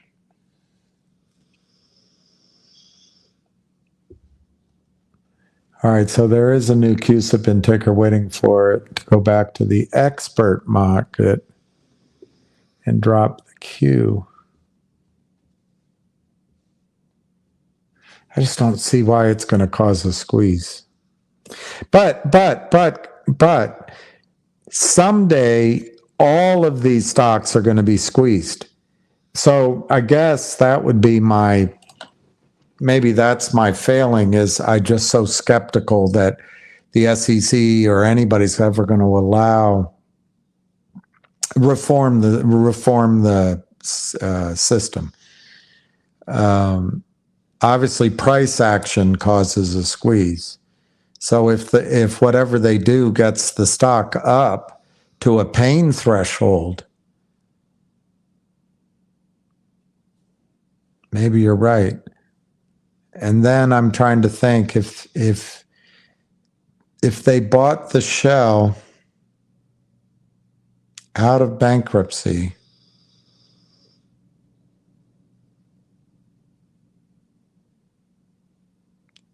see, I'm not a bankruptcy attorney. I still think if you buy the shell, the equity is still wiped out.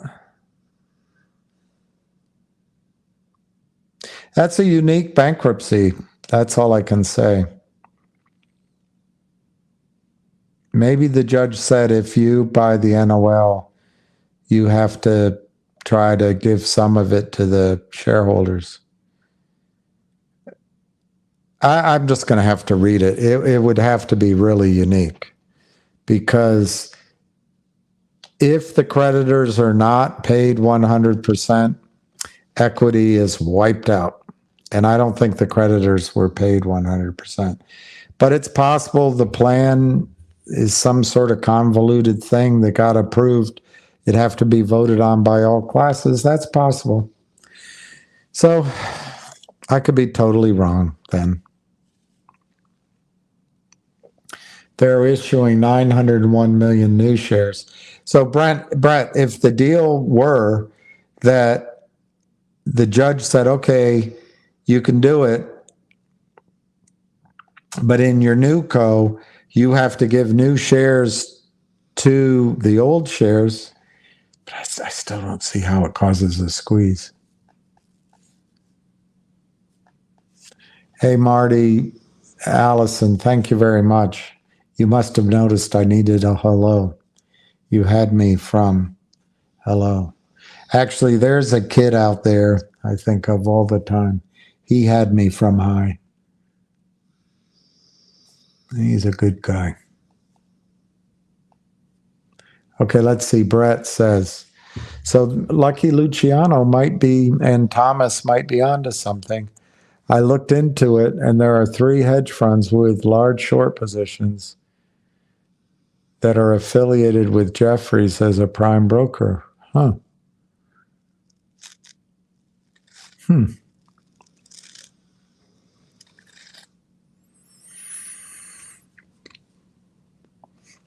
50% equity was supposed to go back to the shareholders. So in other words, in this new Butterfly, the judge said, I'll let you have the shell and the NOL if you make sure shareholders get 50% of your new co.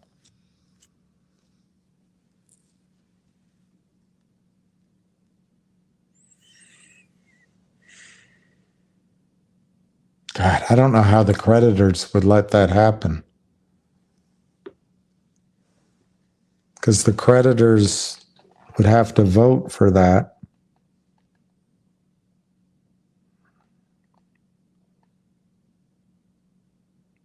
Unless, Brett, did Butterfly pay the court, pay the estate for the NOL and for the shell? Then the creditors would have said, okay, we'll do it because that's more cash to us. And then the judge says, well, in addition, the price of the NOL is not only the cash you paid to the estate, but that you have to take care of the equity holders in the shell. You have to recapitalize it, and they have to own 50% of the new company.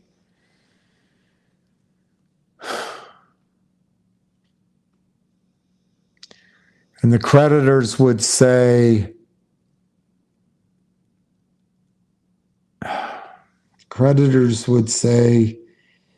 on the one hand, the creditors would say, you know, you're giving away that 50% that goes to the equity should come to us. But the buyer would say, well, we're not going to buy the NOL. We're not going to buy the shell. We'll pay cash unless we can have the shareholders. Yeah, I guess it's possible. I still don't see why it's going to squeeze. and issued new shares.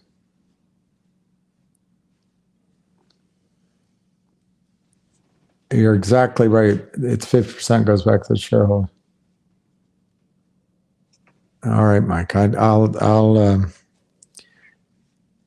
get to the end of this. Okay, now Thomas is saying creditors are now the buyer of the shell. Ah.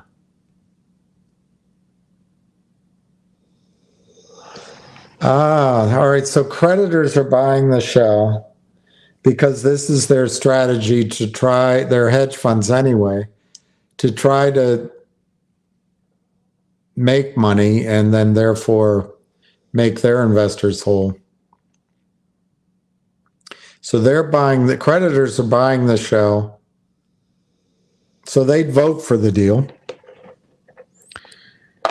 And then equity would vote for the deal because there's a chance. You're saying we have a chance. But how does the squeeze come in?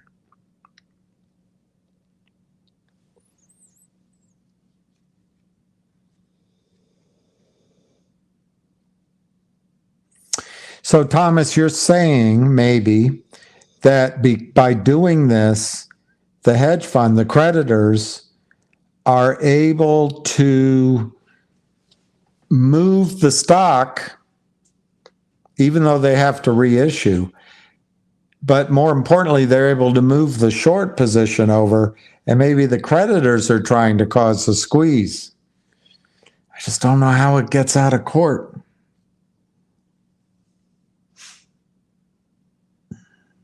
I don't know how it gets out of court, but that would be something clever.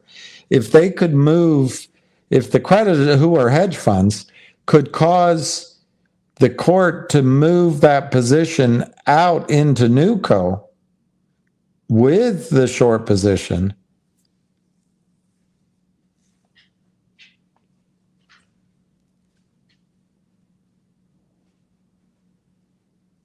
that's interesting. Maybe they could force the squeeze, and therefore they end up getting a profit in this overall position.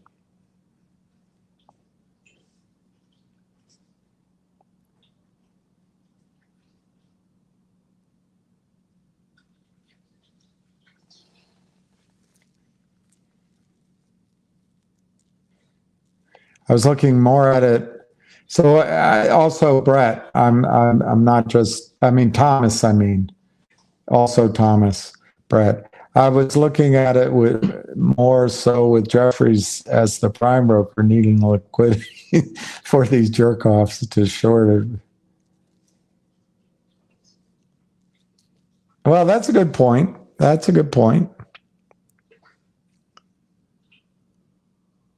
Okay, so Barry's bit, BBYQ Monday to be butterfly. Yeah, so that must have been the deal for the judge, for the plan, because that's what you do. You put a plan before the judge, and then every class has to vote for it. And maybe the creditors put this as part of their plan. So, okay, I got that. Still, the 200 million. I don't know how it, well, I guess if the creditors vote for it, it gets out. So Aaron says, I think it causes a squeeze in BBYQ because the shorts have to deliver real shares of butterfly. I think you're onto something, but I don't think you wrote it the way you want to. I think it causes a squeeze in BBYQ because the shorts have to deliver real shares of BBYQ to... Oh, no. You're saying it the way you want to say it. So they have to deliver... I got you.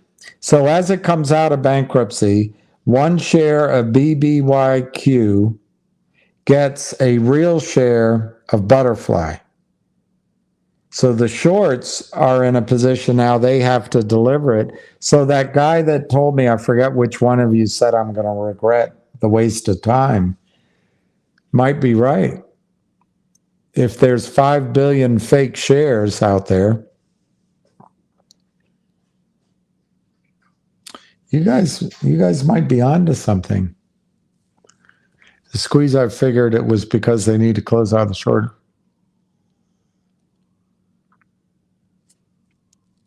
Well, I worry. The only thing I worry about on that is FINRA's response to MMTLP was, why not just carry the short into the new company? Because that's what they always allow. We'll find out. This is an end. Brett and Thomas and Lucky Luciano and everybody. This is an interesting case. Maybe we'll find out if this is one of those things that could cause a squeeze. On the other hand, we might find out that FINRA just carries the 5 billion shares synthetic into a new electronic entry in everybody's account. Aaron Salentine, okay. 900 new shares and billions. I think there might be a... That's interesting.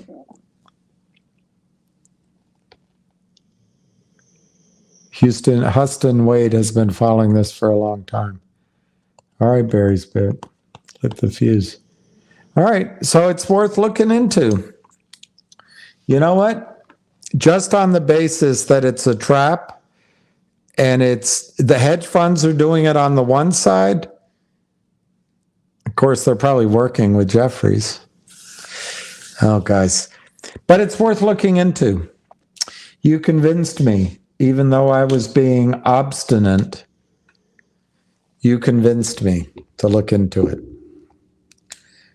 So I will.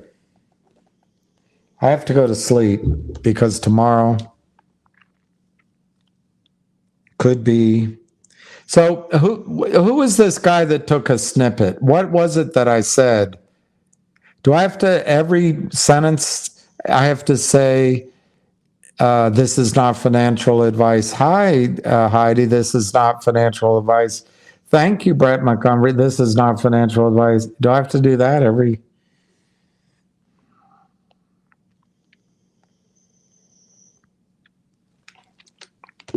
All right, let me see your last point. And then I got to go to bed. Barry's bit. They increased the shares from 400 million to 901. All shorts will be forced to close.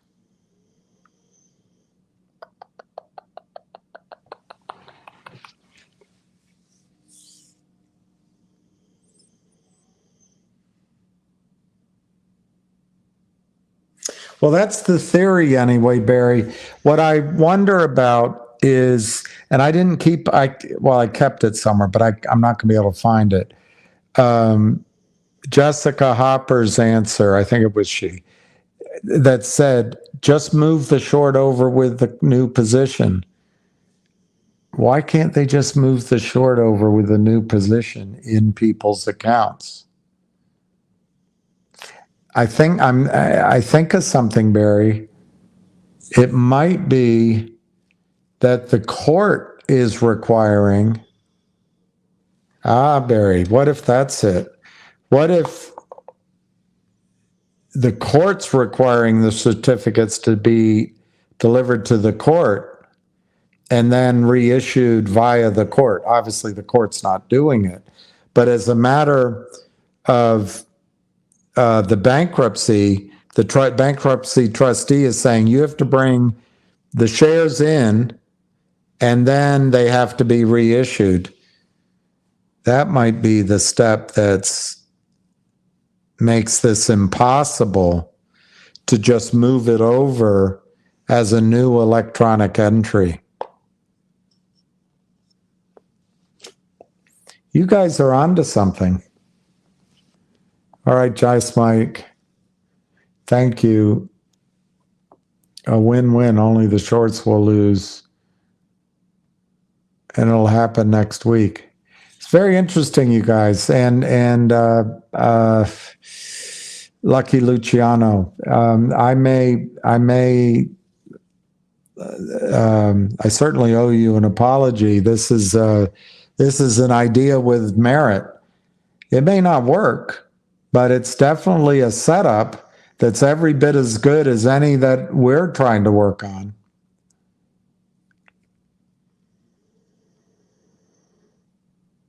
Thank you. And it's taken out of context. Anybody can take anything out of context. All right, shorts have to deliver real shares to the old shareholders.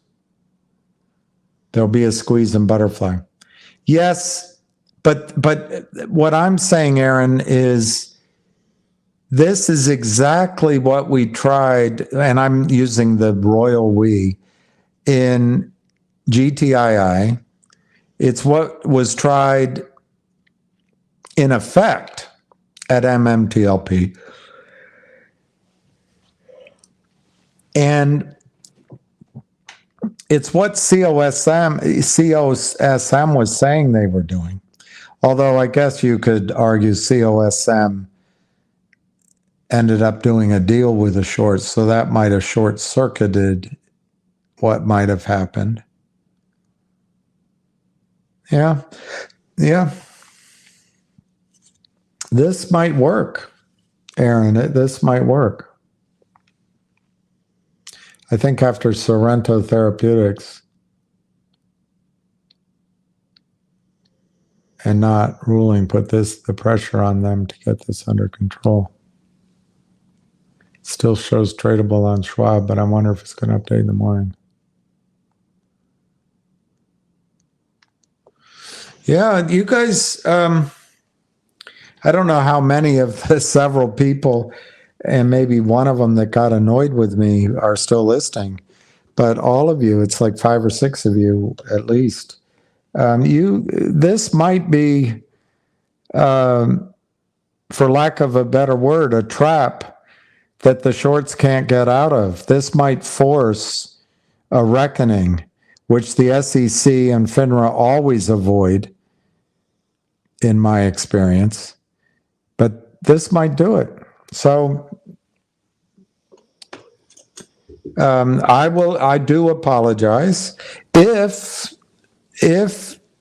it turns out that they have a way of moving the electronic IOU, kicking the can down the road by just putting it in your account. I won't say I told you so at all, because I think you're onto something here. I think you're onto something. And it has to be moved back. Okay. Well, there you go, Mark.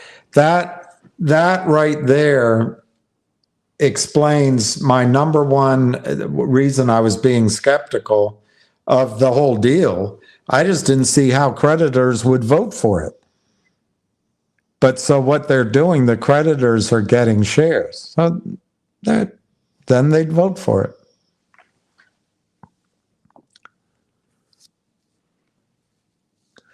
So be it if the shorts transfer to the new company. They thought they won and shorted billions. Yeah, it's very interesting, Thomas.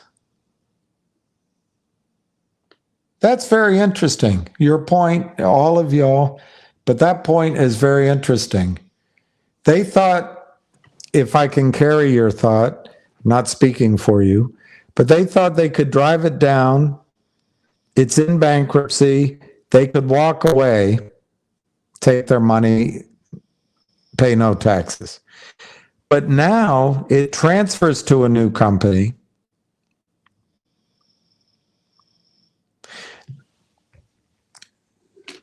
I mean, they all have different deals, but Thomas, if the shorts had to maintain money, which you have to, at each prime broker,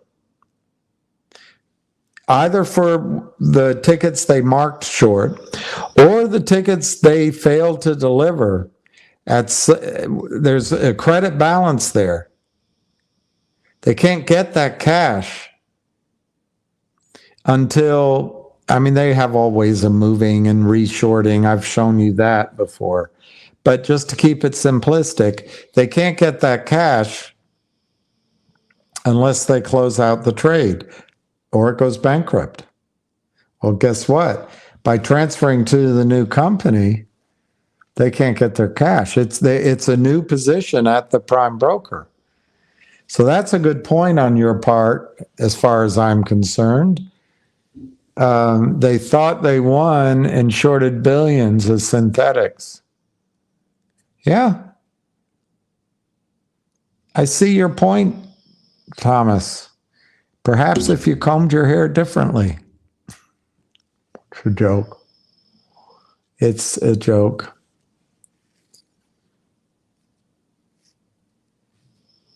Well, that's great, Brett. Taught us all to do our own research, and so that's what Ham always says.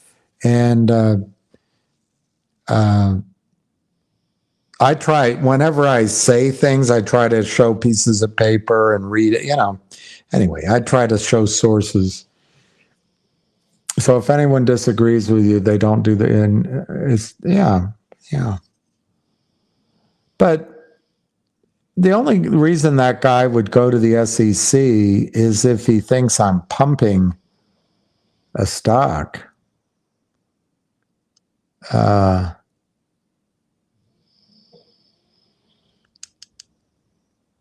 don't know. In terms of any arrangements Ham has, it's up to him to talk to him, not me. But yeah, I don't know what I always try to be truthful, and I try to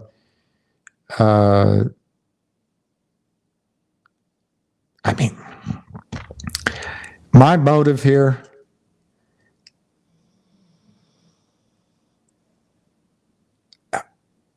I guess there's an aspect of wanting to crush the shorts and get rid of these people who I think are doing evil work, supporting it. But my motive is to help people and to hopefully make many of you, help you guys make yourselves financially free of all this. But I don't, anyway, whatever. If he wants to go to the SEC, I'll go with him.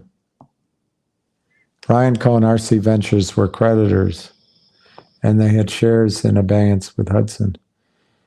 So that's what you're betting on, is that Ryan Cohen and his attorneys have a way, because Mark, I've always tried to point out to you guys that the shorts make money on the way down, but there's people on Wall Street that want to take, it's all about supply and demand imbalances. There's people on Wall Street that want to take advantage of it in the reverse.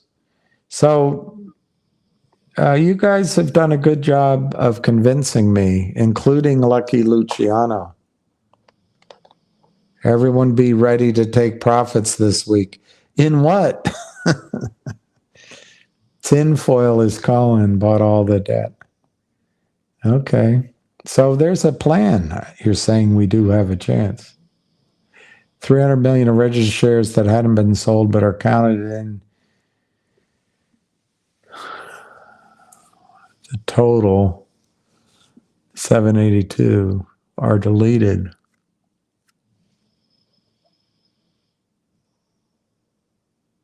They were counted in the outstanding? They weren't in the treasury? All right. So it's about 50%, and that was the deal.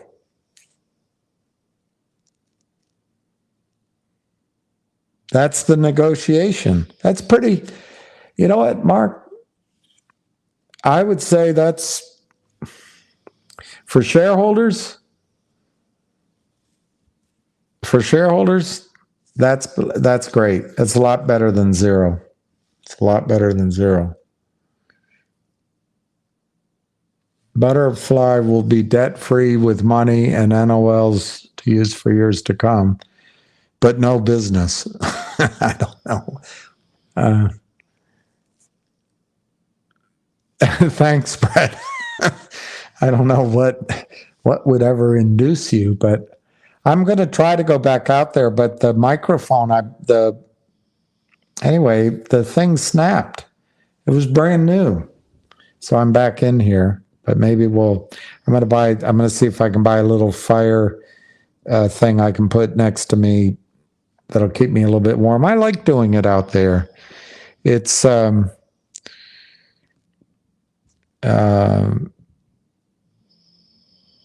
anyway, I like doing it out there.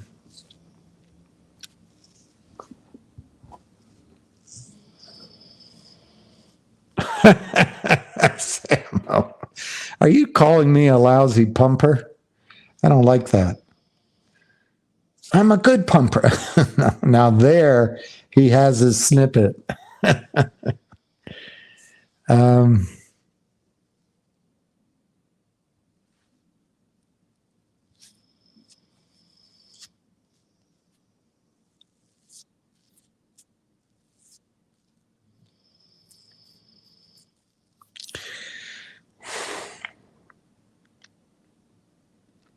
Well, that goes back to what Lucky was saying, and I was so hard on him. Maybe the shares aren't deleted.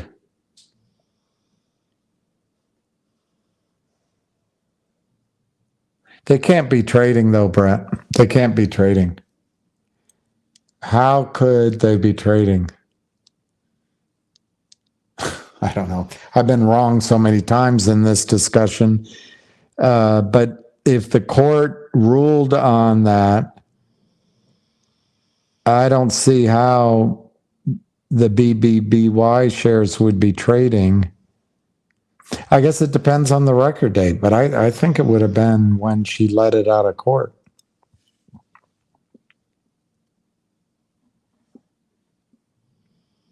New ticker, yeah, that's what it has to be.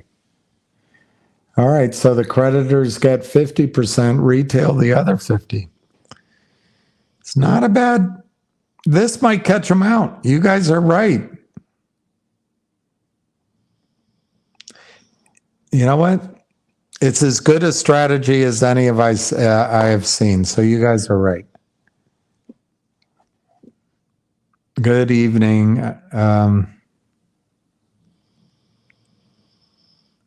Yeah, it should be. Yeah.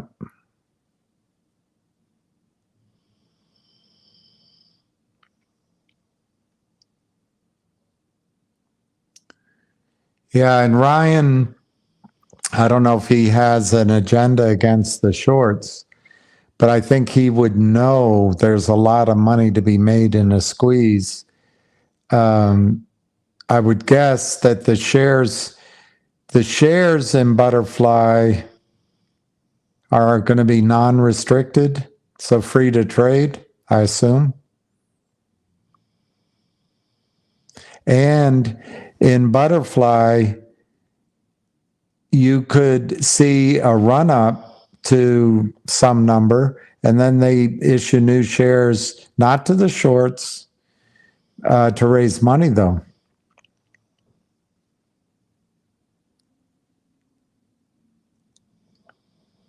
And Icon's in there. I can't read. My eyes are blurry. Holly Eston. Shares were canceled, not deleted. Canceled, not deleted. Yeah, I'm not enough of a lawyer to understand the distinction, but yeah, I got it. So in other words, you got to get out of the courtroom. And then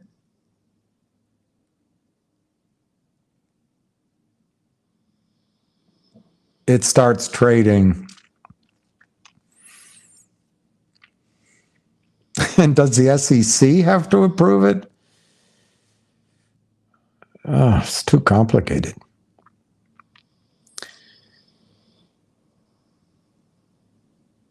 And what would they trade? I don't know. I would think it's Butterfly would be trading tomorrow.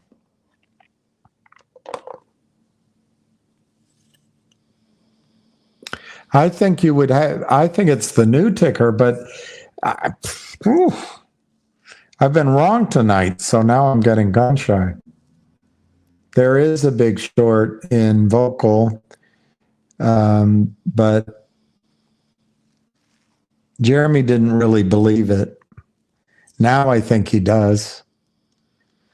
But there's a lot more shares outstanding. Jeremy's fighting it, and if this works, your strategy here, oh my gosh, this could be the template. Just imagine.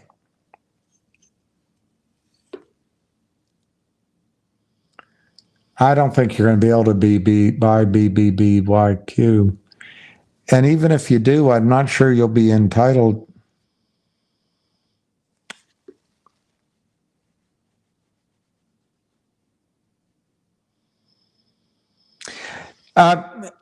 Dos Equis, at the risk of being wrong, I don't think it's BBBYQ that'll go up. I don't think that's the one that'll go up. Because the record date and the effective date must have already passed. If I'm wrong on that, that's your opening. But the court must have decided these are the shareholders. They're now the ones that go into Butterfly.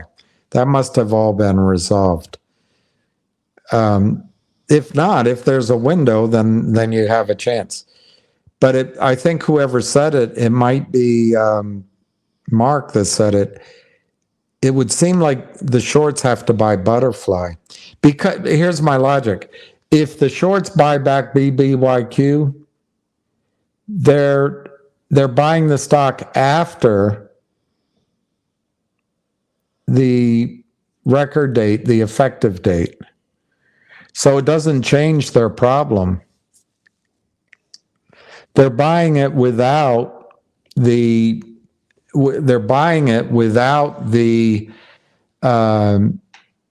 Butterfly shares. So that doesn't seem to help anybody.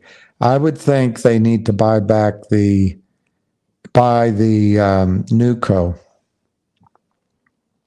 Find out. Unless maybe there's an incentive to buy the BBBYQ without, I don't know. I have to see in the morning.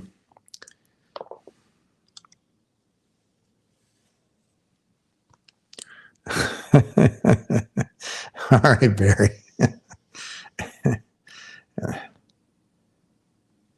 When would the shorts have to cover?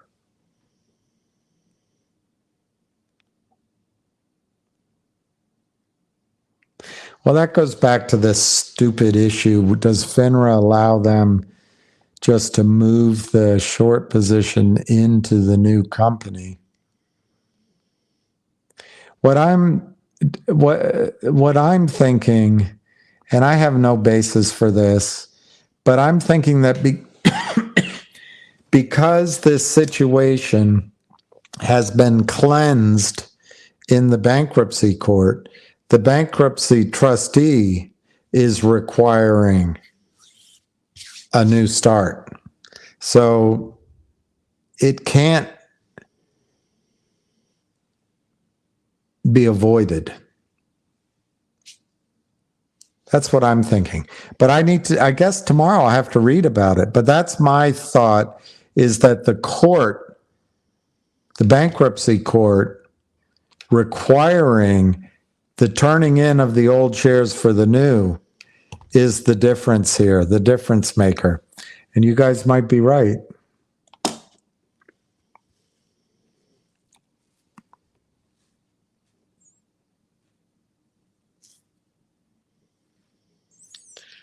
Well, if it goes to the NASDAQ, Mark, it would seem like you need a reverse split, which in this case may not be bad because, oh God, let me think that through.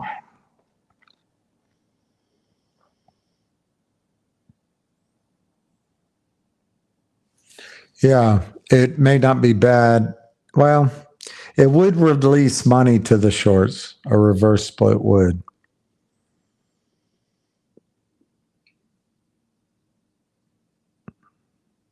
But there won't be any toxic financing going along with it. So, and your hedge fund buddies, your creditors are on your side. They're not on side of the shorters. It's very interesting, you guys. It's very interesting.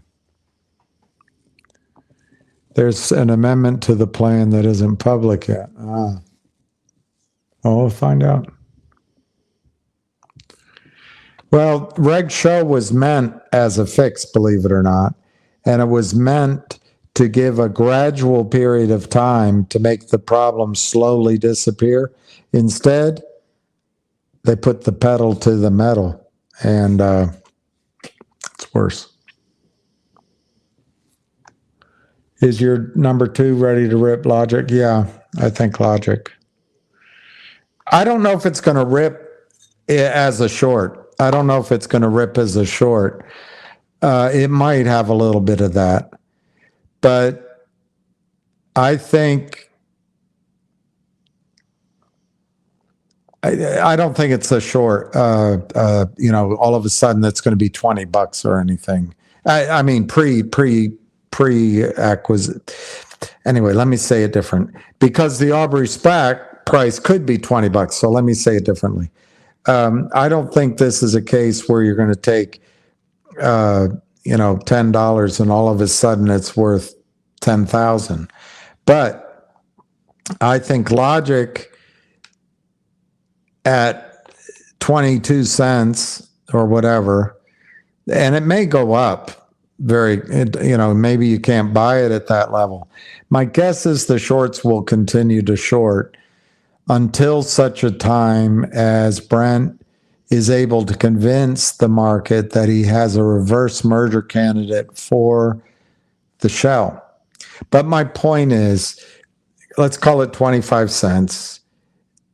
I think the shell is going to be worth 50, 75 cents. Let's call it 50. You double your money with the shell.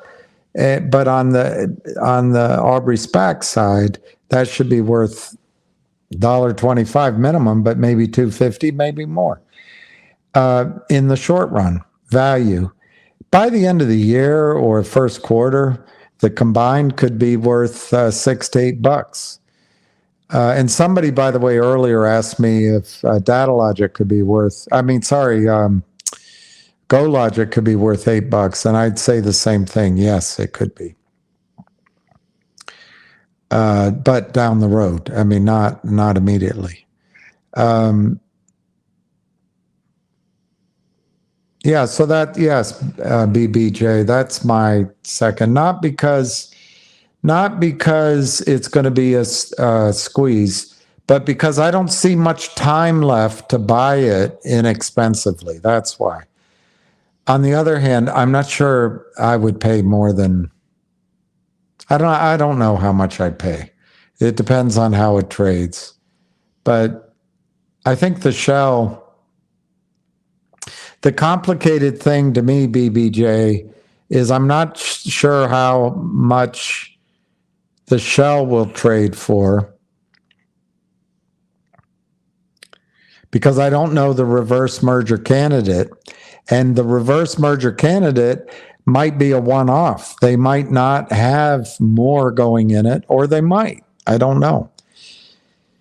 But you have to own the stock to get the distribution of the Aubrey shares, because anyway, that's where the value is on that Aubrey side. Thank you, Carl. That's a great name. Calagrassi. I'm sure I mispronounced it. Butterfly will squeeze. Yeah, it seems like Butterfly would squeeze. Not the other one. Although, like Pedro Philly might be able to tell me why, or Ham, why BBYQ would squeeze. The only reason BBYQ would squeeze is if the record date hasn't occurred yet, or the effective date. I mean, actually, the record date could be Friday and the effective date could be Wednesday, and that gives them a couple of days to trade.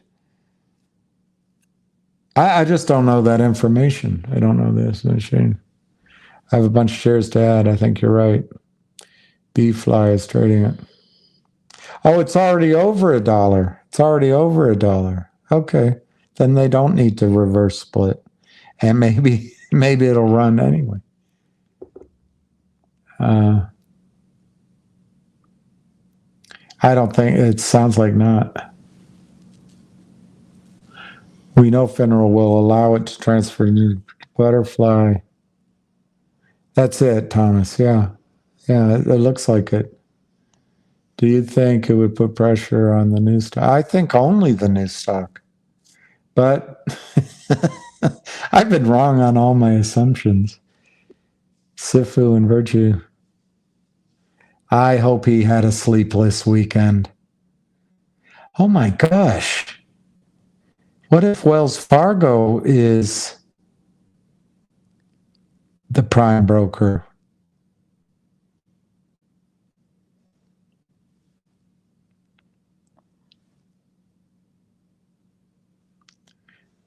Shouldn't benefit. They have 100 million in shorts, still 100 million shorts after the reverse split. Yeah. Well, wait a minute.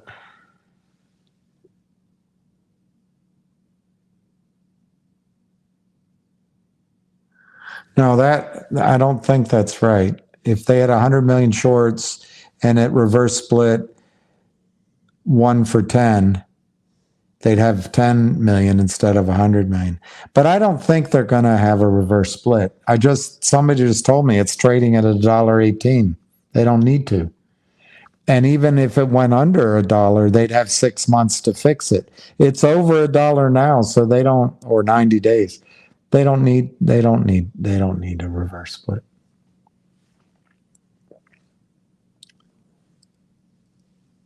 Dos Equis, this is a trap. This is a trap. I think all my advice or my suggestions on BBYQ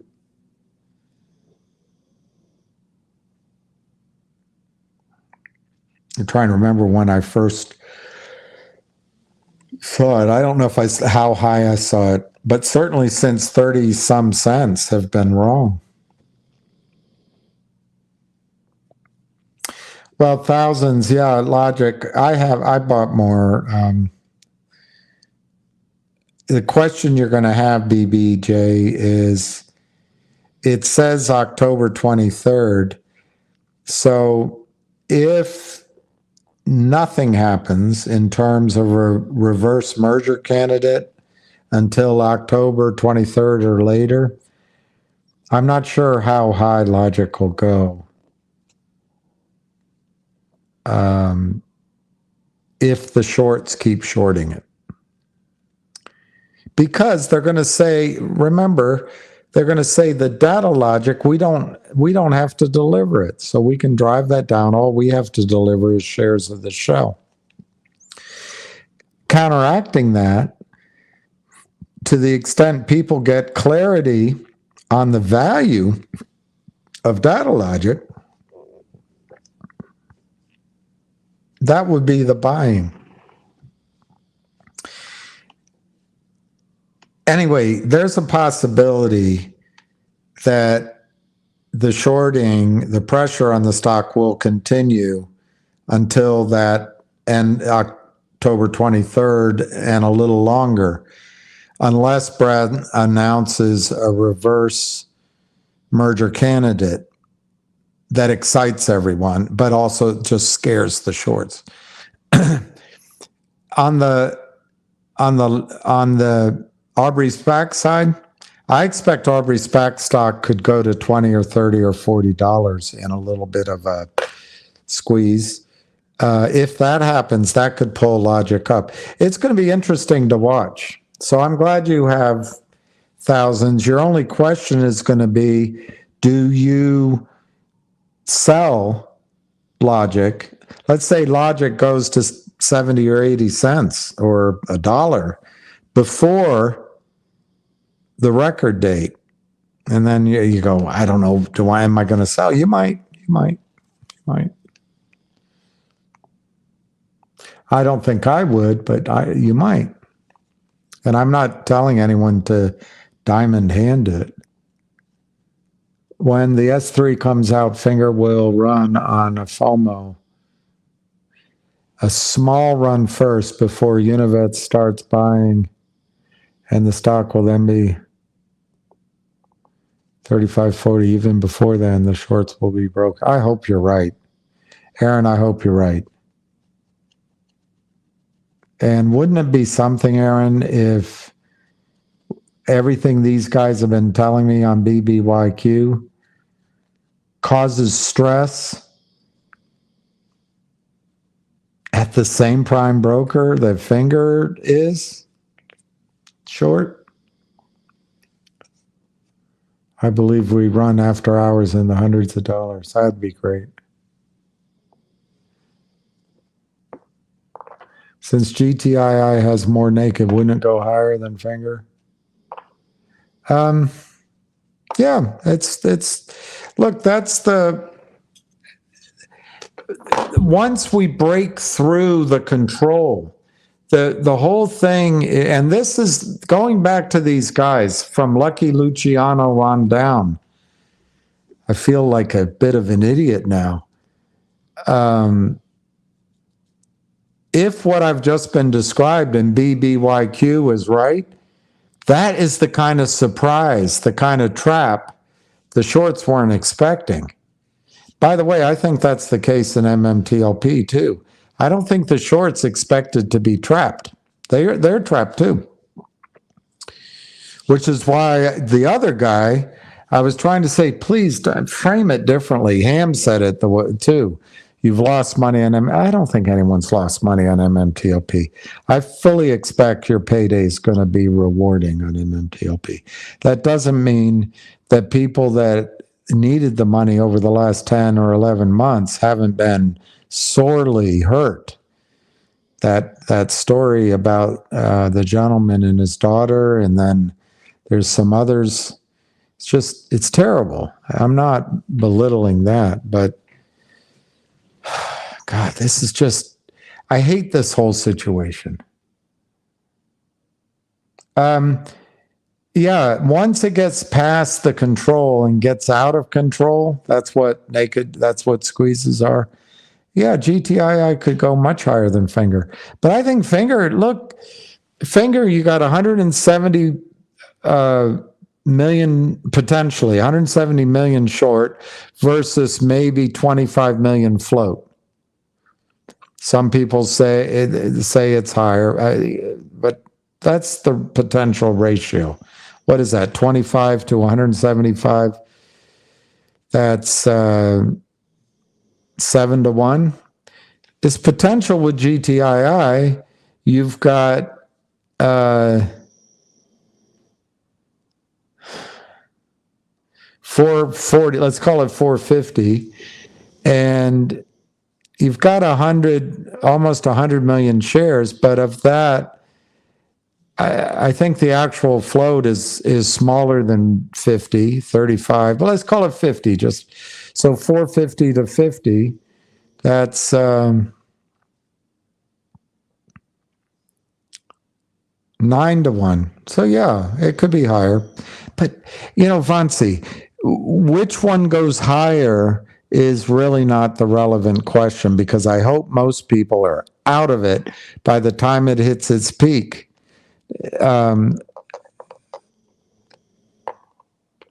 Or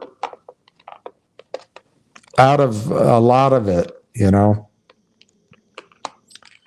don't want to leave all your money till the very peak. So if GTII goes to 1,500 and Finger goes to 1,200 in a spike, But in both cases, you had your sell orders running from, I don't know, 25 to 275, and then you had a few out there for fun.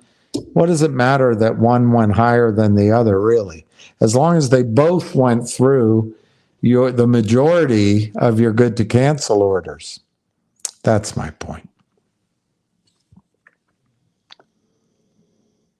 Is there value in anything anymore? Yeah, I think so. Around here, there's so many happy puppy dogs that if I didn't stop and say hi to them, I'd be wasting a lot of value.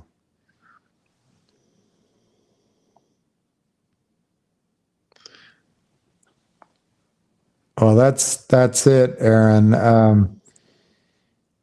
What you guys have told me about BBYQ going into butterfly, really what you're telling me, the way I'm hearing it, and I stand to be corrected, I'm really hearing it that the short squeeze is in butterfly, which means I wasn't 100% wrong about what happens in bankruptcy court. But there's this little area that one of you guys or Pedro or Ham might be able to tell me I'm wrong. Maybe both squeeze. But unless a short can buy BBYQ and extinguish they're all guys, obligation to deliver butterfly, they're not going to buy. I think it's butterfly they have to buy. I think one of you nailed it on the head.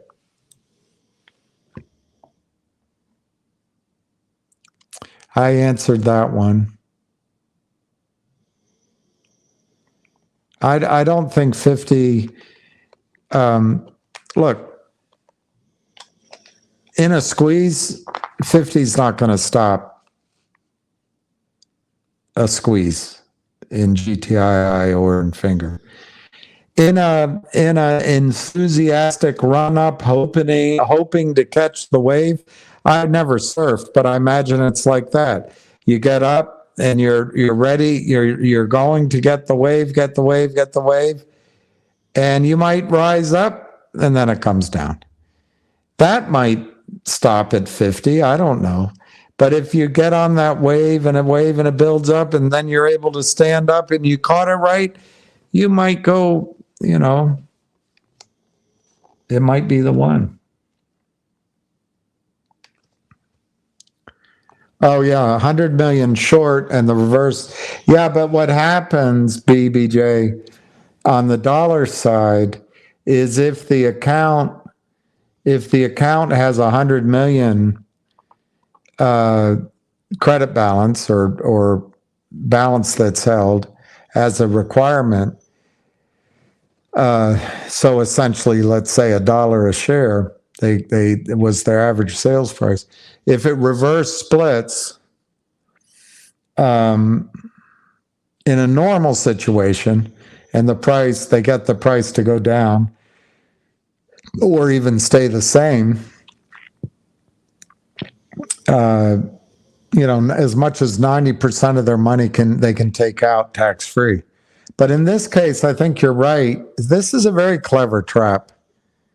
And this is, you guys might be about to see how vicious Wall Street is to their own when these guys want to make money on the upside. If the stock goes up, but they may have a higher margin call. But the problem is the stock would have to go up quite a bit. But it sounds like it's going to. If you have maintenance requirement, like $250 a share when you short it, and you go from 100 million shares to 10 million shares, by definition, you get to take money out.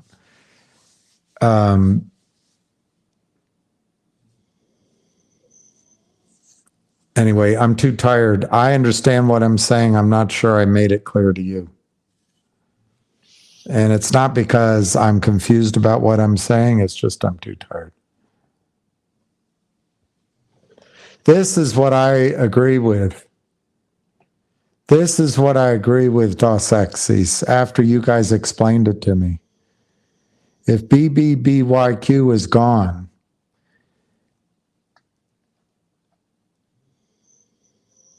BFLY could fly. That's something. You guys are onto something.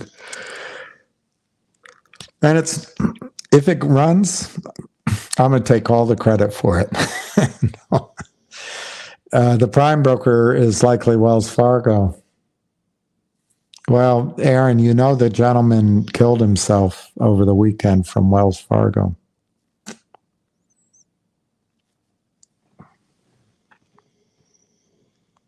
Half of the 901 goes to insiders and they can't sell. So their goal would be to maybe raise money for the company at a higher price. Or if they have $200 million in, what they're really after, of course, the gentleman pointed it out, that NOL is valuable to a company that only has $200 million in cash. The NOL is worth maybe $400 million. I just don't know the tax, where they do their business, what's their tax brackets, what business they're in. Yeah, but I assume at a 20% corporate rate, that's worth $30-40 million.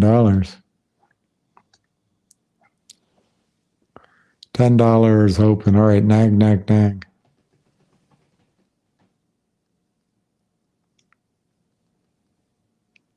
I'm going to be amazed with you guys. I'm going to turn around. I'm going to set up one of these calls. All 5 of you can come on, and I'll be in the audience.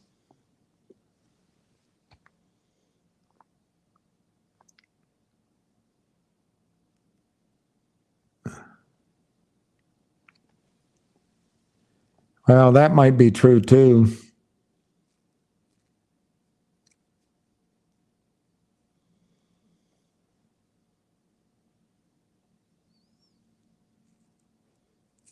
This could be true too.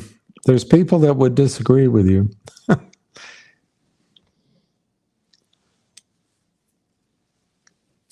So Dos Equis, that's a massive win. I've been totally wrong to you guys. That means, based on those numbers, well, they're putting in money and they're expanding it. So, but your shares might be worth 50 cents.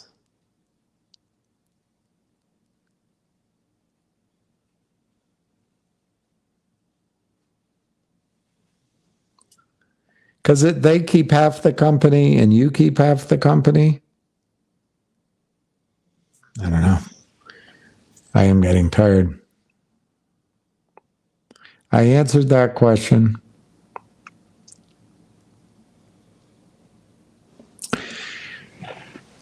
The tangible, intangible were creditors, right? The court has determined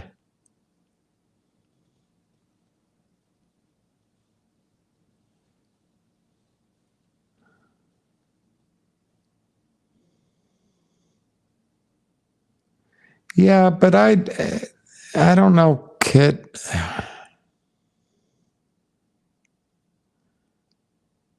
Well, anyway, this is a hybrid deal, but I don't have. It's not like I have a world of experience, but I don't think courts sell NOLs all by their lonesome. I could be wrong, of course. What's the gain, Audio Freak? What's the gain? Here, Audio Freak. What's the gain? What's the gain? Oh, that's the gain. What's the direction to turn it down, this way or that way? Is that better? How about then? How about this? Is this one better or this one? There it is. I found it. It says gain. But which way do I turn it down? There, it's in the middle. It's in the middle. Now which way do I go? Left or right? Put it at 9 o'clock. Okay, 9 o'clock. There, it's at 9 o'clock. Is that any better? Is that any better? How about that? Can you see this one? Read the lowest line that you can read. All right, I put it at 9 o'clock.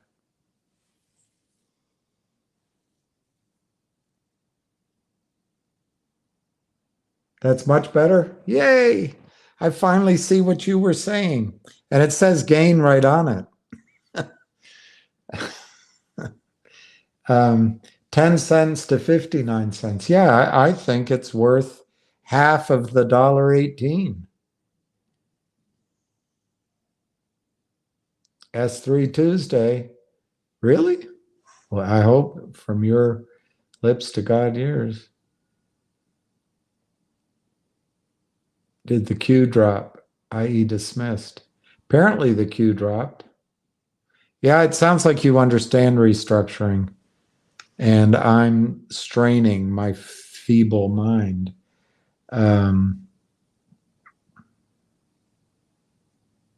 This could cut your mouth. Thank you, BBJ. Thank you, audio frequency. Thank you, audio frequency. I answered that question. Aaron, I'd happily pay you on Tuesday for your 300 shares today.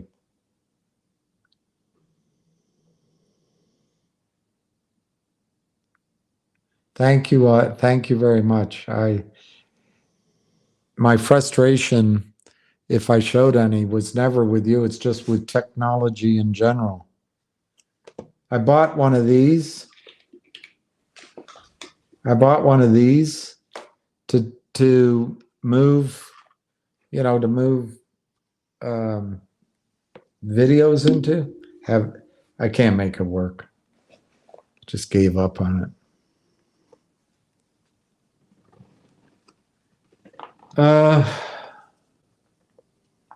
I'm sure the Q will get dropped. I guess the only question is, will it be trading tomorrow? And I don't think it will be. Oh, you are an audio engineer? I have a dear friend, her father used to do that, what you do, and he made a great living out of it. And she has a good ear. And there's a lot to what you do. Guys like me don't understand it. I'd love to set up a studio. We'll talk about that some of the time. There's a hotel downtown where they have a studio. There's a bar, restaurant. There's a coffee area. Then they have a studio, and there's an outside. But it's also a radio station, like what I'm doing here. But then they have albums all throughout. They can have parties, but then they also can have guests come in.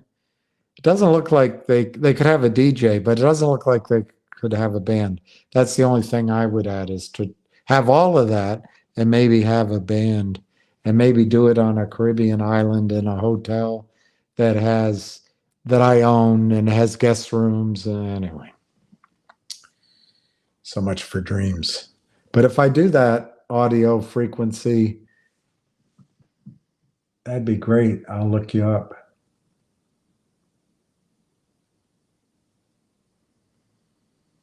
Okay, let's look at this. The S3 can be active and not released till after the move. You all will know Univest was very busy with IPOs last week. And now's a new quarter. Excellent point. All right, Ahmed, I will. Album work, wow. And live events. I went to a wedding in Jordan, which was just over the top. Great guy. Love him like a brother. We haven't spoken in a while, but you would have had fun there. You would have had fun there. Well, Kit, on the call with Ham, I said, you'll know when it's volume. And he said, no. He said, price. So you're right. Will it be another MMTLP just forgotten? Doesn't sound like it. I would have suggested that, but these guys from Lucky Luciano on down, it doesn't sound like it's going to be an MMTLP at all. No, sir.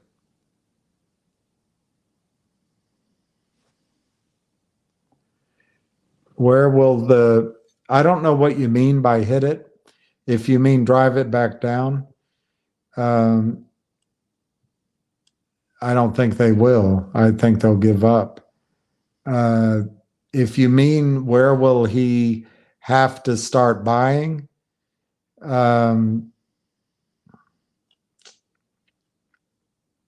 soon.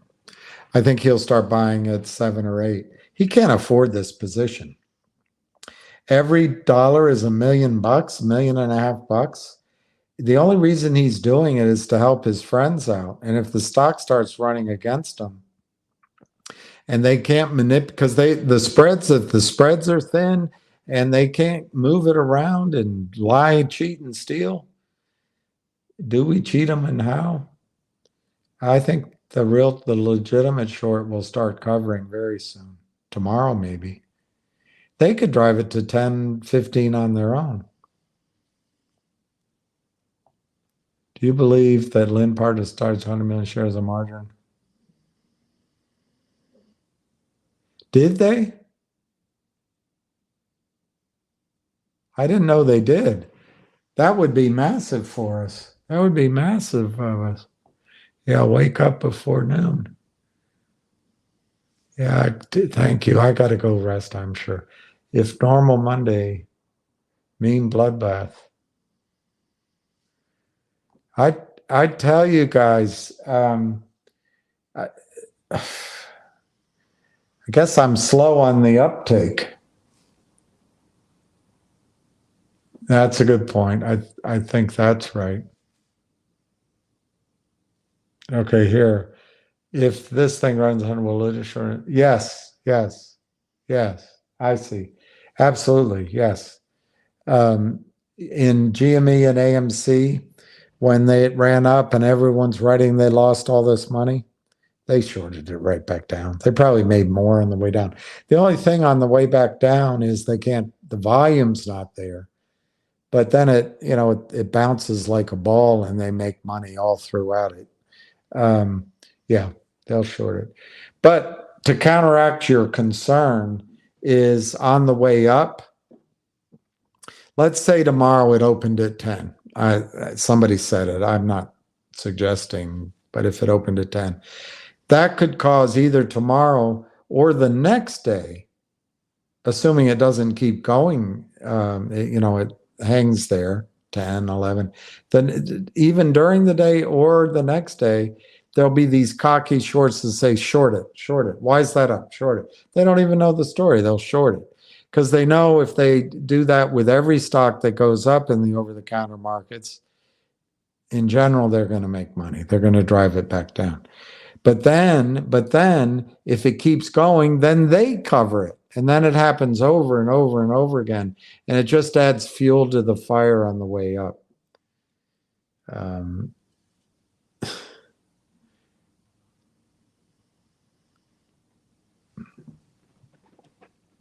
It's a good point.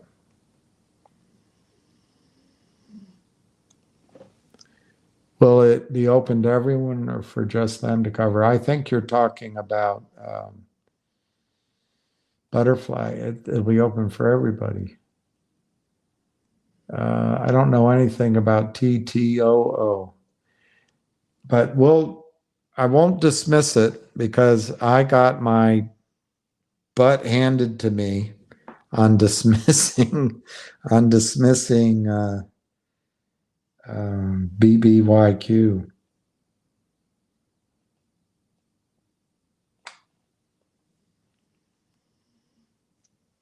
All right, we'll end it on this one.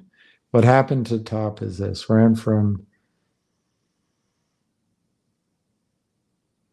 760 to 24.